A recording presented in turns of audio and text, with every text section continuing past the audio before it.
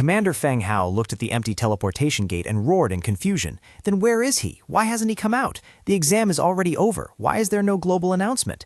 Another general explained. It seems he registered not to exit and continued directly to the next agility exam. The global announcement will only appear when he exits the exam. Agility challenge teleportation starting. Please prepare. Standing in front of another purple teleportation gate, Yanning calculated silently. Although I wanted to clear 2 more floors, reaching the 23rd floor has already guaranteed me first place. I need to conserve spatial slash and heaven collapse for later just in case. He touched the teleportation gate and a hidden rule appeared in his mind. Besides, there is a hidden rule for the Tier 3 exam.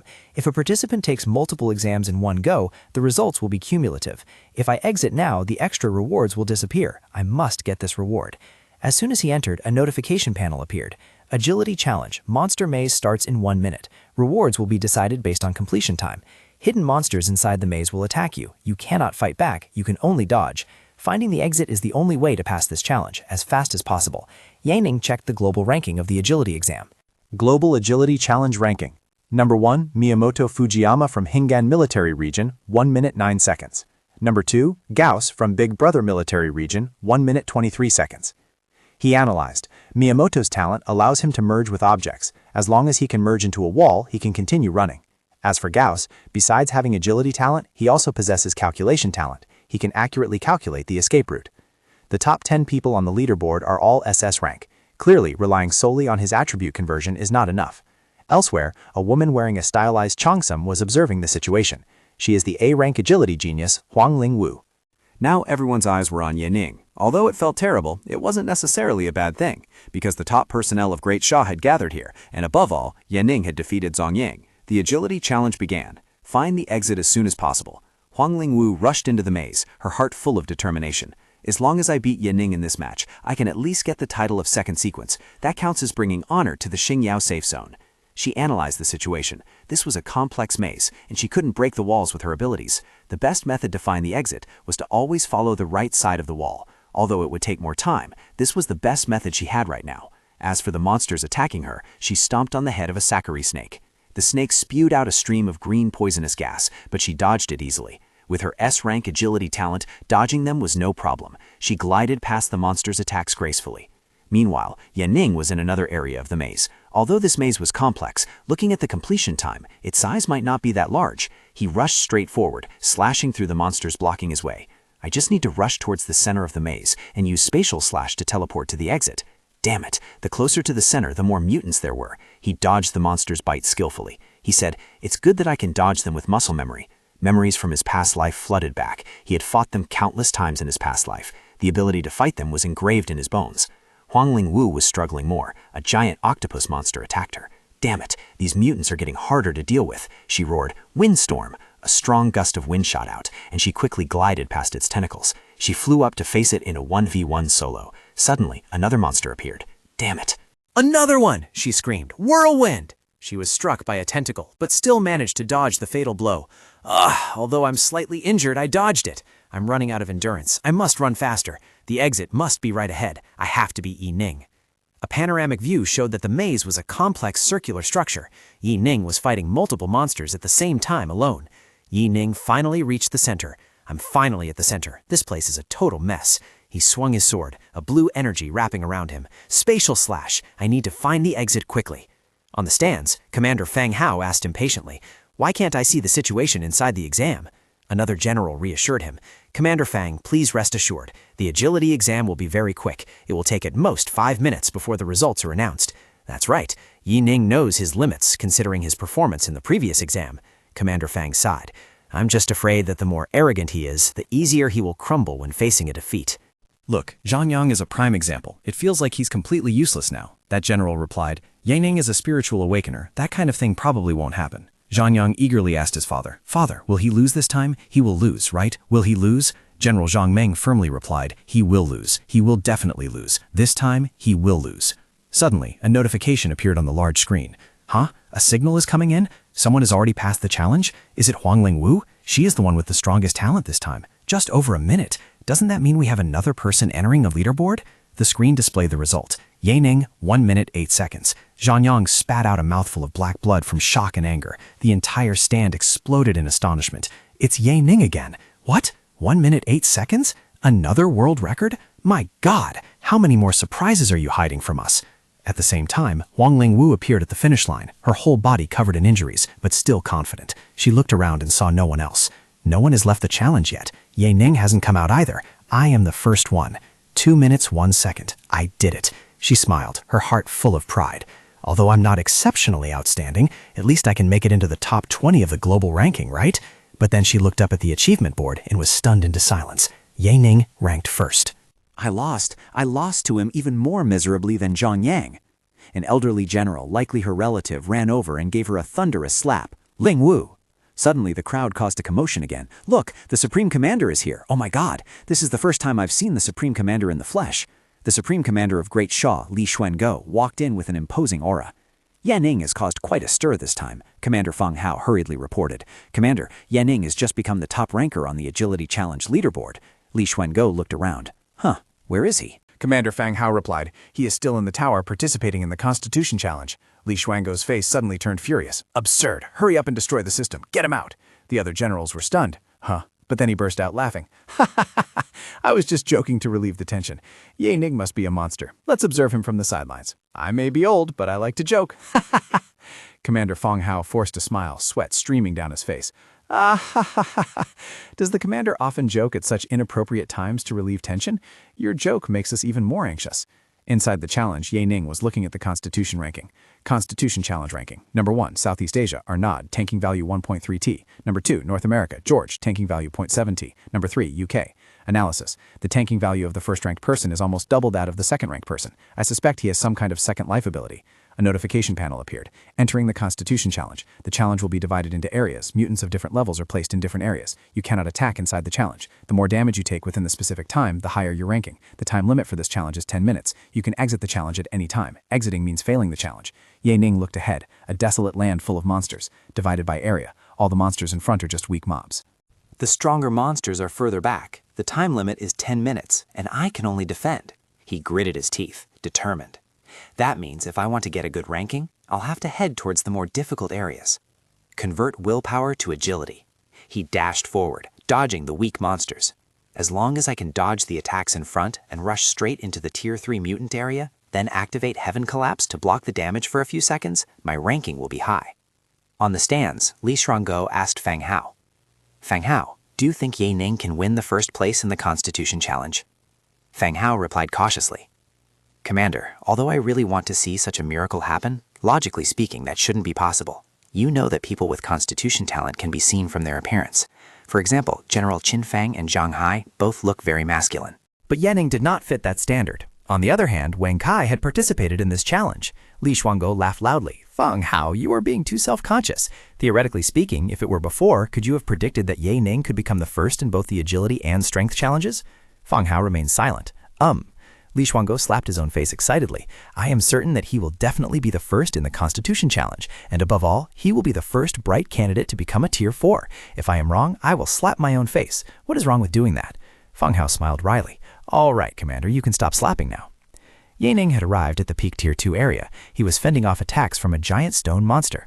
I'm almost there, but this area is a bit troublesome. He dodged a thunderous punch.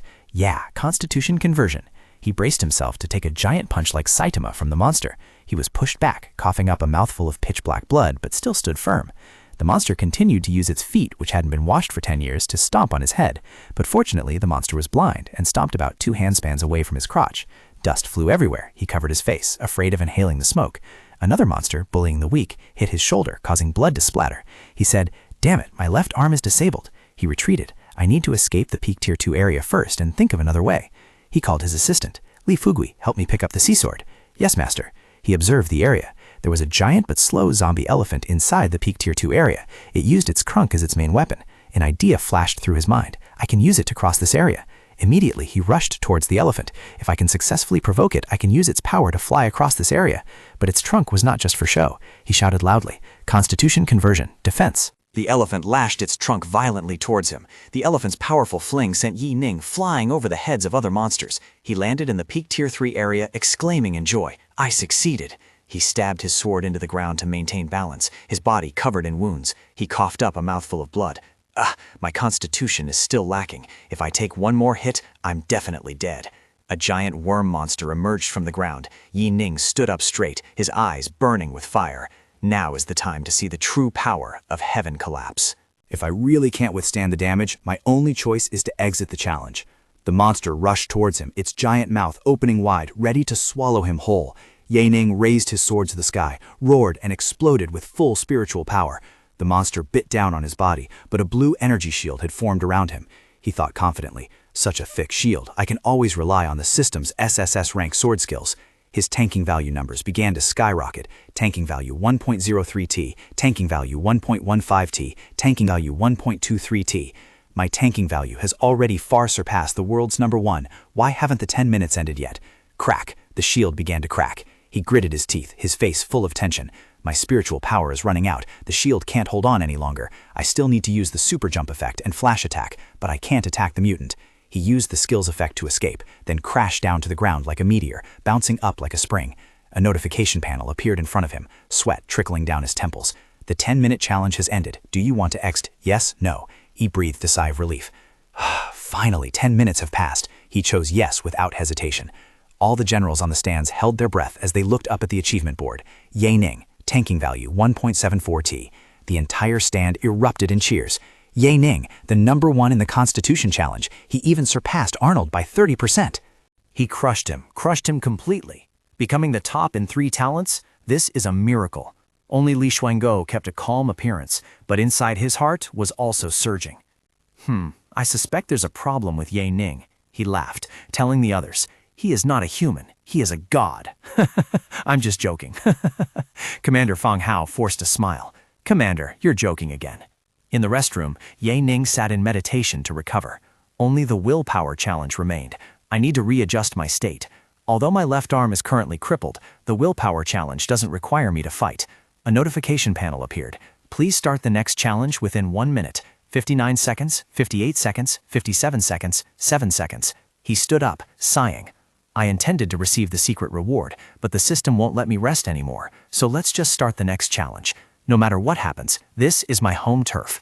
Please choose your challenge method. 1. Ordinary Willpower Challenge. In the Ordinary Challenge, you can use your abilities normally and fight enemies. The result is determined by the number of monsters killed and the time taken. After completing 7 rounds, you will pass the challenge. 2. Advanced Willpower Test. In the Advanced Challenge, you cannot use any abilities except for your talent. All your enemies are created from your memories. After completing 7 rounds, you will pass the challenge. He thought, the first willpower challenge was the one I tried the most in my past life. It was also the method I used to level up in my past life. But now all my abilities are on cooldown, and I cannot use my left hand to fight, so I can only choose to participate in the Advanced Challenge. He reached out and selected the Advanced Challenge. The Advanced Challenge began. Ye Ning found himself standing in a familiar corridor. The first memory created was Shanfeng's safe zone. This feeling was too real. A familiar figure rushed towards him. Ye Ning. You arrived just in time. Hurry up, the zombie horde is here. Come and fight with me. But Ye Ning only coldly swung his sword. I'm sorry, Uncle Shao. Commander Shao was astonished. Huh? What are you doing? A sword thrust hit him, making him stumble. Ye Ning whispered into his ear. Although it is very difficult to distinguish you from the real person, I must do this just in case.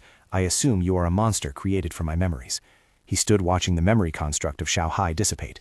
You won't reveal your monster form? Is the system trying to test my sense of guilt and ability to handle mental stress? I didn't think you would do that. A teleportation gate appeared, and he spoke with a hint of sadness but full of determination. I'm sorry, Uncle Shao. Although I feel a bit sad, I cannot stop here. Next round. The scene changed, and he found himself in the middle of a chaotic battle. Chen Yang was being grabbed by a giant octopus monster. Brother, Chen Yang, hang in there. Chen Yang turned to him, screaming in despair. Ye Ning, help me. Chen Yang was being surrounded by mutants. I have never begged anyone before, but please take my sister away. I will hold off the mutants. Ye Ning did not hesitate. He rushed forward and slashed apart Chen Yang's entity. The remaining Chen Yang screamed in disbelief and pain. Ye Ning, why? Ye Ning brushed past him, his voice cold. Although you two are very similar, it is not enough to confuse me. He turned back. I'm sorry. Next round. The scene changed again. He faced a sexy woman in black, sitting on the cracked ground. She shouted defiantly. Come here, bastard. Didn't you say you wanted to sleep with me? She smiled seductively. Anyway, I won't resist. My shield is gone too. I'm giving you a chance right now. Ye Ning raised his sword. For many spiritual awakeners, this round might actually be very difficult. But for me, this round is much easier than the previous two. Killing you doesn't make me feel guilty. He struck down with his sword. After destroying her, he stood up. The system is clearly underestimating me. Next round. A beautiful woman in a bathrobe appeared. Ye Ning. Although I usually seem stubborn, it's because I'm trying to provoke my father. She slowly took off the robe. But this is my first time. I hope that you... Yaning reached out to cover her eyes. Yan Yujing, thank you for your kindness, but please close your eyes. That is the greatest respect I can offer you. He struck decisively. Next round. The ruined scene of a building appeared. A teacher was holding an axe, trying to protect his students.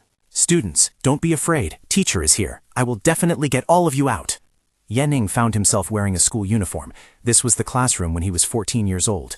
The door was blasted open, painful memories flooded back, and his eyes widened in horror. That time, everyone else died. I was the only survivor.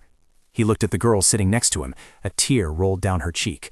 That was also the last time I saw my deskmate, Wang Gan. I still remember one day when she found a piece of bread. She didn't want to eat it and gave it to me. The manifestation of Wang Gan gripped his hand tightly, her voice trembling with hope. Yaning, you will protect me, right? You will take me to a safe place, right? Yaning looked at her, his heart filled with pain and helplessness.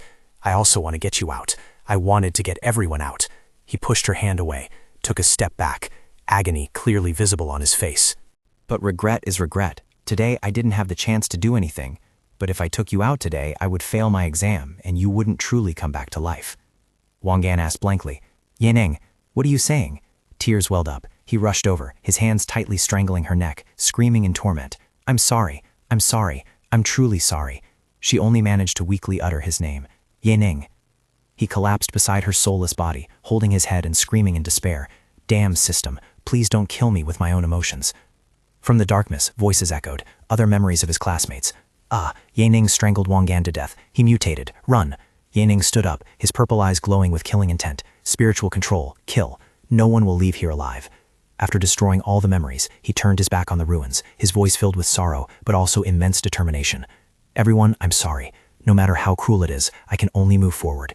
If there really is an afterlife, see you in the next round. The scene changed again. He found himself in a dilapidated house, his younger sister crying beside their mother who was lying motionless on the floor. Mom, what's wrong? He mumbled to himself, looking exhausted. Friendship, relationships is the 6th round family love. How much further will this exam go? The younger sister turned back. Seeing another woman enter the door, she cheered joyfully. Big brother, Mom is finally back. She rushed over, hugging him tightly. Big brother, I'm so scared. He patted her head, trying to comfort her. Don't be afraid, Xiaoan. I'm here. Mom will be fine. She looked up, smiling innocently. Yes, with you here, I'm not afraid. But right after that, she pulled her arm back and stabbed straight into his stomach. He stumbled back, clutching the wound, black blood flowing from the girl's hand. Huh? She tilted her head, asking naively. Big brother, why don't you hug me? Did I do something wrong to make you angry? Yaning swung his sword, tears rolling down his cheeks. I'm sorry, Xiaoan. It's all Big Brother's fault. Please don't blame your big brother. After slashing apart his sister's manifestation, he turned to his mother, who was sitting up. Xiaoan, my Xiaoan. Yaning, why did you do that? He didn't hesitate, swinging his sword once more. Mom, I'm sorry. I'm truly sorry. He collapsed, his body trembling. I've killed my entire family. Is there only one final round left? He looked up at the sky, screaming in ultimate agony. What else do you have for me? Bring it on. The immense mental pain made him curl up. A crimson energy enveloped his body, seeming to tear his mind into pieces. He fell, sinking into deep water, his consciousness gradually fading. Am I dead? Someone's voice echoed in his mind. Yining, wake up! You succeeded! Wake up, we need you! He slowly opened his eyes to find himself lying on a hospital bed, surrounded by many military officials. He coughed dryly. Yes, he's awake. He's finally awake. He sat up, clutching his head in confusion. Where am I? What is happening to me? Wasn't I still in the Tier 3 willpower exam? A young general stepped forward, explaining happily. Yining, you succeeded. You fell into a coma right after passing the Tier 4 exam. We were all very worried. Fortunately, you've woken up. We still have hope. Yining responded blankly. Oh. He looked at the familiar faces around him, and fragmented memories began to piece together. Tier 4. Coma. All these people. Suddenly he realized a horrifying truth. Had he returned to his past life, to the time before the capital fell? Yining looked at his hand in astonishment, feeling the life force surging within. He muttered, Has my left hand completely recovered? The wound on my stomach is gone too. Not only that, the energy inside my body feels stronger than ever. A huge burst of blue energy suddenly exploded from his body, spreading throughout the hospital room, forcing everyone to kneel. A commander covered his eyes against the terrifying pressure, sweat streaming down his face, but a hopeful smile appeared on his lips. So this is the pressure coming from a Tier 4 Awakener? Even a peak Tier 3 cannot withstand it. We finally have hope.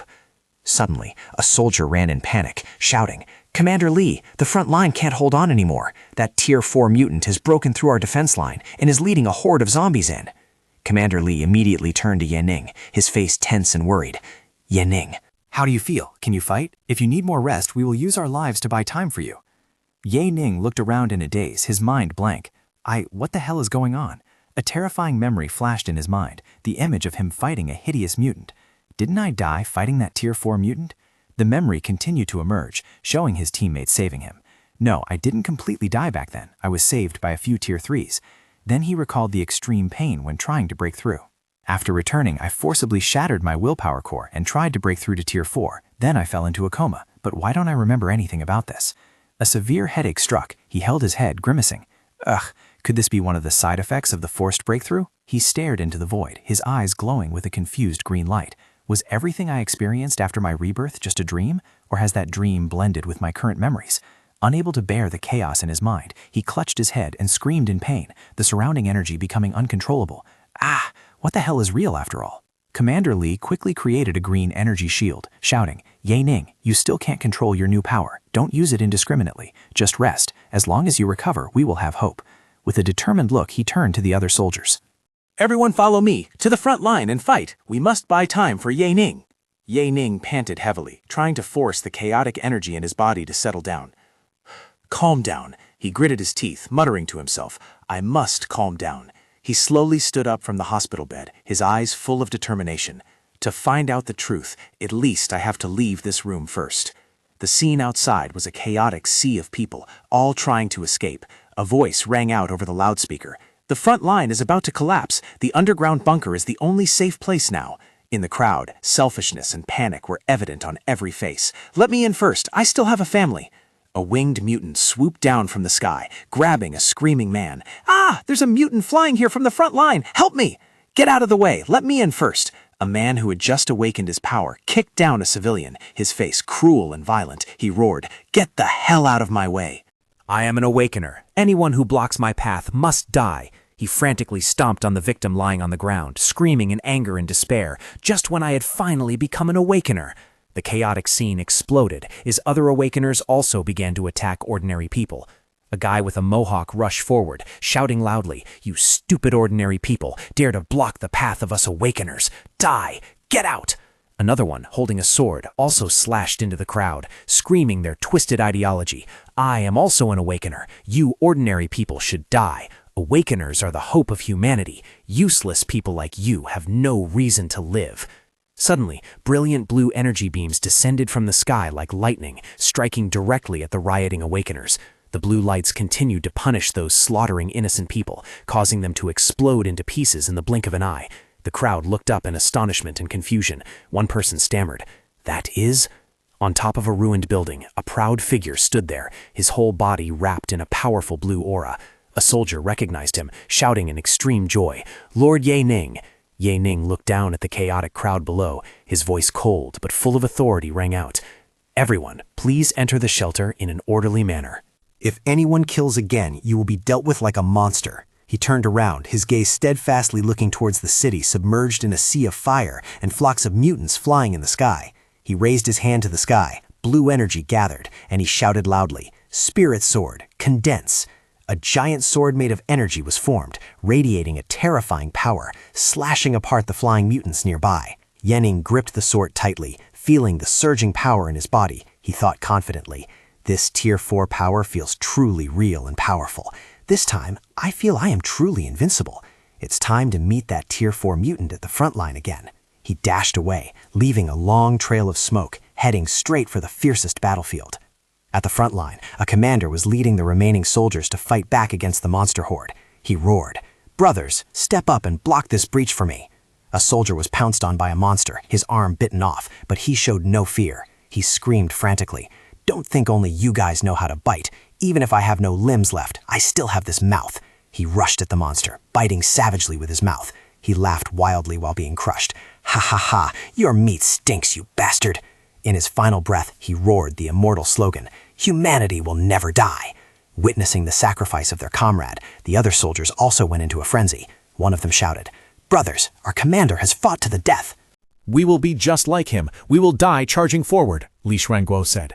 "Everyone, we only have one chance to attack. If we can kill that Tier 4 mutant or even heavily injure it, we still have hope to return and stop the zombie horde." "If we fail," another general interrupted, his eyes full of hope. "Leader, even if we fail, we still have Ye Ning as our final hope." Commander Li sighed, his face full of regret. "It is a pity that Ye Ning has not yet been able to fully control his power." Commander Fang Hao blamed himself. "It is all our fault. If only we had discovered Ye Ning much earlier." Li Shuangguo laughed loudly, trying to lift everyone's spirits. "Ha!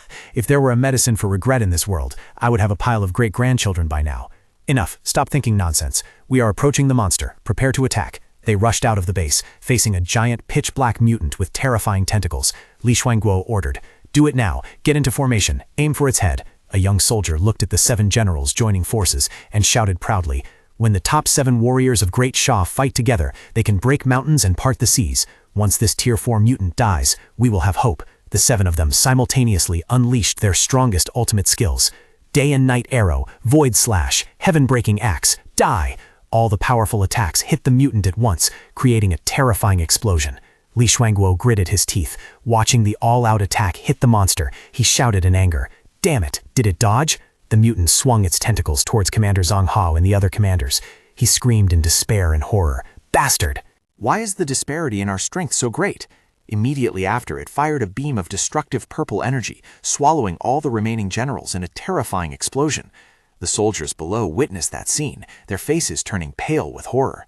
One person stammered, "Dead! They are all dead!" in less than 3 seconds. Another collapsed, screaming in despair, "We're done for. We're finished. Why? Why is this happening?"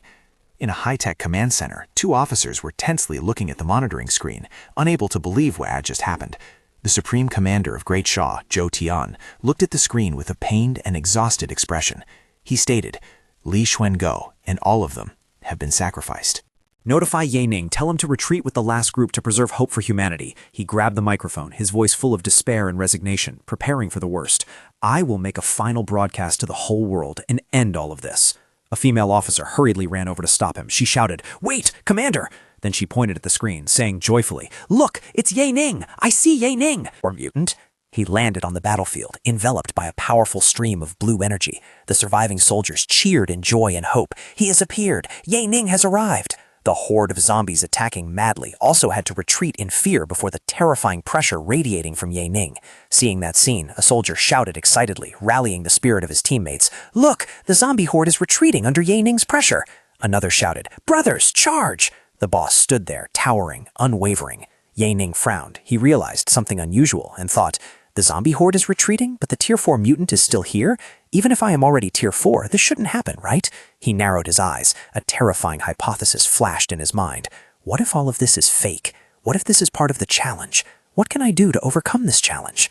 Should I kill this Tier 4 mutant and fulfill the unfinished wish from my past life? A soldier shouted in encouragement, pulling him out of his thoughts. "Ye Ning, kill it! Before it can do anything, kill it! You are our last hope." Ye Ning reached out his hand, his heart filled with conflict. "If I wanted to, I could end this disaster at any time and make everything right again. Regardless of whether this is a test or not, as long as I kill it, the regret in my heart will be erased." But suddenly a familiar and warm voice rang out, cutting through his thoughts. "Ninger!" He turned around and was stunned to see the illusion of his mother and sister standing on a nearby building. His sister waved and called out, "Brother!" His mother smiled gently. "Ninger, what are you hesitating for? Kill it, and we will be reunited." His sister also spoke happily. "Brother, kill that monster and we can live happily ever after." Another illusion appeared, a beautiful girl with long hair. She said with a voice full of expectation, "Ye Ning, as long as you kill that monster, I will return to your side." Ye Ning closed his eyes, then laughed sarcastically. "Is this system trying to do all this just to make me act?" He summoned a mysterious black sword, his gaze becoming sharp and decisive. "I think I know what this final test is about." Since everyone wants to end all of this, then I will end it. Back in the real world, inside the challenge waiting room, the generals were waiting impatiently amidst the falling snow. General Yang looked at his watch anxiously. It had been nearly 9 hours. Why hadn't Ye Ning come out yet? Another person retorted. That makes no sense. He passed the previous challenges in the blink of an eye. Could something have happened? An older general analyzed. Impossible. If Ye Ning chose the first challenge, he would have been out long ago. If he chose the second challenge, he must have had absolute confidence in his willpower. He continued. Regardless of which one he chose, he could pass them easily, unless he was exhausted by all the previous challenges. One person agreed. You're right. Let's wait a little longer. Zhang Meng suddenly spoke up, attracting everyone's attention. Gentlemen, there might be another reason why Ye Ning hasn't come out yet. The bearded general from before turned to look at him and asked sternly, Zhang Meng, what do you mean? Speak clearly. Zhang Meng stepped forward, his expression extremely serious, and said to the silver-haired Supreme Commander, Commander, my speculation is very important. It concerns the national interest. I hope you can issue the highest order to cut off all communications here. We must ensure that absolutely no news leaks out, he emphasized with a steely tone, his gaze sharp. Not only that, everyone present here must be placed under Level 1 control. Commander Feng Hao immediately objected violently. He grabbed Zhang Meng by the collar and roared. Zhang Meng, what are you trying to say? At the cost of locking down so many people like this, you... Zhang Meng did not flinch. He looked straight at the Supreme Commander and solemnly swore, Commander, if what I am about to say is not important, I am willing to resign immediately. The Supreme Commander remained silent, his eyes pensive as he considered his subordinate's oath. Seeing this, Zhang Meng called out urgently, Commander! After a moment of deliberation, the Supreme Commander made the final decision. He waved his hand and ordered decisively, Issue the order. Lock down this area immediately. We are entering Level 1 security status. Immediately, a massive red energy shield covered the entire base. The system announced, Protective Shield activated. After the order was issued, Zhang Meng began to explain his speculation. Commander, I believe that Ye Ning was able to take first place in all 3 challenges because he found a loophole. It is not because he has powerful talent. Regardless of the challenge, he did not use his own strength to pass. That could explain why he is stuck in the challenge he feels most comfortable with. Commander Feng Hao still did not believe it. He growled, Zhang Meng, you are just making ridiculous speculations. Zhang Meng immediately retorted, Don't think that it's impossible. Have you forgotten what happened 16 years ago? He began to recount an event in the past. There was once an awakener in North America who had the ability to duplicate items. Although the duplicated items had no effects, they could be accepted by NPCs and dungeons. With this ability, he farmed all the dungeons and obtained a large amount of resources until he accidentally revealed his ability and was wiped out by the system. Later, we realized that even the divine system could make mistakes. Zhang Yang, the son of Zhang Meng, who had lost to Ye Ning before, chimed in with a triumphant look. My father is right. Ye Ning definitely found a loophole. I am not useless. I never lost to him. Zhang Meng continued to propose to the Supreme Commander, his eyes full of calculation. Commander, if Ye Ning comes out, I suggest interrogating him. If his method can be reused, Hua Sha will gain a huge advantage.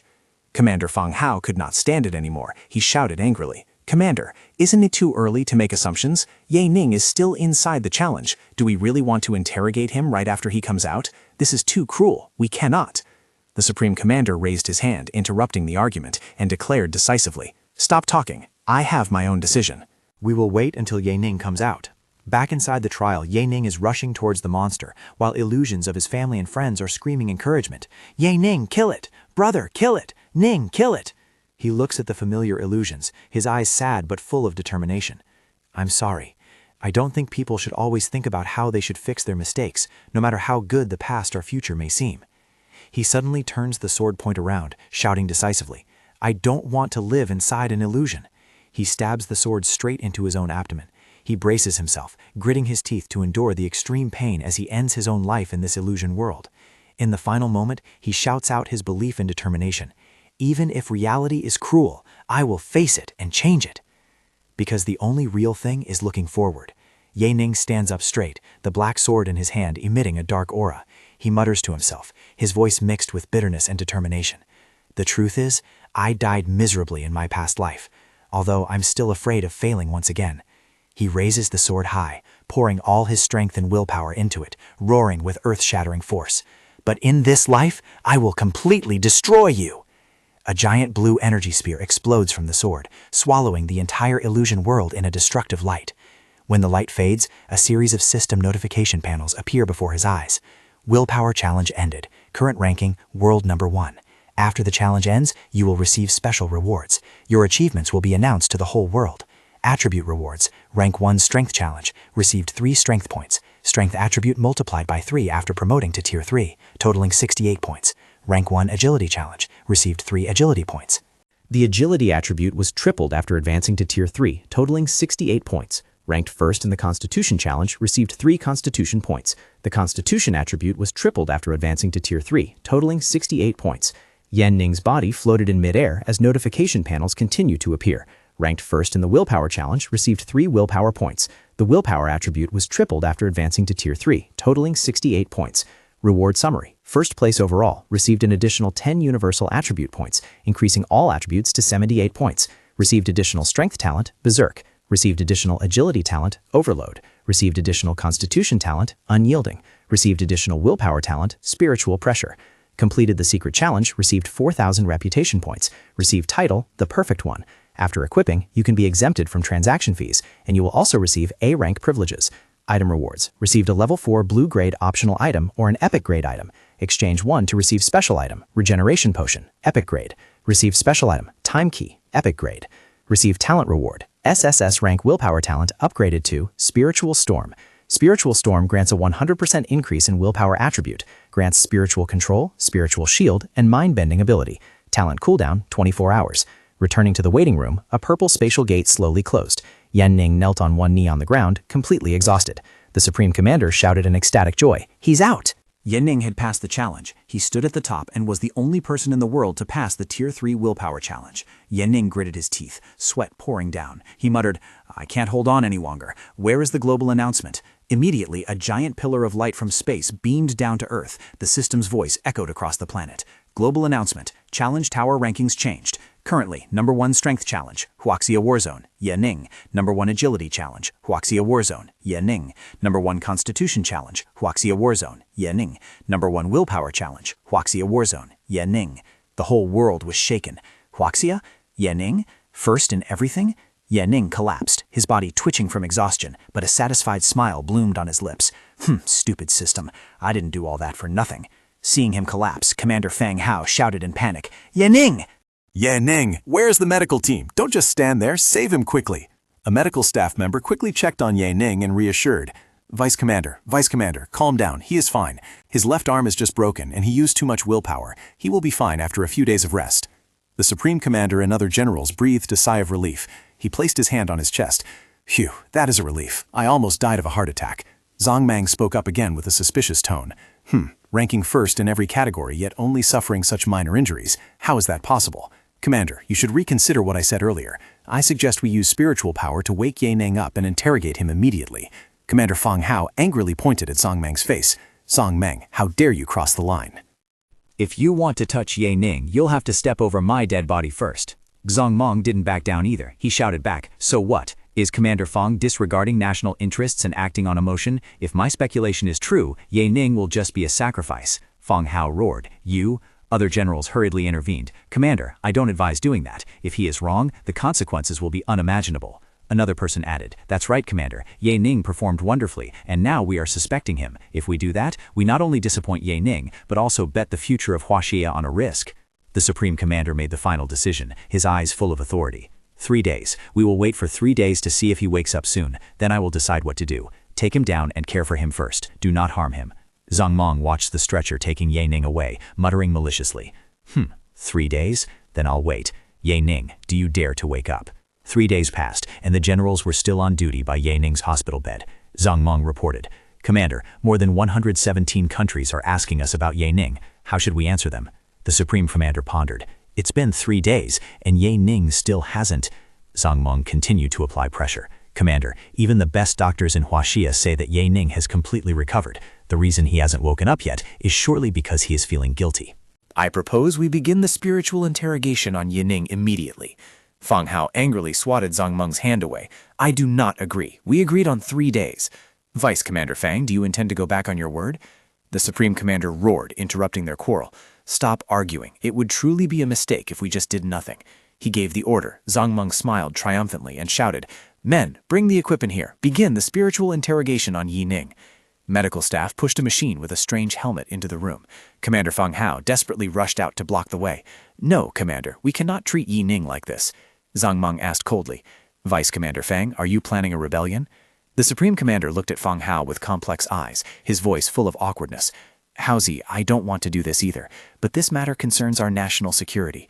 Fang Hao could only remain silent in helplessness. Then he roared in fury, "Get out!" A medical staff member was checking Yi Ning's condition, attaching electrodes to his chest.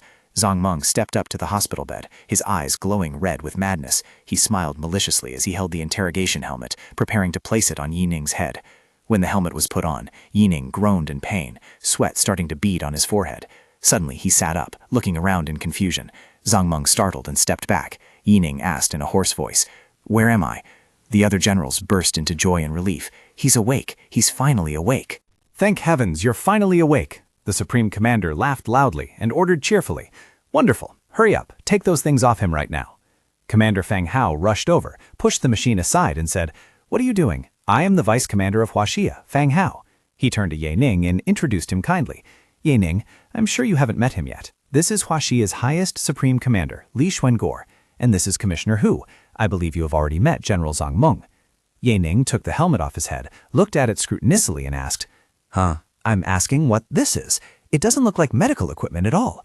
Commissioner Hu stepped forward, smiled, and said, "Ye Ning, since you're awake, we have a few things to ask you. What is your talent? Can you open your system panel and show it to us?" Ye Ning's eyes turned cold, and he thought to himself, I get it. These people, it's nice that they didn't congratulate me, but now they are interrogating me? It's ridiculous. It's a pity that I can't reveal my sword god system, otherwise I will be erased from existence. He looked at Commissioner Hu, his voice cold. "Commissioner Hu, doesn't the military know about my talent? By the way, since when does the military require awakeners to show their system panels?" Both Li Shangguo and Commissioner Hu became awkward, stammering speechless. Zhang Meng stepped forward, pointing straight at Ye Ning's face, his voice gritty. "Ye Ning, we suspect there is something wrong with your challenge results. Did you pass all the challenges by using a bug? This is very important. I hope you will cooperate with us. Don't hide anything. Otherwise..." Ye Ning replied calmly, his eyes sharp as knives. "A bug? Are you all questioning me? Do you think I cheated?" Fang Hao hurriedly explained. "Ye Ning, it's not what you think. Let us explain." But Li Shangguo stopped him. "Haozi, we can't just let this pass. Ye Ning, I apologize, but we truly suspect that you used a bug because your achievements are too outstanding." The Supreme Commander continued with a tone both soft and threatening. "First of all, we are all very happy that you have brought such honor to Huaxia. Secondly, we hope you understand that even if you used a bug, this bug is also very valuable to us. Here, as the commander, I promise that as long as you are honest, you will still be the top rank." Zhang Meng immediately objected. "Commander, we cannot let Ye Ning off so easily. Once an awakener from other countries contacts him, the consequences will be unimaginable." Li Xuangguo gritted his voice, his eyes sharp and cold. "Enough. Zhangman, if you say anything else, you won't be able to hide your true intentions." Zhangman could only remain silent in anger. He gritted his teeth, thinking to himself, Ye Ning doesn't dare to show his system panel because he is definitely lying. He must have used a bug. Even if that's true, the commander still gave him the title of the leader? Then haven't I done all this in vain? Ye Ning lowered his head, giving a bitter smile. Obviously the problem lies with Zhangman. I understand the perspective of those in power, but I still feel disappointed in humanity. This time, they doubt my talent. What about next time? I can't let the same thing happen to me as in my past life." He looked up, looking straight at the generals. "All right, I will let you all know what that bug is. Vice Commander Fang, can you bring me a talent testing crystal? I want the highest grade one." Commander Fang Hao did not hesitate. He immediately ran off. "Okay, I'll go get it right away." Zhangman sneered, thinking, opening the system panel only takes a few seconds. What is the point of bringing a testing crystal? Is he trying to prove to everyone that he is an all-talent awakener? Even if he is SSS rank in all talents, he can't possibly rank first in all challenges. Regardless of the test results, it still doesn't prove that he didn't use a bug. Ye Ning turned around, looking at Zhang Ming with a cold gaze. "Zhang Ming, Officer Zhang, is it? After I finish the test, if you still have any questions, come ask me then." Commander Fang Hao pushed a cart containing a giant, brightly glowing purple crystal into the room, shouting loudly, "The highest grade testing crystal is here." Ye Ning stood in front of the crystal, turned back to look at the generals, and said, "Don't you all want to know what that bug is? Watch closely." He placed his hand on the crystal, and a powerful stream of blue energy radiated out, enveloping it. A soldier standing nearby pointed in horror at the others, screaming, "What is that?" The giant crystal cracked under Ye Ning's hand, and a mechanical voice rang out from within. "Ding, test result, SSS-Rank talent, spiritual type." Immediately after, the highest grade crystal shattered into 100 pieces in a terrifying energy explosion. All the generals were stunned, their mouths agape in shock. SSS rank? Ye Ning gave a half smile, blue energy dancing in his palm. He looked at them defiantly. "This is the bug right here. Are you all satisfied now?" Supreme Commander Li Shangguo laughed heartily, while Commander Fang Hao shouted gleefully, "Oh my God, I told you, he didn't use a bug at all." The other generals were still reeling, stammering. SSS rank? Does such a rank really exist in this world? I thought it was just a legend. A god-tier rank. Unbelievable. Zhang Meng's face turned pale as a corpse, cold sweat streaming down his temples. He muttered in utter terror, "I'm done for. I'm really done for." Yan Ning stood amidst the fragments of the crystal, speaking calmly. "It's all right. I can understand you all. It's just that I heard when selecting the leader, besides a challenge, I still need to participate in a duel with other candidates, right?" Commissioner Hu hurriedly waved his hand, smiling. "Yan Ning, you don't need to do that." You are already strong enough. Didn't the commander say that you are already the top rank? Yan Ning paid him no mind. He turned to look straight at Zhang Man, his gaze sharp. "Officer Zhang, I heard that your son, Zhang Yang, was the top rank before. I am a fair person. I do not like to accept any privileges. Zhang Yang is indeed very strong. How about we have a proper duel so that everything is fair, huh?"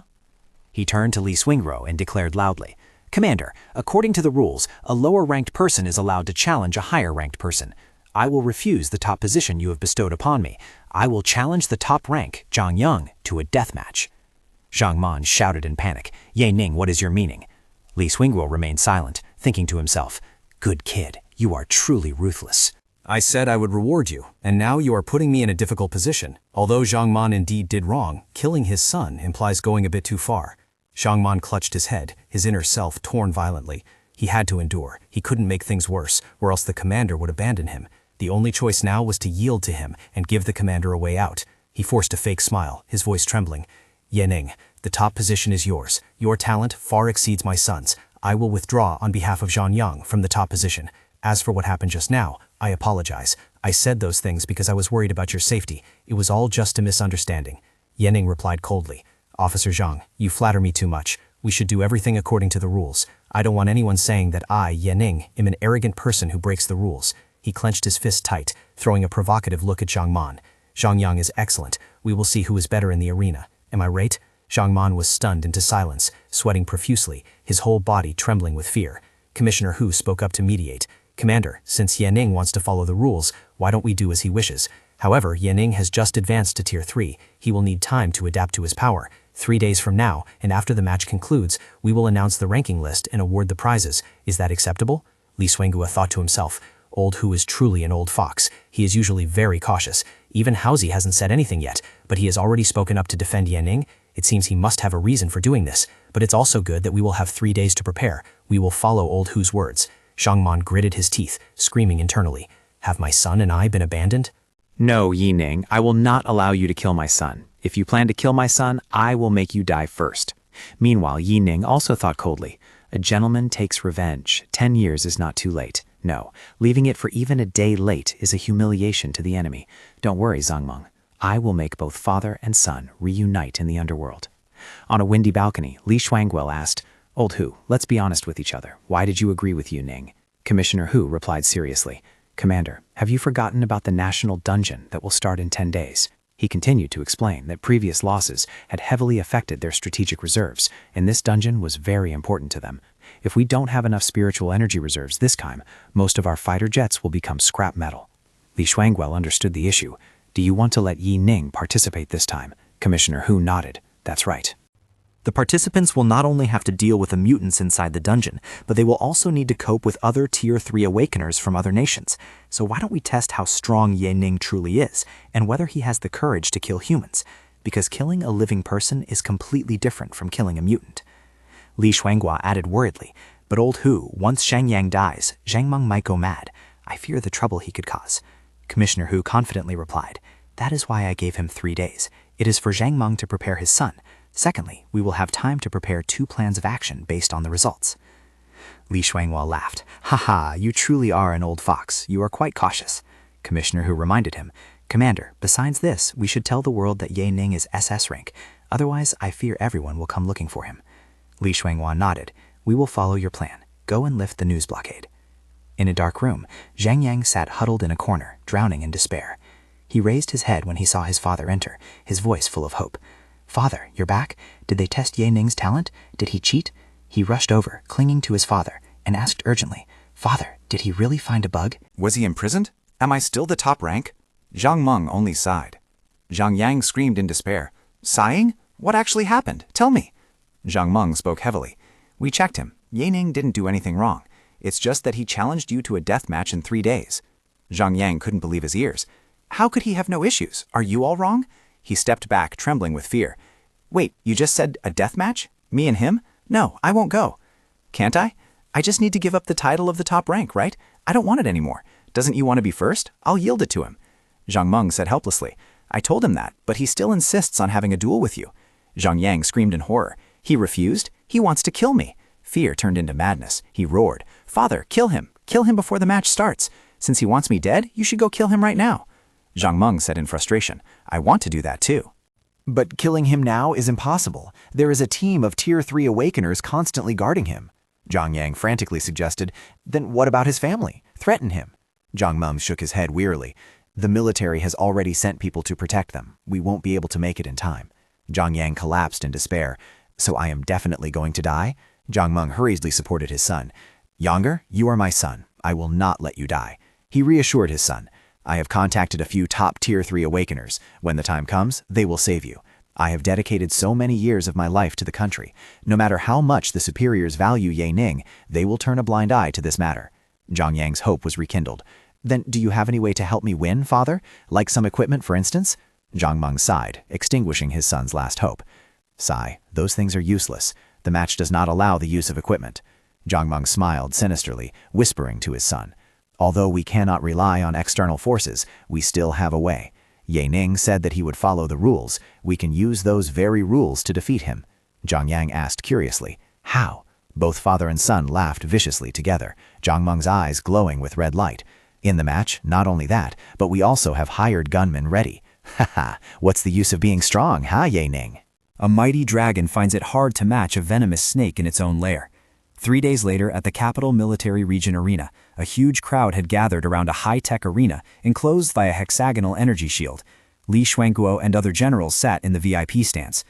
An officer reported, Commander, we have arranged everything. 3 top Tier 3 referees are present. The shield area for the arena has also been prepared. The competition can start at any time. Li Xuanguo calmly ordered, All right, notify the referees. Yaning locked into the arena in a white outfit, facing the 3 referees. They stared at him and whispered, Is this the Yaning that everyone has been mentioning recently? Rumors say he is extraordinarily strong, but he doesn't look weak at all. He looks too thin. I feel like I could kill him with just one finger. It's unbelievable. He looks like he just became an adult. The head referee, Lu Wenzhou, stepped forward and handed Yaning a piece of paper. Yaning, here is the name list for this death match. If there are no issues, you can start the match. Yaning frowned and asked in confusion, Huh? Wasn't I only challenging Zhang Yang? What do I need a name list for? He looked at the list and was even more surprised. Besides Zhang Yang, there are 9 other Tier 3 Awakeners challenging me, and Zhang Yang is at the bottom of the list? Lu Wenzhou explained, Mr. Yaning, now that you've seen the name list, according to the rules, you can challenge Zhang Yang, and at the same time, other seed candidates can also challenge you. If you cannot pass 9 rounds. Yaning interrupted, waving his hand confidently. I understand. Let's start. He turned around, held the list high, and shouted towards the stands. All participants on this list, you can fight me all at once. I want to defeat all of you. The crowd was stunned. What? Did I hear that wrong? No matter how strong he is, that's too arrogant. Isn't he asking for a team deathmatch? If they all go all out, even a Tier 4 Awakener couldn't handle it. Lu Wenzhou panicked, thinking to himself, the higher-ups wanted to save Zhang Yang, so they agreed to this name list, but they never said this would happen.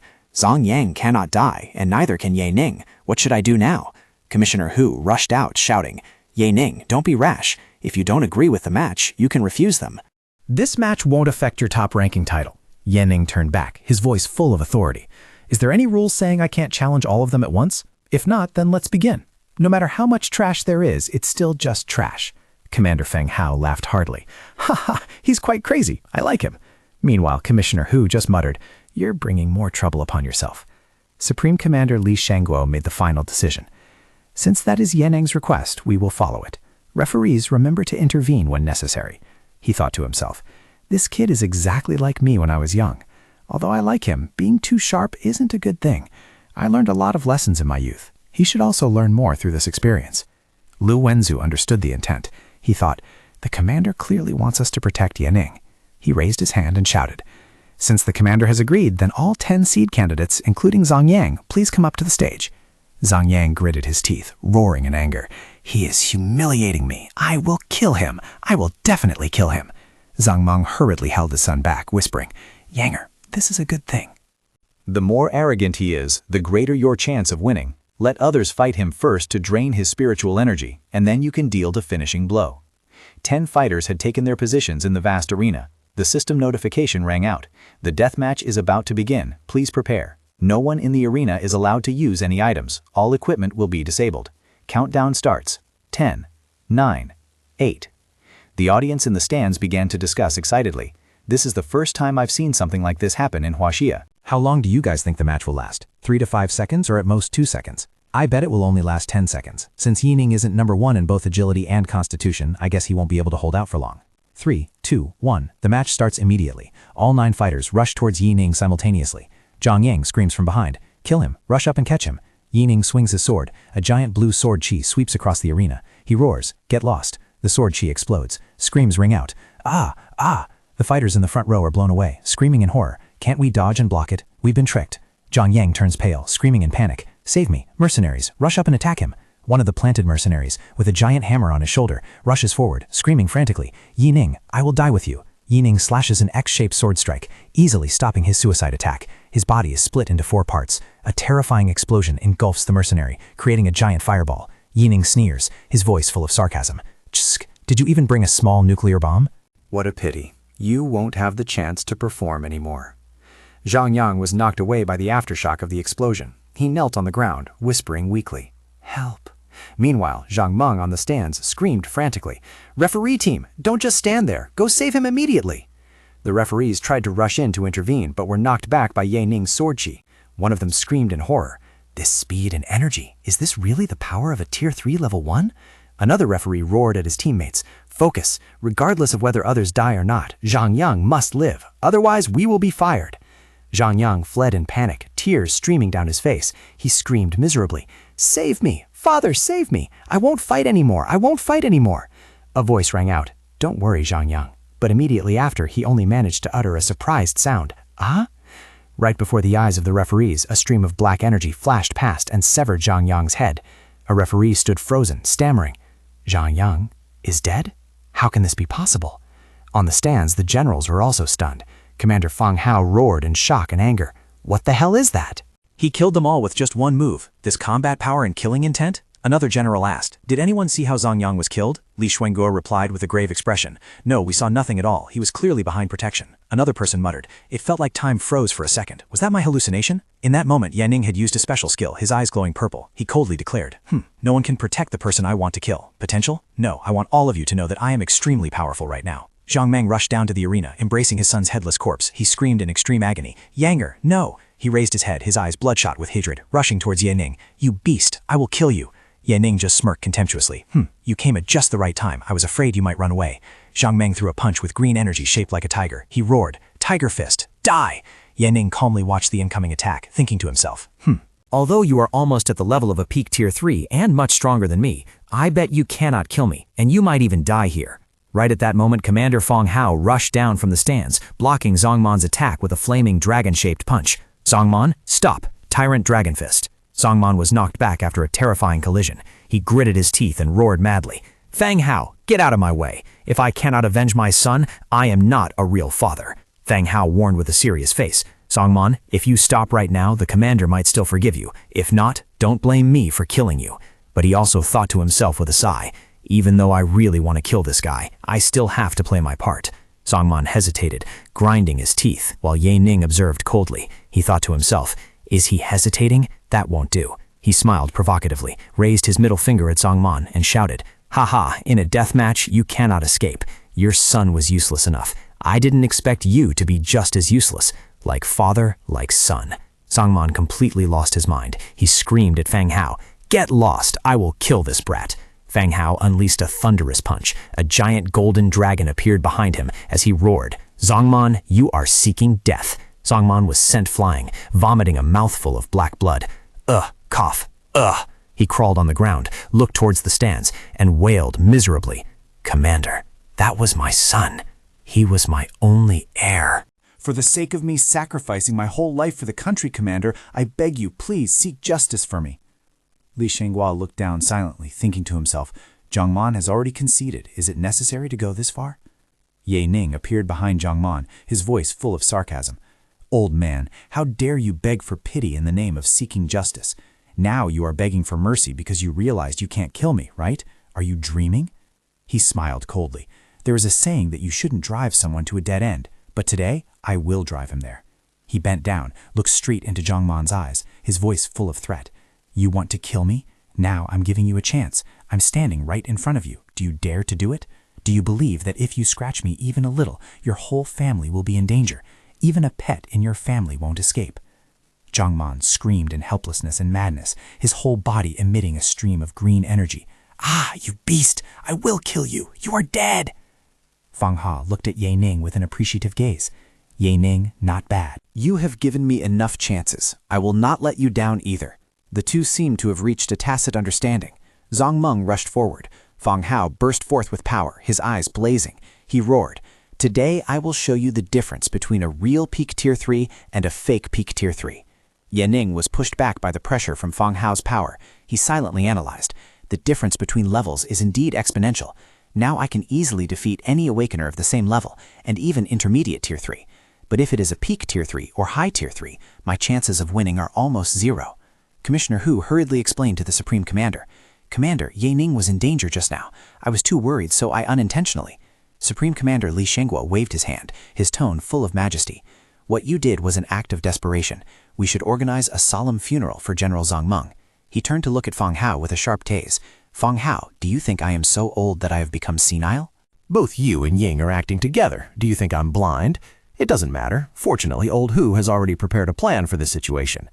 Ye Ning clasped his hands and bowed respectfully, thanking the commander and vice commander for saving his life and reclaiming justice for him. Ye Ning is extremely grateful. Only by dedicating myself fully to this country can I repay this debt. Li Shuinu narrowed his eyes, thinking to himself, You are really pushing your luck. This kid is truly not simple at all. Since you want to become famous, I will grant you that wish. He raised his hand and declared loudly in front of everyone, Starting tomorrow, the investiture ceremony for the top rank will be held tomorrow at the Capitol Square. The crowd below was stunned. What? I haven't even recovered from the shock of Ye Ning killing 9 seed candidates in the blink of an eye, and now Zhang Meng is dead too. Everyone in the stands is still in shock. Things keep happening one after another. I feel like my heart can't take it anymore. This Ye Ning is truly brutal. I definitely won't offend him in the future. An investiture ceremony at the Capitol Square? This is a national-level ceremony. Huaxia is about to undergo a drastic change. Zhang Meng's 2 subordinates, Lin Ru and Tong Zhen, went pale with fear. Now General Zhang Meng is dead. We won't be able to escape either. Luckily, I was smart enough to step back earlier. Otherwise, I would be dead already. Li Xuangu turned to speak to Commissioner Hu. Old Hu, I will entrust you with preparing the ceremony. It must be grand. Also, ensure that news about this battle, including Ye Ning's strength and abilities, does not leak out. Those who reveal information about what happened today will be considered traitors. Commissioner Hu solemnly replied. Understood, Commander. The next day at the Capitol Square, 3 aircraft soared through the sky, shooting out colorful trails of smoke. A spokesperson solemnly announced from the high platform, the military currently appoints Ye Ning as the new head of the Seedling Project. Additionally, due to his outstanding achievements in topping all global challenge rankings, the military has decided to grant him additional rewards. The rewards are as follows. His authority will be upgraded to S-Rank. The original A-Rank resource quota will be increased to an unlimited quota. 3 million credits will also be awarded to him every month. An additional 10 million credits will be awarded to him every year. The qualification to select epic-grade equipment will also be upgraded to legendary equipment.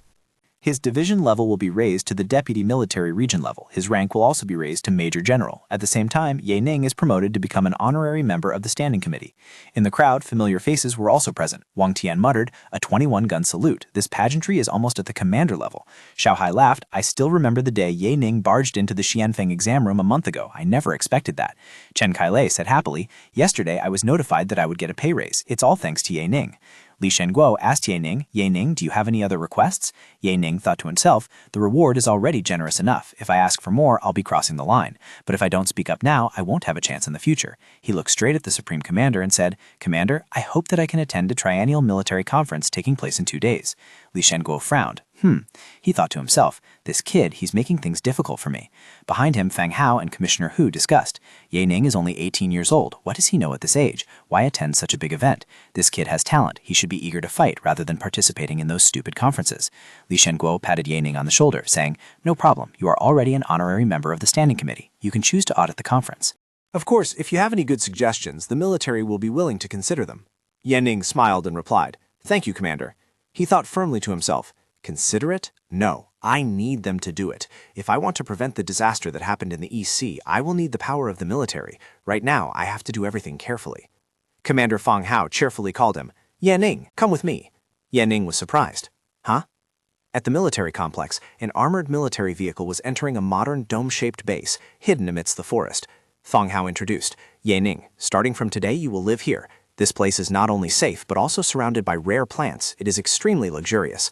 This enclosed metal house is the meeting room. I brought you here today to assign you a secret mission. Although speaking normally, you have just become a Tier 3 and we shouldn't do this, we can't find anyone more suitable than you. Uncle Fang, just tell me the mission. There is an A-rank national dungeon called Zombie Nation. Each country has agreed to allow only 2 intermediate Tier 3 Awakeners, along with 8 Tier 3 Level 1 Awakeners, to enter the dungeon. Besides dealing with the mutants inside and completing the main missions, you will also have to deal with other Awakeners to obtain more spiritual energy mines. Ye Ning was stunned. He thought to himself, I was in this dungeon in my past life, but it wasn't a national dungeon, and it didn't have any spiritual energy mines. A system notification panel suddenly appeared before his eyes. Mandatory mission. Enter the Zombie Nation dungeon and seize the highest authority within the dungeon. Upon completion, you will be rewarded with an S-rank war weapon, Special Space Carrier Design Blueprint. Commander Fang Hao said worriedly, Ye Ning, although the mission is very dangerous, the combat team will prioritize your safety, even if you fail the mission. Ye Ning interrupted firmly, saluting in a military style. Uncle Fang, I accept it. I am not afraid of risks, and I believe the mission will not fail. Fang Hao happily replied, good, you accepted it very quickly. I wasn't wrong about you. Before you leave, you can go to the National Treasury and take whatever you want. Ye Ning stood alone on the balcony, thinking, besides the mandatory mission, the Space Aircraft Carrier Blueprint is a must-have item. It was 17,000 meters long and 34,100 meters wide, with a weight limit of 10,100 tons. It could carry 214 spiritual powder-powered fighter jets and had 26 spiritual cannons. It was also equipped with 2 main cannons at both the bow and stern. It could carry 7,000 people and was equipped with a spiritual energy shield and an automatic locking system. He laughed excitedly, his eyes lighting up. This is cheating. Just looking at the description is enough to shock me. If this thing can really be created, wouldn't I be able to dominate the whole world? I must have it. He walked in the night, blue energy surrounding his body. After advancing to Tier 3, the system had given him 2 more skill slots. There are still a few days left for me to prepare. I need to strengthen my power as much as possible. Now that I have obtained the top-ranking title, I will go to the National Treasury and choose 2 S-rank sword skills. Suddenly, he felt a powerful aura, the presence of a peak Tier 3. Judging by the speed at which he was approaching, he was not friendly at all. Sweating, he looked warily into the darkness and shouted, "Who is it?" A woman with pink hair in a tight leather suit rushed out of the darkness, delivering a kick towards him and shouting, "Private Bodyguard 009 reporting for duty." She landed and hugged Ye Ning intimately. Ye Ning was stunned by the sudden contact, while the girl said, "I am responsible for protecting Mr. Ye Ning closely." He pushed her face away with his hand, asking in confusion, 009, private bodyguard, who sent you here? Also, who told you that a private bodyguard needs to be this intimate? She calmly replied, Vice Commander Fang Hao sent me here. I just learned that from today's study material. Ye Ning frowned and asked again, what study material? The girl stammered, then she dropped something and bent down to pick it up. Ah, the bodyguard girl stumbled on the ground, murmuring an annoyed sound. Immediately after, she stood up, rushed over, and pouted her lips, trying to kiss Ye Ning unexpectedly. Shocked, Ye Ning hurriedly shouted, "Stop!" The girl froze, her face looking strangely bewildered and confused. Ye Ning sighed, filled with frustration internally. He thought to himself, these superiors, sigh. Are they afraid that because I'm young I might do something foolish? I'm really being underestimated. He decided to find out the truth. His eyes glowed with purple light as he activated his ability, Spiritual Observation. An analytical image appeared in his mind. There were 2 antennas connected to a chip inside her brain, and there were also electrical circuits inside her body. Her original brain had withered and died. All her thoughts and actions were executed by the chip. Compared to a human, she was more like a machine. He looked at the girl with complex eyes, his voice softening. 009, how did you end up like this? The girl took Ye Ning's hand and brought it to her forehead. A finger placed on her forehead activated the electronic circuits inside. A system notification rang out in Ye Ning's head. Fingerprint identification successful. Unlocked. Command update complete. Another memory fragment appeared. It was the scene of Commander Fong Hao sitting by the hospital bed of a young girl, who was 009. The girl spoke weakly. Father, don't hide. I'm going to die anyway. Instead of dying meaninglessly, I want to donate this body of mine. If the experiment is successful, I can continue to contribute to the country in the future. I always know that you worry about the future of humanity. Fong Hao sobbed, his voice full of pain. But Fang, this type of experiment is 1,000 times more painful than death, and moreover, there hasn't been a single successful case yet. Even if the experiment succeeds, your soul will vanish, and you will completely become a machine. How can you expect me to accept that? The girl raised her weak hand to wipe the tears for her father. Father, you told me stories about the heroes of our country. Even when their bodies died, their spirits remained forever. She smiled resiliently. Why can't I do the opposite? My soul dies while my body continues to fight. Compared to dying in regret, what can this little bit of pain do to me? Fong Ha could not hold back his tears. He collapsed and wept bitterly. The girl also shed tears, but she still smiled. Becoming a machine is also a good thing. I believe that Father will order me to do the right thing. The memory ended. Ye Ning stood in front of the girl. He gently placed his finger on her forehead. He was silent, his heart full of thoughts. He muttered to himself, Vice Commander Fong Ha, Uncle Fong, how important am I to you that you would do this? What were you thinking when you told her to come and protect me? The name 009 must be a name you came up with on the spot. Are you trying to suppress your feelings for your daughter? He ordered decisively. 009, listen to my command. The girl immediately stood up straight, responding mechanically. I am here. Ye Ning continued. 009, delete all strictly confidential information regarding my protection. From now on, you just need to stay close to me and follow my orders. The girl's eyes glowed blue, and she replied, yes. Ye Ning turned and walked away, and the girl silently followed behind. He promised himself in his heart, now, follow me to the first military research center to obtain an S-rank sword skill. Uncle Fang, before everything is finished, how can I let my personal feelings interfere? Although I don't completely agree with what you are doing, I still want to thank you. I will repay your debt one day. Since you believe that I am the hope for the future, I swear that I will not let you down. They arrived in front of a large building. A sentry saluted and shouted loudly, Sir Ye Ning, welcome to Research Center Number 1. A middle-aged man in uniform stepped out to welcome them. I am the Vice Director, Wang Xiaotian. Very pleased to meet you. Ye Ning nodded. Director Wang, I am looking for 2 S-rank sword skill books. Do you have them here? Yes, please follow me. Wang Xiaotian replied happily. Ye Ning turned to his bodyguard, 009. Stay here, I'll be right back. The girl replied, yes. Inside a vast library, Wang Xiaotian hesitated and said, Sir Ye Ning, we only have 4 S-rank sword skill books left here. There are more A-rank sword skills. Would you like to look at the A-rank sword skills first? Ye Ning was decisive. No need, just take me to the S-rank sword skills. But then Ye Ning looked straight at him. Director Wang, tell me if you have something to say. Wang Xiaotian awkwardly explained, Sir Ye Ning, I don't mean to obstruct you, you know? There are many Tier 3 Awakeners in the capital city, and with the number of S-rank sword skill books we have left here, there could be a lot of trouble. Ye Ning said, I understand, but let me see them first. Wang Xiaotian had to comply. Yes. 4 skill books were placed on the table. Fatal Slash consumes 5,000 spiritual energy. After entering a near-death state with HP lower than 10%, you can use the skill once, dealing 100% strength damage. After killing the target, recover 30% HP. Inferno consumes 6,000 spiritual energy. Stab your sword into the earth's crust. After 10 seconds of casting, causes a volcanic eruption. Death Anthem consumes 8,000 spiritual energy. Swing a circular slash. After killing the target, you can imprison their soul and release them. Retains the target's power before death for 3 seconds. Destruction consumes 8,000 spiritual energy. Accumulates continuously. After 10 seconds, it deals damage higher than your current tier. While charging, you cannot move or use any other skills. Ye Ning looked at the 4 skill books, gently rubbing his chin and muttering his analysis. No wonder these are the leftovers. Fatal Slash can only be used when I'm in a near-death state. Inferno can only be used in specific locations. Death Anthem consumes up to 18,000 spiritual energy. What kind of person has such a massive amount of energy? As for Destruction, it has a casting time of up to 10 seconds, which means knock when using this skill. Director Wang smiled hopefully and suggested, So, Mr. Ye Ning, would you like to take a look at the A-rank skills? Their effects can rival these S-rank skills. We have up to 800 types for you to choose from. Ye Ning completely ignored his offer. He suddenly placed his hands on the 2 skill books, Death Anthem and Destruction. A powerful blue energy enveloped them. Director Wong's jaw dropped in shock, cold sweat trickling down his temples, and he stammered, "What?" Did he just learn both death hymn and destruction? Sir Yanning, what are you doing? Yanning turned around, smiling calmly. I apologize. I'm short on time, and besides, I was too lazy to look through all the A-rank skills.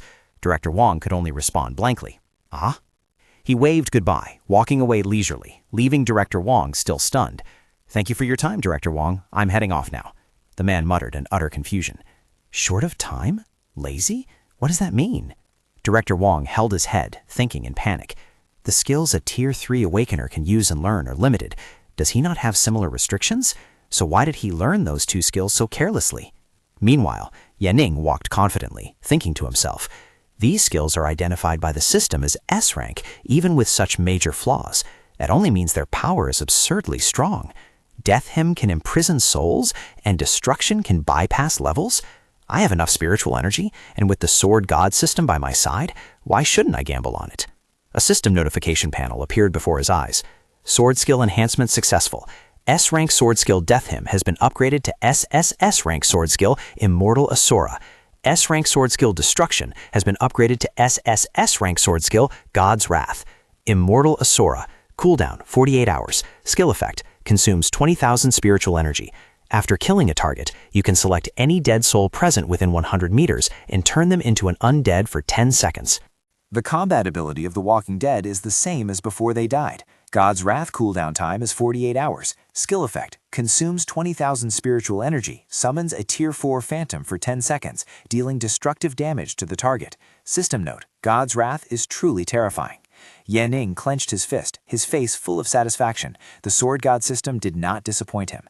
Explosive Sword Chi can cause AoE damage. Heaven-breaking Slash can kill elite enemies. Dimensional Slash allows him to assassinate. Heaven Collapse helps him tank hits. And now with Undying Ashura, he can summon the Walking Dead. If he walks into a zombie horde alone, he can quickly create an army from the zombies themselves.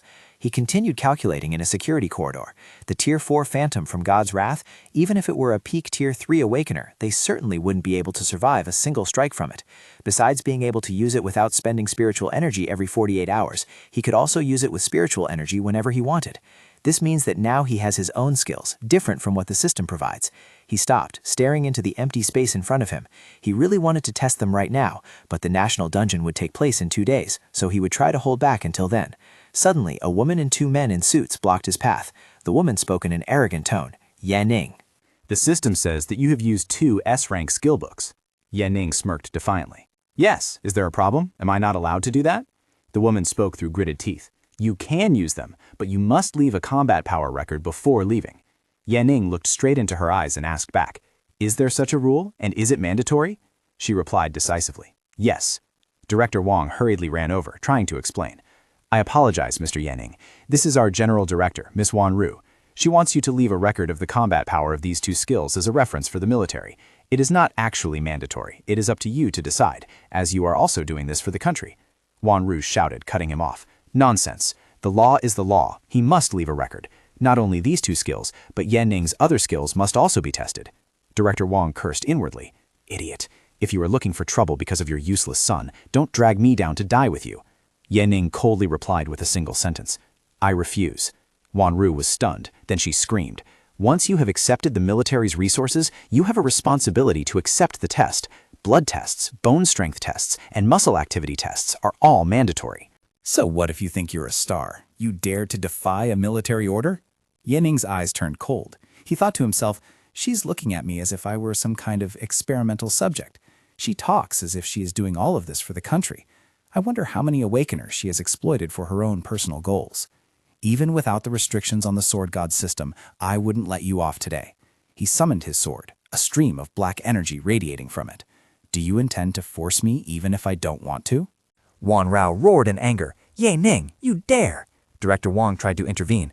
Mr. Yanning, Director Wan didn't mean that. You should go first. But Wan Rao blocked the way, pointing straight at Yanning's face. Get out! Yanning, you aren't going anywhere. He is resisting a military order, so my detaining him is completely legal. I'm not afraid even if this news reaches the commander. Yanning smirked dangerously, grabbing the neck of one of Wan Rao's subordinates. It seems Director Wan is threatening me, so don't blame me for using him to test. A flash of blue energy flared up. Huh? What is happening? The man was thrown violently to the ground. 009 appeared, 1 foot stepping on the man's head. She looked towards Wan Rao and asked Ye Ning, "The threat has been eliminated. Do you want me to kill her?" The panoramic view showed the man lying motionless under 009's foot. "Do you want me to kill him?" Tears and snot running down, she begged desperately, "No, don't kill me. Please, I beg you, don't kill me." Director Wang hurriedly ran over to plead. "Mr. Ye Ning, please spare Director Wan. She knows her mistake. I apologize to you on her behalf. Please spare her." Ye Ning thought to himself, although he really wanted to kill her, he had already killed Zhang Meng 2 days ago. If he killed her too, he might get into trouble. Ye Ning coldly ordered, "Fine, don't kill her, just kick her aside, she's blocking my way." 009 immediately replied, "Yes." She delivered a thunderous kick, sending Wanro flying straight into a metal wall. Wanro hit the wall hard with a horrifying crash. She slumped to the ground, unconscious, blood flowing from her mouth, her soul leaving her body. Director Wang stammered in panic. Director Wan, Ye Ning only replied coldly, 009 calmly explained, "Sorry, I miscalculated her flight distance, and I overestimated her shock absorption capacity." Ye Ning turned to Director Wang, smirking terrifyingly. "Haha, yes, Director Wang accidentally slammed her head into the wall and died. This has nothing to do with you." Director Wang smiled forcefully in fear, thinking, "Damn it, this brat is truly a bully. It's best not to mess with him." Ye Ning waved goodbye. "Then I'll leave the rest to you. We're leaving first." Director Wang hurriedly bowed. "Sir Ye Ning, leave everything to me. Goodbye, sir." As they left, Ye Ning asked, "Did I cause you any trouble?" 009 replied coldly, "It's nothing. She wasn't a good person anyway. She deserved to die." Anyway, I wanted to kill her. I don't care if the higher-ups are afraid of me now. 2 days later, at the National Committee Conference, a large meeting room filled with high-ranking officials. Ye Ning walked into the meeting room, attracting every gaze. Ye Ning, oh my God, did this kid really come here? He's just here to watch for fun, surely not. Look at the papers he's holding in his hand. Does he really want to make a proposal? What a joke. What can a kid do? He's just showing off. He calmly walked to an empty seat. He sat down next to an elderly man. That man, Minister of the Armed Forces of the EC War Zone, Fang Tang, gritted his teeth. Ye Ning, you killed my wife, Wan Ro. Even if I don't kill you today, I will strip you of all your privileges. A female secretary walked over and smiled, saying, "Mr. Ye Ning, your serial number is 119. You are an honorary committee member. This is the agenda for this conference. Please read it carefully. During the conference, communication with the outside world is not allowed, and revealing any information discussed in this conference is strictly prohibited." Ye Ning closed his eyes, thinking to himself, "In my past life, I was the host of the conference for many years. I am already too familiar with all of this. But now I have to act as if this is my first time here. What a hassle." The female secretary continued, "In this conference, you have the right to vote. After the main proposal is presented, if you want to make any proposal, you can press this button, but please think carefully before pressing it." Ye Ning waved his hand. "I understand. Relax. Apart from making my proposal, I won't press it. I don't need you here to take care of me. You can go now." The female secretary replied in surprise. "Very well, Mr. Ye Ning." She turned away, but then turned back with a look of astonishment. "Wait, you said you want to make a proposal? Are you really planning to do that?" She thought in panic. "Oh my God, the Supreme Commander told me to explain everything to him clearly to prevent him from doing anything stupid." She hurriedly ran off, muttering, "This won't do." I must report this immediately to the Supreme Commander.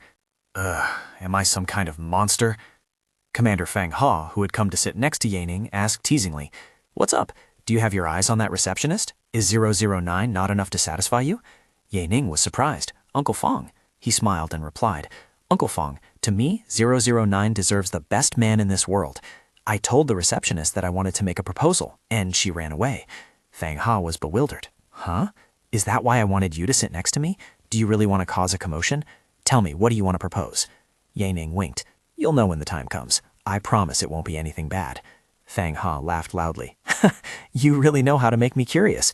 He leaned in close and whispered, "Ye Ning, as your senior, I suggest that whatever you want to propose, it's best you keep it to yourself. The military and the government always check and balance each other." Ye Ning replied confidently, "I understand, Uncle Fang. Relax." Fang Ha looked at a line of text carved on the wall. "Ma Lan, come home." He thought to himself, "Ye Ning, I believe that the person who closed the ruins battlefield and brought the soldiers home wouldn't do anything harmful to the nation. You are also someone worthy of Fang Fang." Li Xuangle stood on the podium and declared, "I declare the 13th Survivor Congress officially open." I will now announce the proposals to be discussed today. 1. Neighboring countries have invaded our national borders and plundered our resources. The military plans to use 30% of its military force to fight back. 2. Conflicts between the descendants of Awakeners and civilians are becoming increasingly intense. 3. The North American war zone is re-entering the C-shaped island chain. They are preparing to build an overseas military base. 6 hours later, Yining pondered. There were a total of 8 proposals, 6 of which were related to other countries. That is why Great Xia had a period of weakness before the disaster occurred in his past life, and that is why they needed someone like him to enter the national dungeon. Li Xuanguo declared, "Now is the time for council members to make their proposals. Members may speak freely now. After the voting ends, we will enter the review process." 2 images appeared on the large screen. Serial number 119, Honorary Commissioner Yi Ning, requests to make a proposal. Series number 23, Minister of the East Sea Armed Forces Fang Tang requests to make a proposal. A man laughed loudly. Does Ye Ning really want to make a proposal? What a joke. Another added, do you want to do whatever you want because of your current fame and privileges? I can only say that you are too young and too naive. A man with a scar on his face spoke up. Ye Ning, are you mistaken? If it is a mistake, then sit down right now. Don't hinder me from impeaching you. Ye Ning smirked. Oh, impeach me? How? He thought to himself. I haven't even made a proposal regarding the East Sea yet he already knows about me? This information was obtained by 009 under my direction. It couldn't have been leaked. Fang Tang stood up, pointed at Ye Ning and shouted, Commander, and all council members present. 2 days ago, Ye Ning went to the first research center and killed Director Wan. She was my wife. This is ridiculous. He clenched his fists, roaring in fury. No matter how strong his talent is, he cannot disregard the law. Therefore, I propose to strip all privileges and resources that Ye Ning has obtained as the top rank. Ye Ning sneered, thinking, haha, so he is the husband of that useless director. Then I have nothing to worry about now. Li Xuanguo asked in panic. Huh? Ye Ning, did you do that? Ye Ning stood up, wearing an arrogant smile. I'm afraid Minister Fang is mistaken. I did indeed go to the research center to get 2 sword skill books, but I didn't kill anyone. Director Wan died because she was too excited when she saw me, accidentally tripped and hit her head against a tree. Fang Tang was so angry his face turned red. He roared, You bastard? What did you just say? Do you dare say it again? Ye Ning calmly repeated, I said when your wife saw a charming young man like me, she couldn't control herself and hit her head against a tree and died. Sighing, it really is a pity for her. She must have never met a good man in her life. The auditorium became chaotic, everyone buzzing with discussion. Ha, is this for real? Such a serious conference has turned into a stage for a drama like this? Dirty laundry shouldn't be aired in public, yet Fang Tang is telling the whole world about it himself. Li Xuanguo coughed dryly, trying to stabilize the order. Please pay attention to the discipline of the venue. Minister Fang, please resolve your personal issues yourself. Fang Tang pointed at Ye Ning and shouted at Commander Fang Ha. Commander, it is not as Ye Ning said. He is a petty man abusing his power. He should be impeached. Fang Ha stood up and roared furiously. Fang Tang, you dare! Ye Ning calmly placed his hand on Fang Ha's shoulder. Uncle Fang, I can handle this myself. If Minister Fang doesn't believe me, he can go ask Director Wang himself. He turned to Fang Tang, his voice full of authority. Your proposal is not worth discussing. Now it's my turn to speak. By the way, my proposal also concerns you.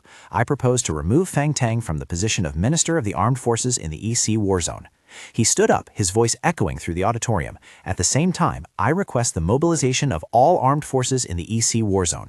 Immediately evacuate all 670 million civilians in Safe Zone 239 from the coast, because in about 17 to 23 days, a sea monster invasion will occur on the coast. The invasion level will be A rank.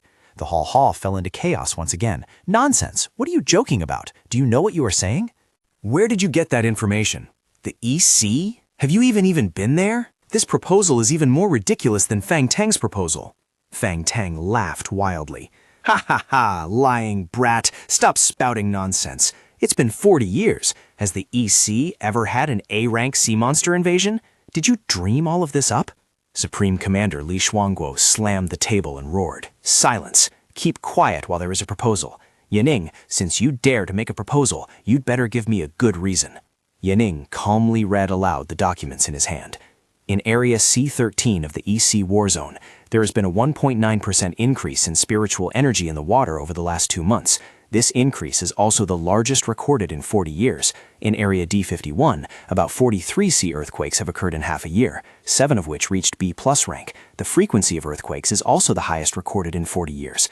At Resource Port Number 2, the seawater measuring equipment has malfunctioned 13 times since last year during maintenance. 3 combat teams went missing, and 20 engineers died in a D-rank incident, the cause of which has not yet been determined. He looked up, staring straight at Fang Tang. The rate of sea monster attacks has increased by 195.7% in the EC compared to last year, the highest in 40 years. Furthermore, Fang Tang broke out in a cold sweat, thinking in panic. How does he know so much about the EC? Yaning slammed the file down on the table. All the information mentioned comes from the EC safe zone. If the military doesn't believe me, you can verify it yourselves. If any information I stated is fake, I am willing to bear all consequences. Li Shuangguo turned to ask Fang Tang in a stern tone. Minister Fang Tang, are those statistics real? Fang Tang could only stammer. He gritted his teeth, thinking in despair. It doesn't matter if I admit it or not. I will be sent to the military court for dereliction of duty. No matter what I do now, I'm dead. It would be better to kill Yaning right here and avenge his son. He roared frantically and rushed towards Yaning. Yaning, I want you dead. Yaning calmly stood up, easily blocking his punch. He continued to run at Yaning. Commander Fang Hao rushed over, blocking the second punch. Fang Tang, have you lost your mind? Fang Tang swatted his hand away, his eyes glowing with blue light. Cut the crap. I'm dead either way. Today I will cripple him. Supreme Commander Li Shuangguo stood up in anger, roaring, Damn it! Causing trouble at the conference, are you rebelling? Guards, arrest Fang Tang. Kill on sight if necessary. 009 immediately acted. She rushed between the two men, detecting a level 1 threat. A fiery battle broke out. Yaning ordered, Uncle Fang, step aside. I will handle this myself. Fang Tang and Fang Hao released two opposing forces. Fang Hao roared, No need. I can end this with just one punch. He threw a flaming punch towards Fang Tang, who shouted, 009, black it. 009 appeared in front of Fang Tang. She said, Come here. She delivered a knee-step knockout from position 009. Fang Tang fell to the ground, coughing up blood. Threat neutralized. Threat eliminated. Fang Hao worriedly asked, Yaning, are you okay? Yaning smiled and rubbed his neck. I'm fine. It's just that you uncles acted too fast, so I didn't even have a chance to show off my skills. The auditorium once again sank into astonishment.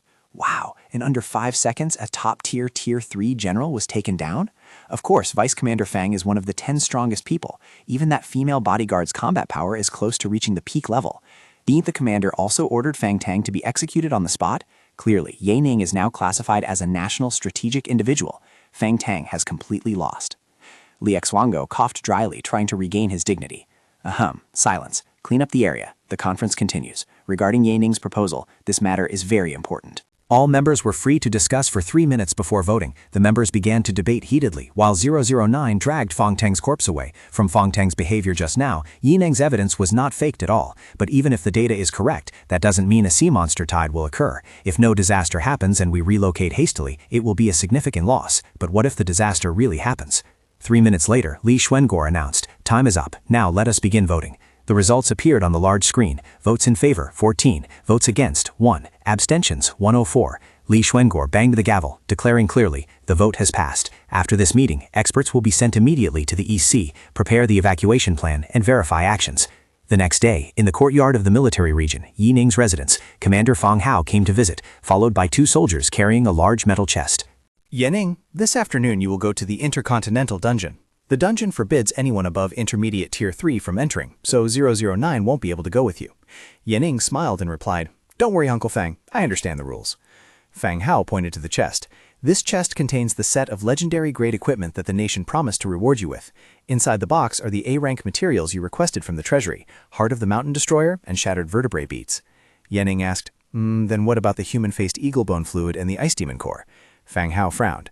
Those 2 items are too rare. The treasury doesn't have them. The human-faced eagle caused over 60,000 deaths in the South China War Zone 27 years ago.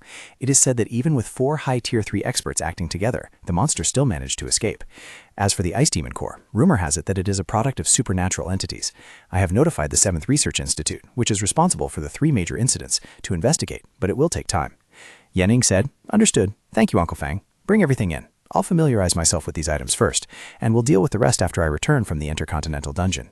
The chest was opened. Inside was a beating heart and a string of green beads. The remaining materials can only be collected slowly later. It seems that upgrading the Sword God system won't be possible for a while. He took the 2 items and absorbed them into his bide. A notification panel appeared.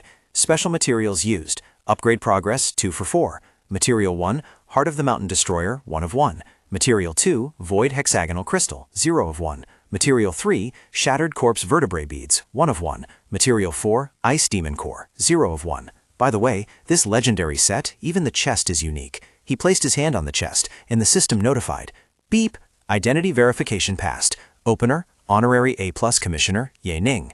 Received legendary set. Ripping Gauntlets, Elemental Windblade, Ripping Greaves. Equipment attributes, agility plus 12. Equipment skills, corpse destruction, blood explosion, consumes 500 to 700 energy points. Equipment rating, a masterpiece for creating blood and cruelty. Elemental Windblade equipment attributes, strength plus 9, agility plus 9.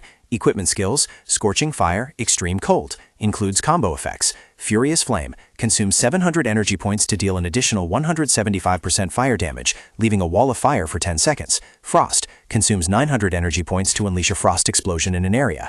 Ye Ning grabbed the sword, feeling its power. Wow, this set feels like boiling blood in the cold of ice and fire. It's intense. I need some time to adapt. He stabbed the sword into the ground. A flame flared up. Furious Flame. Just a light stab and it radiates heat like lava? He shouted. Switch. The sword was immediately wrapped in frost, freezing the surrounding ground. Extreme Cold. He smiled with satisfaction. This set is on par with an SSS-Rank ultimate skill. With this, along with my 6 ultimate skills, I can now unleash 7 or 8 powerful attacks in a single burst. Compared to this, my old blazing sword is just a glorified heating stick.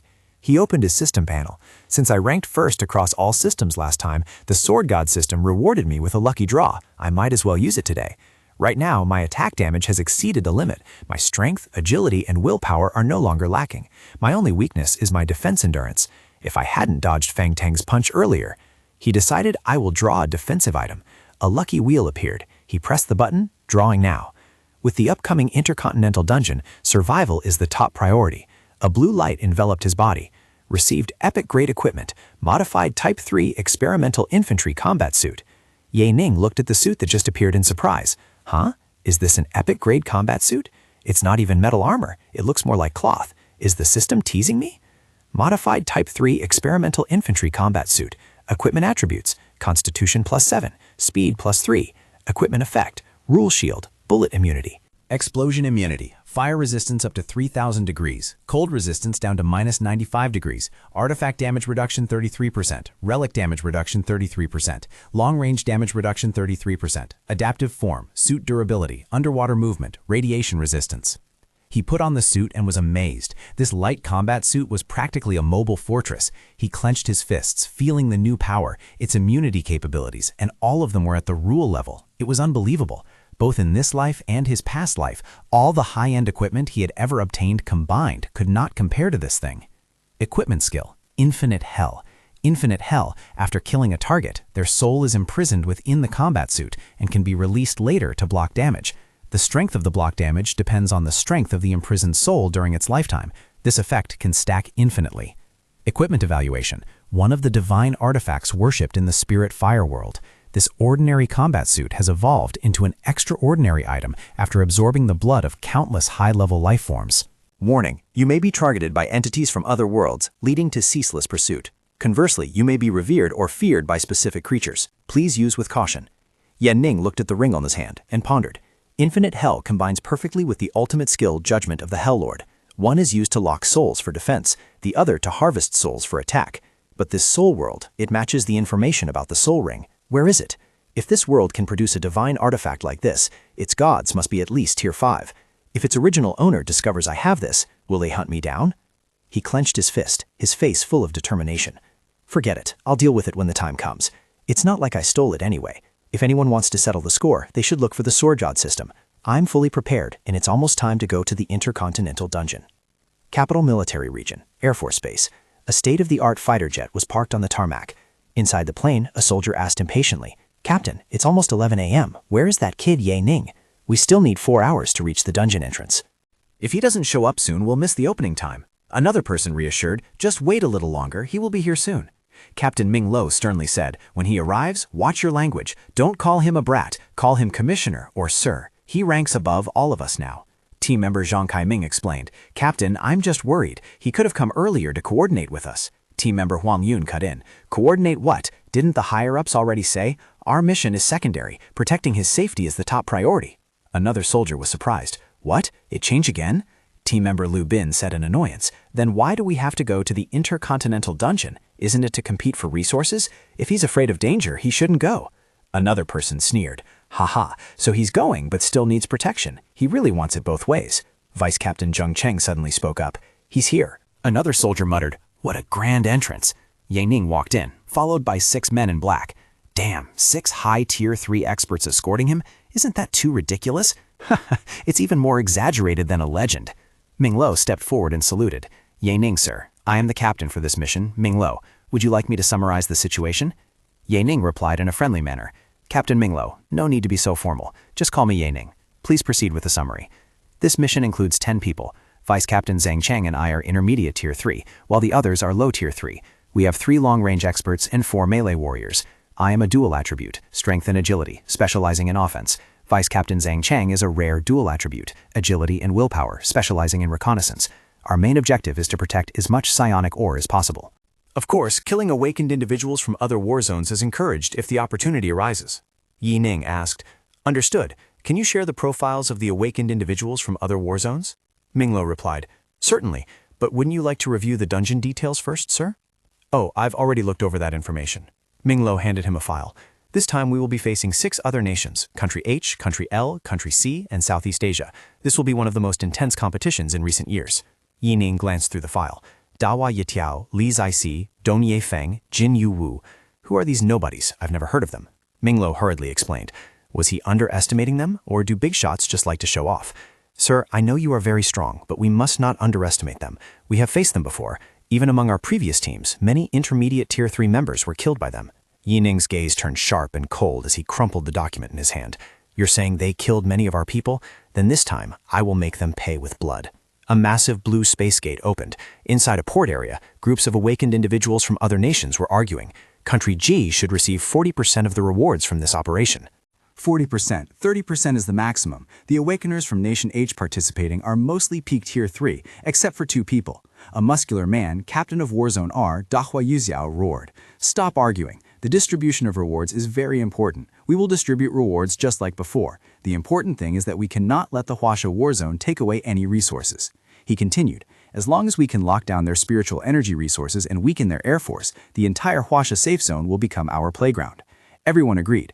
Captain Dahua is right. If we instill fear in them, they will be too afraid to send any more Awakeners to participate in the national dungeon. We must be much more careful this time, because Huasha has lost many times. They might send their strongest Awakeners here. All their previous captains have died at our hands. They are all cowards. Why should we be afraid? That's right. They are different from us. Their country is vast with many people, but their powerful Awakeners must stay within their borders to protect their people. Those with talent, potential, and good backgrounds will not risk their lives coming here. A white-haired man, captain of Warzone H, Jin Wu, sneered. They are just a bunch of A-rank talent Awakeners. I alone can kill them all. Another person flattered. That is natural. Captain Jin Yu can compare to a high tier 3. But there was a global announcement a few days ago. An all-round top ranker was born from Huaxia. Jin Yu said with contempt, So what? Not to mention whether Huaxia will allow him to come here or not. Even if he does come, what can a newly awakened tier 3 Awakener do? A man surrounded by a red aura laughed viciously. That's right. If Ye Ning really dares to come, I won't mind cutting off his head and turning it into my trophy. The others hurriedly stepped back. Stay away from this psychopathic killer. No one knows if he will suddenly attack everyone here. The vice captain of Warzone R, Dong Ye Feng, licked his lips, his eyes glowing red. I already have 6 pigheads as trophies from China. First time in the world, they are all very worth collecting. A notification panel appeared. Huaxia Warzone has entered the Zombie Nation area of the National Dungeon. 60-second countdown starts. Please enter before time runs out. Zombie Nation, a national dungeon type, cannot be reset. Difficulty, A rank. Introduction. This dungeon is a parallel world where technology has developed to a very high level, and the rules of this world are almost identical to reality. Progress. The NPCs in this nation do not have Awakeners, but their technology is advanced. They have developed many combat suits and machines that can rival the power of a Tier 3 Awakener. No large-scale zombie outbreak has occurred yet, but small-scale outbreaks have happened. Dahua Yitao shouted loudly, Come here, let's go, kill them all. Yan Ning held his head. Surrounding him were Awakeners from other countries who had been knocked out. He held his head, muttering, Yeah, am I already in a national dungeon? As expected of a national dungeon, even with high willpower, the teleportation still makes me dizzy. He was surprised to see other teams trapped in hexagonal energy spheres. What is this? The current environment is a temporary space. This environment is used to confirm the number of entrants. Attacks are disabled in this environment. 30 seconds after confirmation, teams will be sent inside in the order of the team's average level. Sent inside in order? Are we not inside yet? In my past life, there was no such rule for this dungeon. They haven't woken up yet. A voice rang out from another sphere. An unfamiliar face from Huaxia? You woke up quite early. That person thought to himself, I thought I was fast enough, but why do I get the feeling that he was even faster than me? Impossible. Based on my senses, that kid is just an unstable Tier 3 Level 1.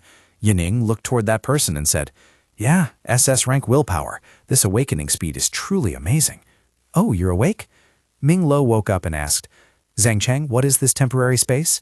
Zhang Cheng explained, "This is the time advantage I mentioned. The dungeon will provide compensation to the weaker ones. The team with the lowest average level can enter the dungeon first." The other members also gradually woke up, rubbing their heads in pain. The side effects of this teleportation are really uncomfortable. "Yeah, my head hurts so much." A group of people from Nation R looked towards them, one of them sneering.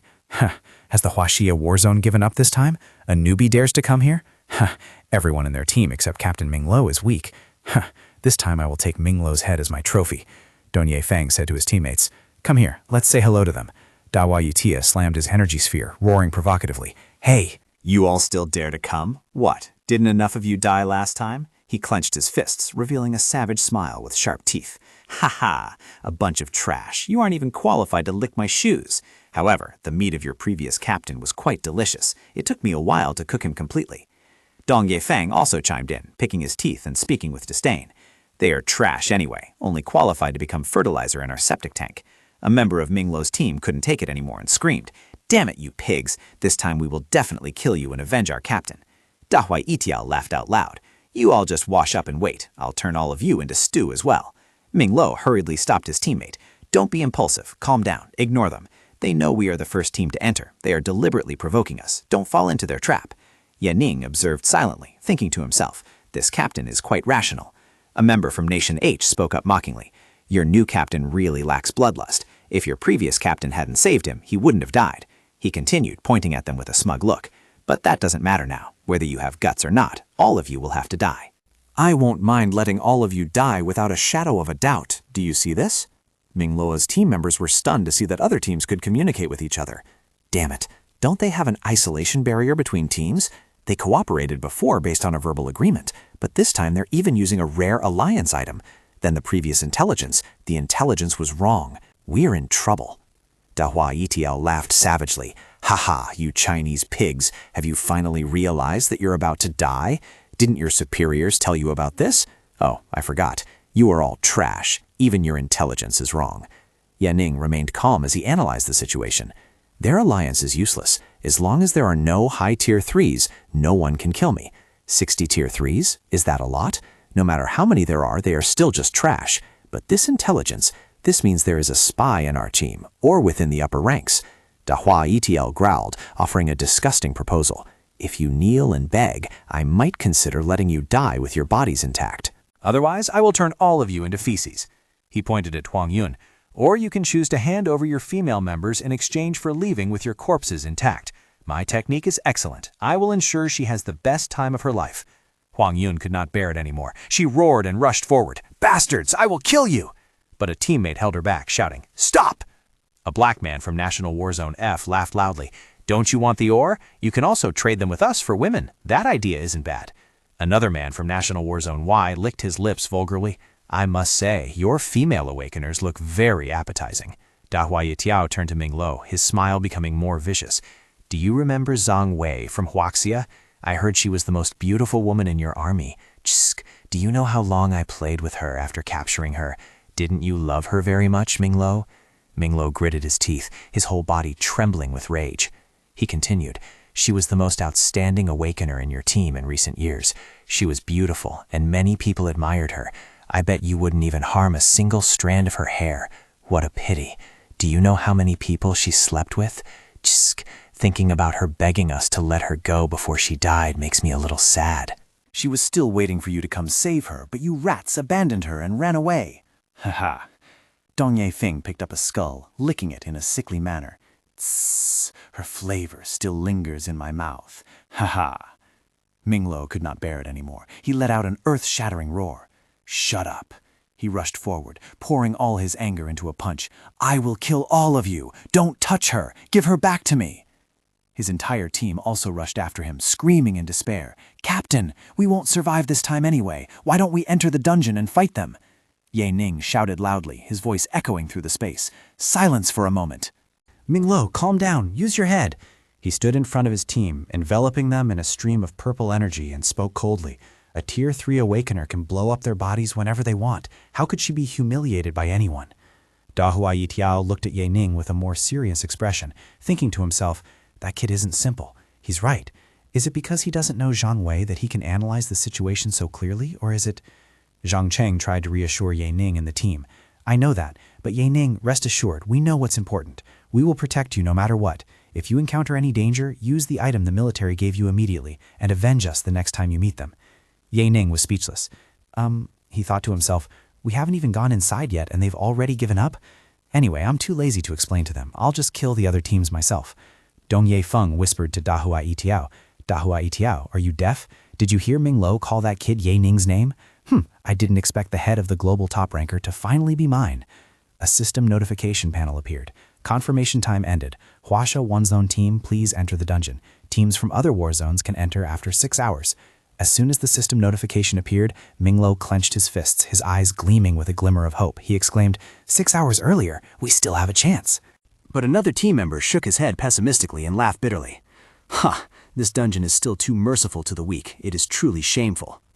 Before the space gate completely closed, Ye Ning turned around, facing the furious Dahua Yitiao, and shouted provocatively, Hey, fat pig, don't you like eating garbage? When you get in here, I'll shove your head right up your own ass. Ye Ning came an arrogant sneer, raised his middle finger at the stunned crowd, and declared coldly, And all of you too, even if you all kneel down and beg, I won't let you die easily. I'll cut off all your reproductive organs and feed them to the dogs.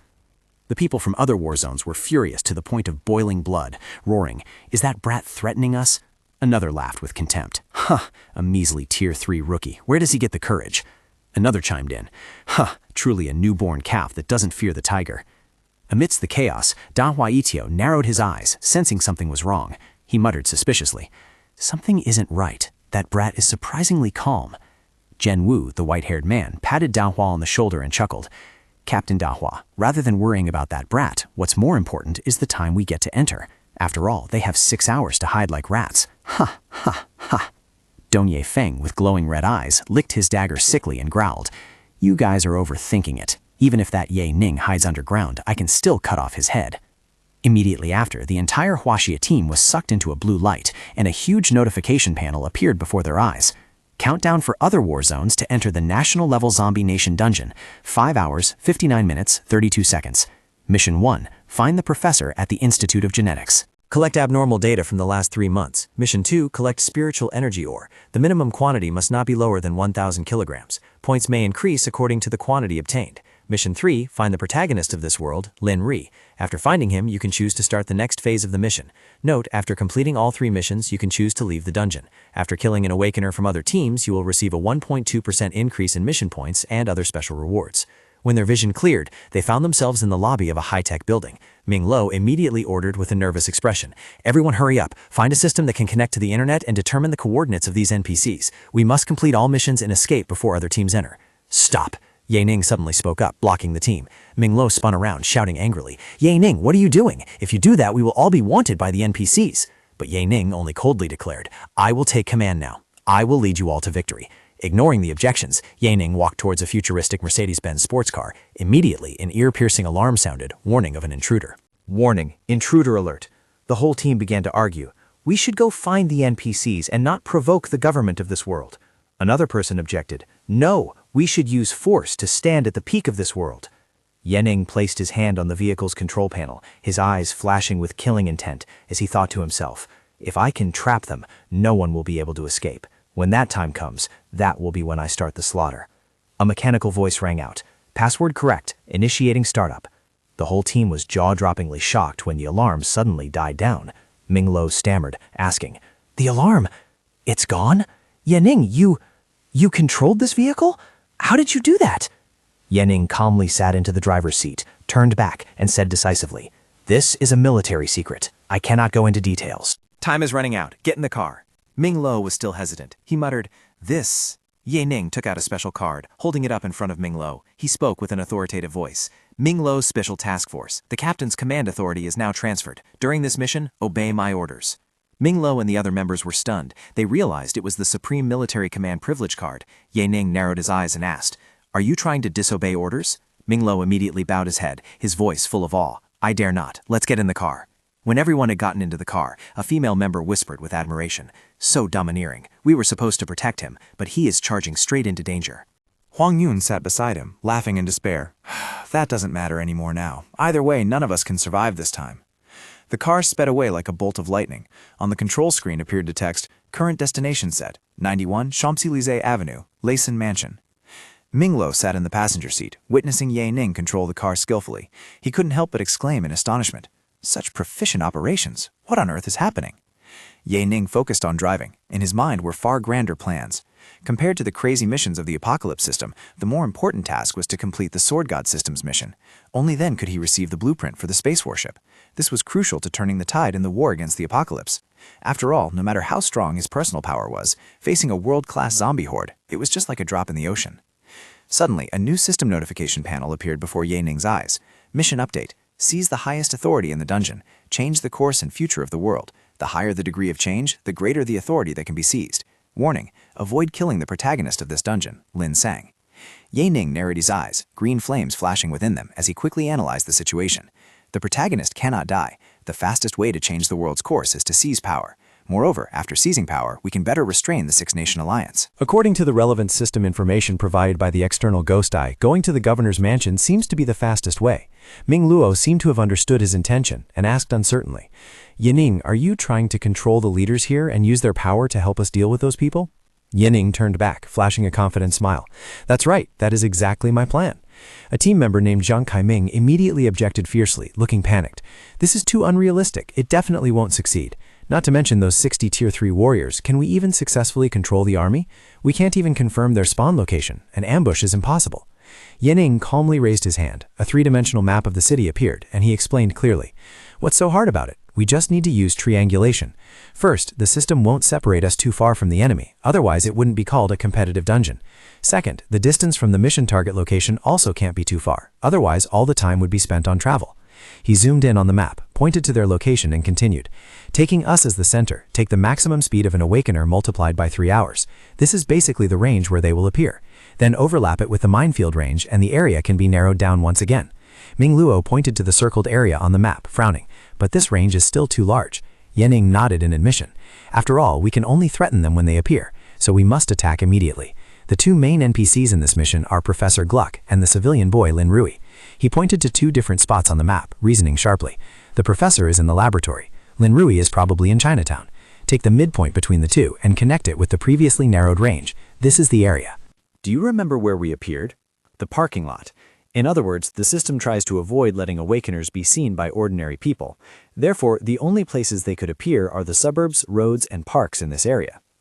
The whole team fell silent, completely convinced by Ye Ning's logical analysis. One person exclaimed in astonishment, "The reasoning is so clear, so it wasn't a rash decision after all." Another whispered with admiration, "This calculation is truly thorough. I had completely underestimated him before." The car continued to speed along. Ye Ning's voice echoed inside, reaffirming his argument. "The reason we can be so certain is mainly thanks to the external hint from the demon eye." An hour later, the car screeched to a halt in front of a magnificent mansion. Ye Ning ordered, "We've arrived. Get out of the car." Immediately, ear-piercing sirens blared everywhere. "Intruder alert! Intruder alert!" Heavily armed soldiers rushed out, pointing their guns at them and shouting, "Who are you? Do not move!" Ye Ning stood in front of the team, a purple energy shrouding them. He ordered decisively, "Attack! Knock them all out! Try not to kill anyone! Don't worry about them contacting the outside world. I have already cut off the communication network here with my spiritual power." With that, a surge of dark energy rolled out from Ye Ning's body. Ming Lo was the first to rush forward, shouting loudly, "Wind-breaking slash!" The soldiers were terrified, seeing their superhuman strength. The commander screamed, "They are monsters! Fire! Execute them right on the spot!" And a dense hail of bullets began to pour down. The other members did not flinch. They simultaneously unleashed their skills. Frost! Heartfire!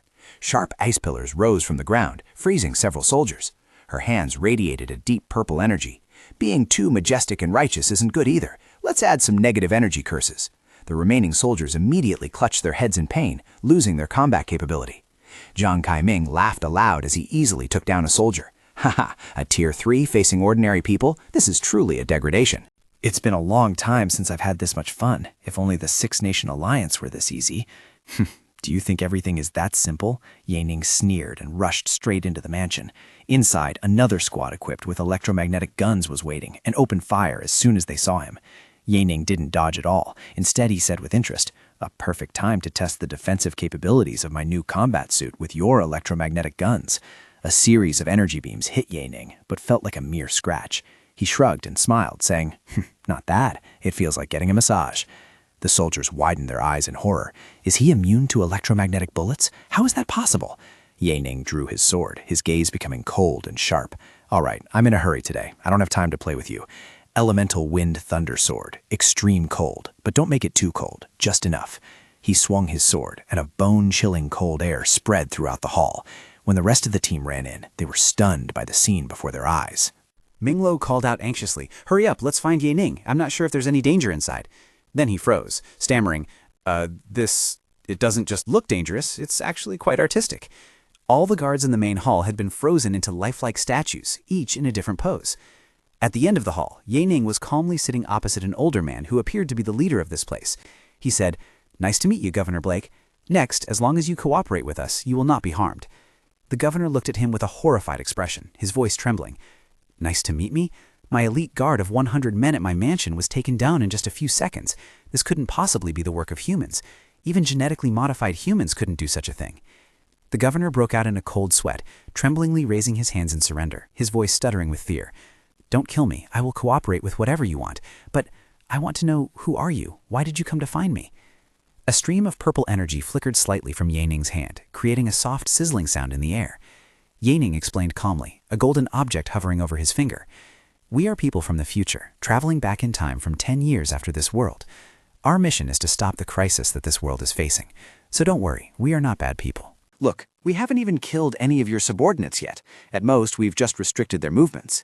Yaning's eyes suddenly became sharp and cold, the image of the Six-Nation Alliance appearing faintly behind him. He gritted his teeth and ordered, "Finding you was very easy. I need you to mobilize all the armed forces of Oba Province within 3 hours, and mobilize all Skynet systems to help me find these people and destroy them. They are also time travelers, but they came here to destroy this world." The governor widened his eyes, his face filled with extreme panic, mumbling in disbelief. "Future people? A crisis? Is this a movie? Or a reality show? Or am I dreaming?" Slap! Yaning slapped the governor hard across the face and asked coldly, "Are you awake now?" The governor held his cheek, nodding hastily. I'm awake, don't hit me anymore." The governor tried to explain with a miserable expression. "But I am just the governor of a province. I cannot mobilize that many units." Yaning interrupted immediately. "Then how many can you mobilize? How many A-rank combat machines can you dispatch?" Yaning calculated in his mind with a confident expression. Those A-rank machines could only be compared to low Tier 3 Awakeners. If you can mobilize dozens or even hundreds of machines, we might still have a chance. The governor timidly replied, "At most 3 A-rank machines. There are more B-rank machines, about 120 units or so. I can command the B-rank machines, but once mobilized, whether they attack or not depends on their own judgment. I cannot have the authority to order them." A team member exclaimed in disappointment, "God, this is completely useless." Ming Luo turned and ordered, "Yaning, take some people to the nearby manor and bring a girl named Anna here." Before Yaning could reply, the governor screamed in panic, Don't touch my daughter!" Yaning stood up, looking down at the governor with an authoritative gaze. "According to Federal Law Number 78, you have the right to enter a state of war and directly mobilize all armed forces. The armed forces of Oba Province include at least 60 A-rank machines and 2,400 B-rank machines. Just organize a drill, declare a counterterrorism operation. Any excuse will do, but if you don't do it honestly..." The governor broke out in a cold sweat, his face pale with fear. "No, it's not like that. To do what you say, the I-9 server must approve it. I can enter a state of war, but if the main server doesn't approve, my subordinates won't obey, and it's impossible to deceive the main server." Yaning handed him a tablet, ordering decisively, "Just mobilize them. Issue the order right now. Within 3 hours, gather the provincial arm at these coordinates. In addition, send engineers and technicians to fill these coordinates with surveillance equipment." The governor trembled and agreed. Okay?" Yaning gave a mysterious smile, data streams flowing across the tablet in his hand. "As for the main server, I will handle it. Fortunately, in my past life, in order to cooperate with an NPC to complete a scheme, I obtained the backdoor command for the main server." The governor stared at the tablet with an incredulous expression, thinking to himself, "Can he even control the main server? Is he really a time traveler?" Just then, 2 team members escorted a beautiful blonde girl into the room. The governor sprang up, screaming in despair. "What are you doing? Anna, release my daughter!" The girl cried out, "What happened to my father?" Smack! Ning impatiently slapped the governor again, gritting his teeth. I don't have time to listen to your nonsense. The girl named Anna was stunned. Father, this? Ning turned to face Anna directly, his voice ice cold. Listen, your father embezzled 3.9 billion and assassinated political enemies. That is a death penalty. But as long as you help me find Lin Ri within 6 hours, I will spare your father's life. Don't try to trick me. I know you two are classmates, and I even know the details of him secretly having a crush on you. Of course, you don't need to worry about Lin Ri's safety. We are here to protect him. 4 hours later, on Highway 077 in Obel Province, a fleet of warships from the Six Nation Alliance hovered in the sky. One of them sneered. This place is empty. I told you there couldn't be any ambush. You guys overestimated those pigs. Another chimed in. That's right. They must have been scared to death hearing we were coming. Another one grumbled angrily. Damn it, they threatened us earlier, but now where have they hidden?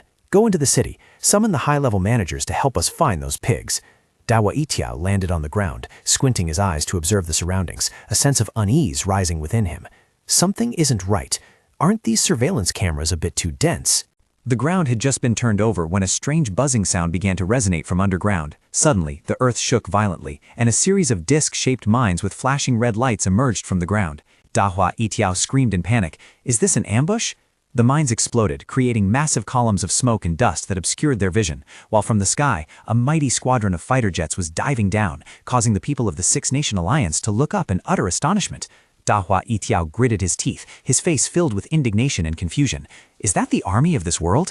How could Huasha mobilize such a large-scale military force? From above, a voice rang out through the loudspeaker, ordering decisively. Squadrons 1, 3, and 7 begin deploying toxic smoke bombs. Immediately, drones released bombs that formed a cloud of green smoke enveloping the enemy. The people of the Alliance began to cough violently. One man clutched his throat and screamed in pain. Ark, is this nerve gas? Dahua Itiao roared, his eyes flashing with purple light as he gathered energy. Hurry up. Those with spiritual-type abilities form a collective spiritual defensive shield immediately. A massive purple halo quickly formed, enveloping the entire formation and completely neutralizing the deadly poisonous gas. But before they could sigh in relief, the order for the second wave of attack rang out. Squadrons 2, 4, and 6 deploy aerial explosives. Electronic Mecha Corps commence saturation attack. A series of combat machines on the ground simultaneously aimed their guns at them. Countless bombs and energy beams rained down, creating a sea of fire that engulfed the entire area, causing the Alliance members to scream in despair. Amidst the sea of fire, Dahua Itiao shouted loudly, trying to stabilize the formation. Low Tier 3s, focus on defense and fire support. Intermediate Tier 3s, charge with me. He poured all his strength into a sky-shaking punch onto the ground, roaring powerfully. Heaven-splitting slash! Anyone who blocks my path shall die! Jin Wu, the white-haired man, was not to be outdone. He easily swept away a machine with his staff, sneering. Heaven-sweeping strike. It's been 7 years. I've deliberately held myself back at Intermediate Tier 3. Guess why? Other members of the Alliance also proved to be extremely powerful, easily destroying the combat machines. One scoffed, even if an A-rank machine can rival a low Tier 3 Awakener, it's still just trash in front of us. Another chimed in, exactly, not to mention those weak B-rank ones behind. Another roared, think you can kill us with this? Too naive. Donye Feng, the psychotic murderer, hovered in the air, wrapped in a stream of purple energy. He looked down at a drone and smiled faintly. You think flying up there means you can escape me? I have a special spatial ability. He dove down like an arrow, executing a series of beautiful combo attacks. Golden Dragon Dance. From a hiding spot, Ye Ning's team was watching the battle through a screen. Minglo said worriedly, "This isn't good. Our combat power can't even compare to theirs. Even if we manage to take down a few weaker low Tier 3s, we still can't handle the rest." Ye Ning stood there with his arms crossed, his expression completely calm. He said confidently, "It doesn't matter. We never relied on these machines to win completely anyway." Minglo turned around, asking blankly, "Then what are we relying on?" Ye Ning placed his hand on the sword hilt, smiling mysteriously. "The thing we are relying on," he abruptly drew the sword, the blade flashing with a cold blue light, and declared loudly, "is this sword in my hand." With that said, Ye Ning stepped onto the battlefield alone. Minglo panicked and called out, "Ye Ning, wait! Ye Ning, this is too reckless, too dangerous." Minglo ran to block his path, speaking firmly, "If anyone goes, we go first. Otherwise, we can't guarantee your safety." Ye Ning just looked at him calmly. "Then come with me." He glanced at the squad, ordering coldly, "But I only need you to guard the perimeter of the machines. Don't let a single one escape." Minglo still hesitated. "But," Ye Ning turned and walked away, his voice echoing with authority, "disobedience will be punished according to martial law." He rushed into the battle like a whirlwind, causing an enemy to startle and scream. Someone is charging in." Ye Ning's eyes shone brightly. He gripped his sword tightly. his voice ringing out full of murderous intent. Predator mode, activate. Let's clean up the trash first. Another recognized him, screaming in horror. It's Ye Ning of Huaxia. Ye Ning swung his sword, creating a massive storm of sword chi that swept away everything in its path. Dawa Itayo saw the storm of sword chi rushing towards him. He screamed in terror. Ye Ning! He hurriedly activated all defensive power, a purple energy shield wrapping around his body. Another was blown away, groaning in pain. Activate full defense. Ah! Other members of the Alliance also struggled to resist, their shields constantly shaking and cracking under the power of the sword storm. They could only moan and cough in despair. The entire Alliance formation was submerged in a sea of sword chi, their defensive shields shattering like glass. Ye Ning's team stood behind, witnessing the scene in utter stupor. One stammered, defeating a whole group of Tier 3 rookies in just one move? He even injured an intermediate Tier 3. Another whispered in awe, no wonder he forbade us from interfering. With such divine combat power, he is even more terrifying than the legends. The third person still couldn't believe it. How did he do this? These Tier 3s aren't rookies like Zhang Yang and the others. Ming Lo, with a solemn expression, offered his judgment.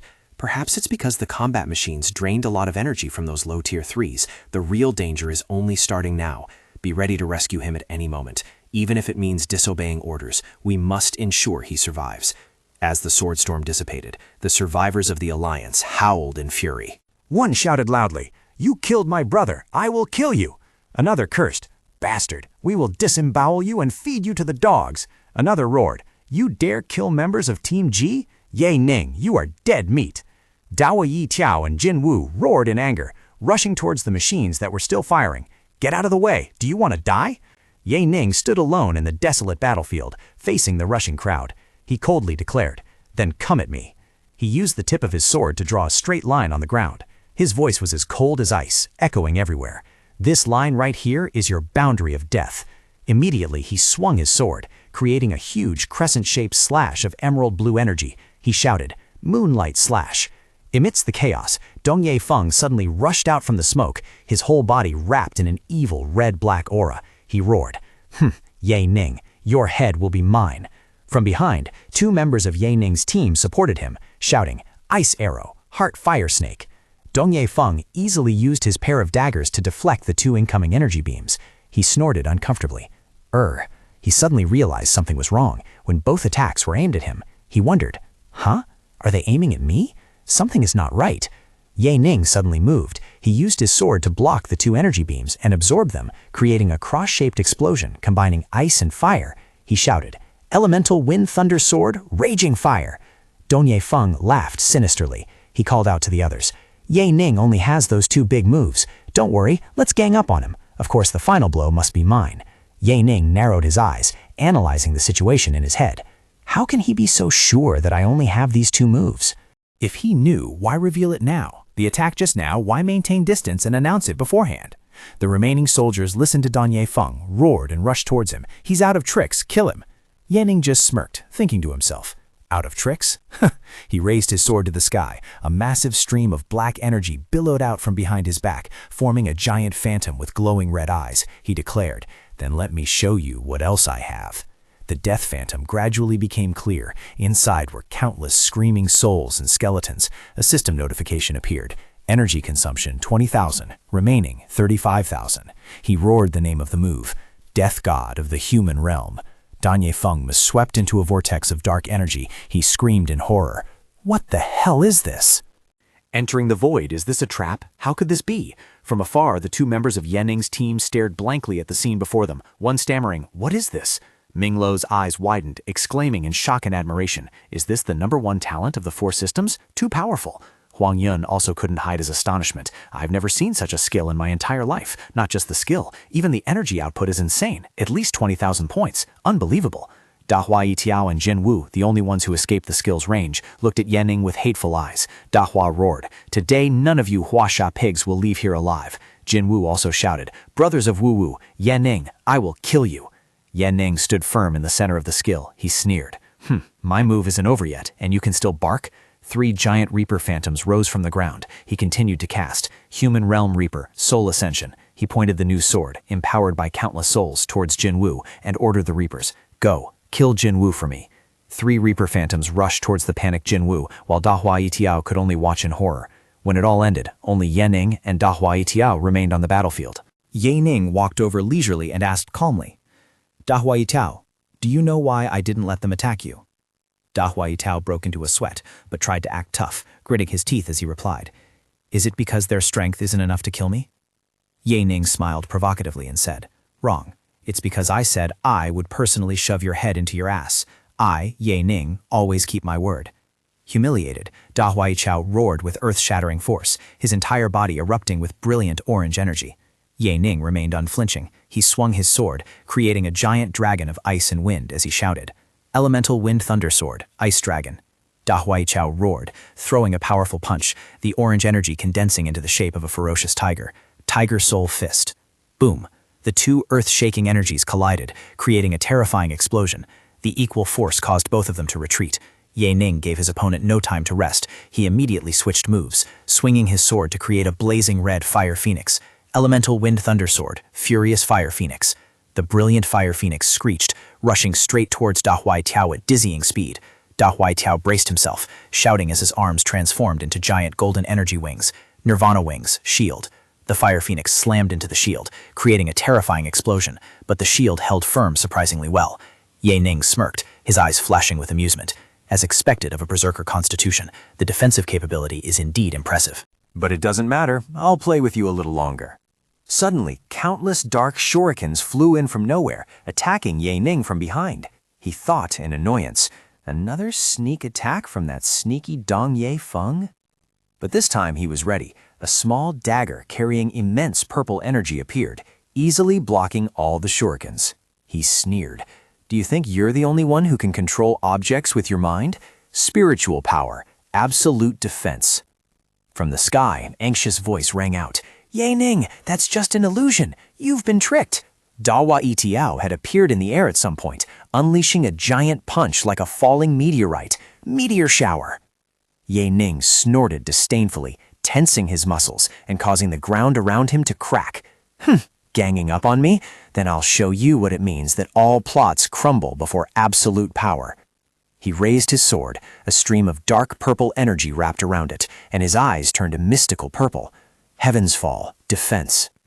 Dahua's punch collided with Ye Ning's energy shield, creating an explosion even larger than before, but the shield did not waver. Dahua exclaimed in astonishment. What? He couldn't believe his eyes. How could a Tier 3 rookie possess such defensive power? Ye Ning coldly declared, This move isn't over yet. A beam of purple energy shot straight from the shield towards Dahua. The energy beam transformed into countless sword tips, pinning Dahua firmly to the ground. He roared in pain and panic. Heavenly Fall, locking effect. I can't move. How is this possible? From within the void, Dong Feng was also enduring a terrifying pressure. He thought in horror. Even hiding in the void, I can still feel this pressure. Jin Wu, who had been heavily injured earlier, gasped for air, propping his sword against the ground. I possess the power of a high Tier 3. You think these half-baked Tier 3 zombies can exhaust me? Keep dreaming. Ye Ning, today I will kill you with my own hands. But suddenly the ground beneath his feet shook violently and sharp stone pillars rose up. He groaned. What is this now? He was swallowed by a beam of purple light, screaming miserably before vanishing. Ah! Ye Ning stood there, his eyes glowing terrifyingly. He thought to himself, before I only used Heavenly Fall for defense. I didn't expect its offensive power to be any weaker than Sword Storm. His team stood in the distance, completely stunned. Manhua stammered. Ye Ning, how many trump cards does he have? Is he even human? Cornered, Dahua Yitao let out a final roar. His body swelled up, transforming into a muscle-bound giant. Berserk transformation. Ye Ning just looked at him calmly. So this is your trump card? Dahua Yitao in his new form growled. Ye Ning, I only use this form when fighting high Tier 3 opponents. Today, you will die by my hand, and that will be the honor of your entire life. Ye Ning just smiled faintly. Oh, really? I don't think so. Then let me show you. Dahua roared and rushed towards him. He unleashed a punch across the sky, heaven opening, earth splitting. The power of the attack was so terrifying that Ye Ning's entire team was blown away. Minglua screamed in panic. Oh no, I've never seen Dahua Yitao like this. Ye Ning is in danger. I can't even get close. Ye Ning was knocked back. He muttered while trying to stand firm. This destructive power rivals an intermediate to Tier 3 mutant. Fortunately, the new combat suit absorbed the damage. Otherwise, that punch would have had devastating power. Dahua Yitao didn't stop. He unleashed a massive beam of energy, sweeping aside 1,000 troops. Ye Ning raised his hand. A purple gold energy vortex appeared in front of him, completely absorbing the attack. Infinite Hell, Golden Soul Binding Zone, damage absorption. Dahua Itiao was stunned. He roared in disbelief. Soul binding again? Using a golden zone to absorb damage? How did he do that?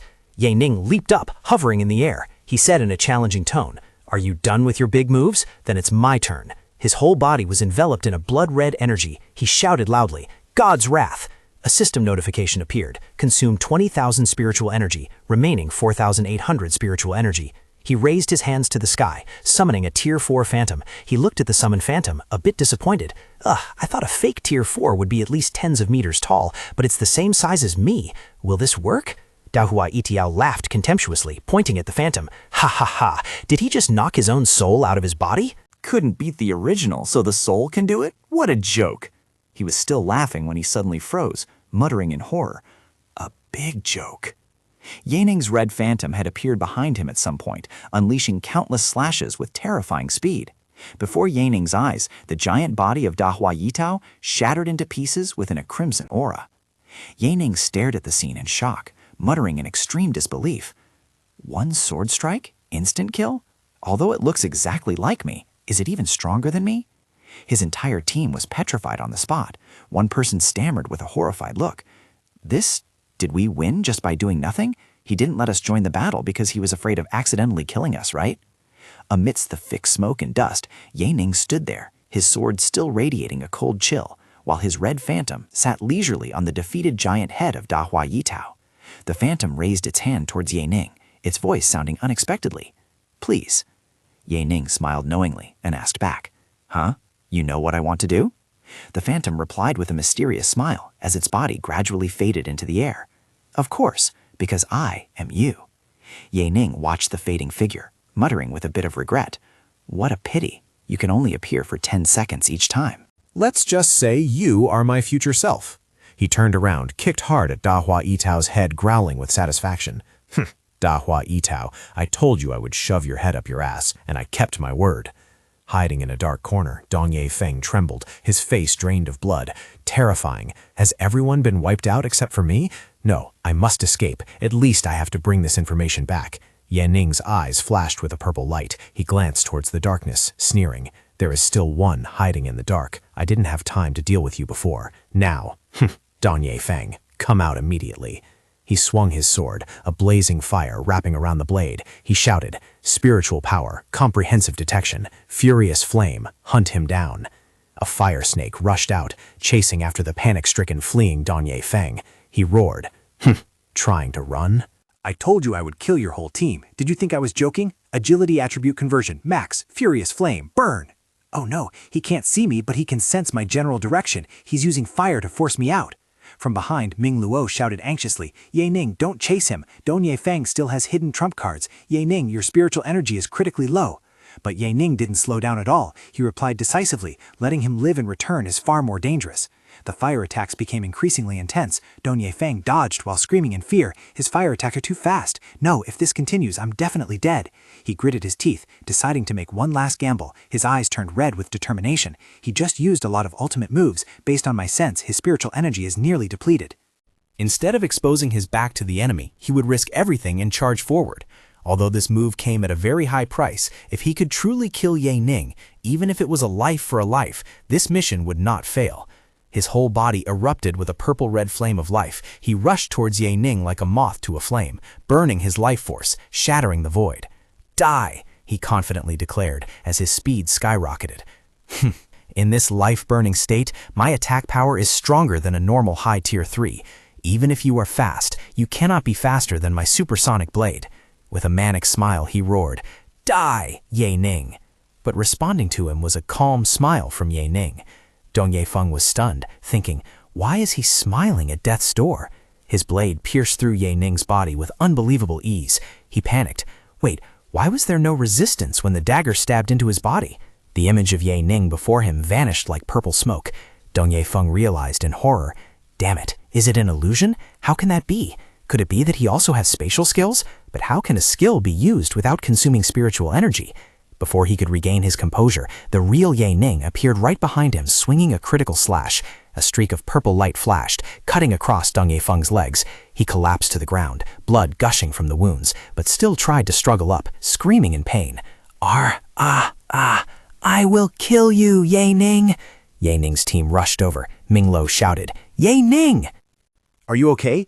Everyone, let's kill Dong Yefeng together. 2 team members immediately raised their weapons, preparing to unleash a finishing blow. Ice arrow, heartfire snake.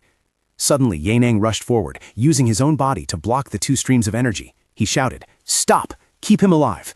He punched away the 2 attacks with his bare hands, then turned back to shout at his bewildered teammates.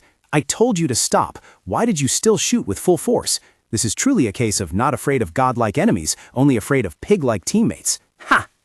The archer awkwardly lowered his weapon, hastily explaining with a remorseful expression. "Ye Ning, I didn't mean to. I was too anxious. I didn't have time to retract the attack." Ming Lo stepped forward to question with a face full of suspicion. "Ye Ning, you said keep him alive to extract information, right? But even if we get it, how do we know if it's real or not? It's better to just kill him quickly to avoid any future trouble." Ye Ning ignored Ming Lo. He pressed the sharp tip of his sword right against Dong Yefeng's throat, his voice cold as ice. "Speak. Who is your mole in the Huashua team?" Dong Yefeng smiled savagely, revealing his sharp teeth in defiance. "I won't tell you. Just go ahead and kill me." Ming Lo cried out in panic. "Ye Ning, are you mistaken?" How could there be a traitor among us? Everyone has gone through a very strict vetting process, and all communication methods are monitored and recorded. Don't listen to his provocations. Ye Ning smiled mysteriously. He reassured the whole team. "Everyone, calm down. Whether there is or not, we will know after I interrogate him." Ming Lo was still hesitant. This matter... Ye Ning looked down at the kneeling Dong Yefeng. He said in a mocking tone, "Dong Yefeng, if you wanted to die, you could have self-destructed normally. The reason you didn't do so is because your ultimate move just now drained all the energy needed for self-destruction, right? Now you are just a lump of meat, unable to even kill yourself." Hearing those words, Dong Yefeng's face changed color. His eyes widened in horror and despair. Ye Ning pressed the blade close to his hand and slashed down. He screamed in pain.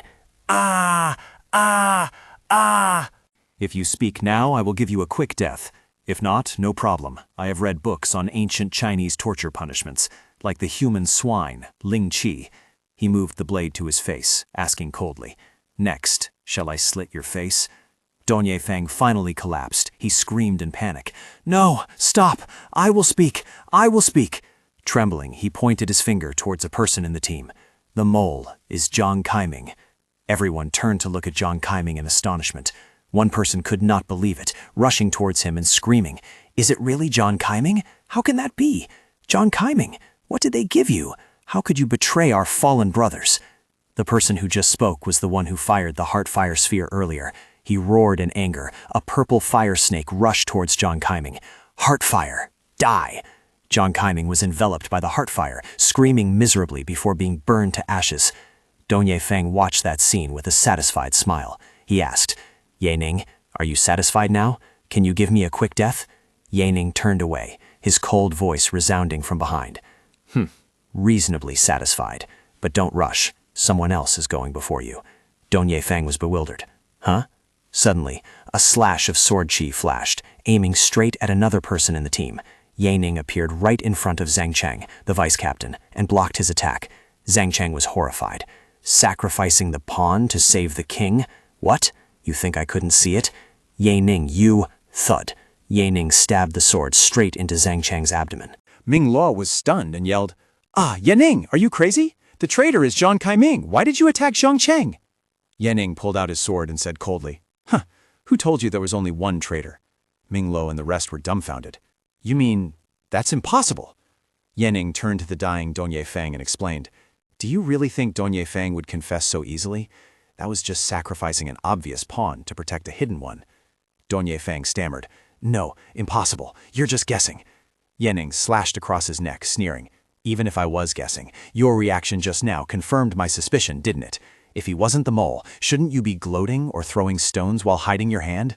Now, your existence holds no meaning to me anymore. Ming Luo still tried to defend. Dong Yefeng is very cunning. This might be his way of shifting the blame.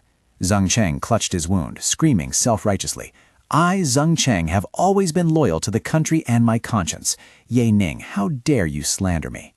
In a flashback, Ye Ning recalled, "How dare you? He, you were very careful, leaving no proof of contact, not even communicating with Zhang Kaiming. So how did you transmit messages? By leaving traces on your target using long-range attacks. Remember when Dong Yefeng ambushed me, but made noise first, even though you and Zhang Kaiming were attacking? At that moment, Zhang Kaiming's attack hit me, and your attack hit Dong Yefeng's arm. This piece of flesh I cut off has your traces, and with your spiritual energy injected into it, it is the proof of your communication. In previous missions, I bet he has even more evidence on him. Hearing this, Zhang Cheng lowered his head, smiling bitterly. You are right. I am also a traitor. Ming Luo was stunned. Zhang Cheng, why? Ye Ning looked at him coldly. But I am curious. Why did you become a spy? I have seen your file. It is flawless. At 14, you lost both parents and were saved by the military. No attachments, no one to threaten you with. At 16, you joined the army. To save a logistics team, you, a Tier 1, lured away a Tier 2 mutant. At 26, you became a Tier 3, were selected for the Special Forces, fought 13 border battles, and nearly died twice. Yan Ning looked straight into Zhang Cheng's eyes, his voice full of disappointment. The old captain treated you like a brother. Zhang Wei considered you an older brother. Don't you hate them? I'm curious. What did Warzone R promise you to make you betray your comrades? Zhang Cheng lowered his head, his voice mixed with bitterness and determination. If I said I never thought of betraying my country, would you believe me? On the contrary, I just wanted to make one last effort for the Huaxia region. Yan Ning raised an eyebrow, slightly interested. Oh, that's a fresh perspective. Zhang Cheng suddenly looked up, screaming in utter helplessness. Yan Ning, you're right. I have no weaknesses. I don't want anything from them. And I hate those scumbags more than any of you. I wish I could kill them all every day, but I can't. To save more comrades, I had to be a dog for them. Ming Lo couldn't take it anymore. He rushed forward and kicked Zhang Cheng hard, roaring in anger and pain. Zhang Cheng. What the hell are you saying? Betraying us was for our own good? How can you face Zhang Wei? How can you face the old captain? Zhang Cheng clutched his wound, laughing madly amidst his tears. Hee, Captain, if I hadn't done that, do you think you'd still be alive? Last time, the strongest old captain, Zhang Wei, they all died. Do you know why no one came looking for us afterward? It's because I became a dog for them. Because we couldn't win anyway, it was better to let fewer people die. He grabbed his own shirt tightly, his voice full of torment. I, Zhang Cheng, have I ever feared death? But I fear watching my brothers die one by one. Ming Lo tore open his shirt, revealing countless crisscrossing scars. He screamed in despair. Do you think I didn't want to save everyone? I couldn't. We were like pigs in a pen. Only by sacrificing a few could the rest survive. Ye Ning placed a hand on his shoulder, his voice full of confidence and determination. But this time is different. This time I can lead you all to victory. Zhang Cheng looked up, eyeing Ye Ning with a complex gaze. Yes, Ye Ning, I really didn't expect this. If only I had met you sooner. Ye Ning, I am truly happy. Zhang Cheng's entire body erupted with a purple flame, and he smiled peacefully. You have appeared, and now I can die without regrets, taking my compromises with me. Comrades, I miss the old captain, Zhang Wei. I will go apologize to them first. Live well for me. Protect Ye Ning. Protect the future. Old Zhang, you bastard, you coward, you deserter, Uncle Zhang. The whole team screamed and cried in despair as his body vanished into the void. Ye Ning stood there, a purple flame flickering in his eyes.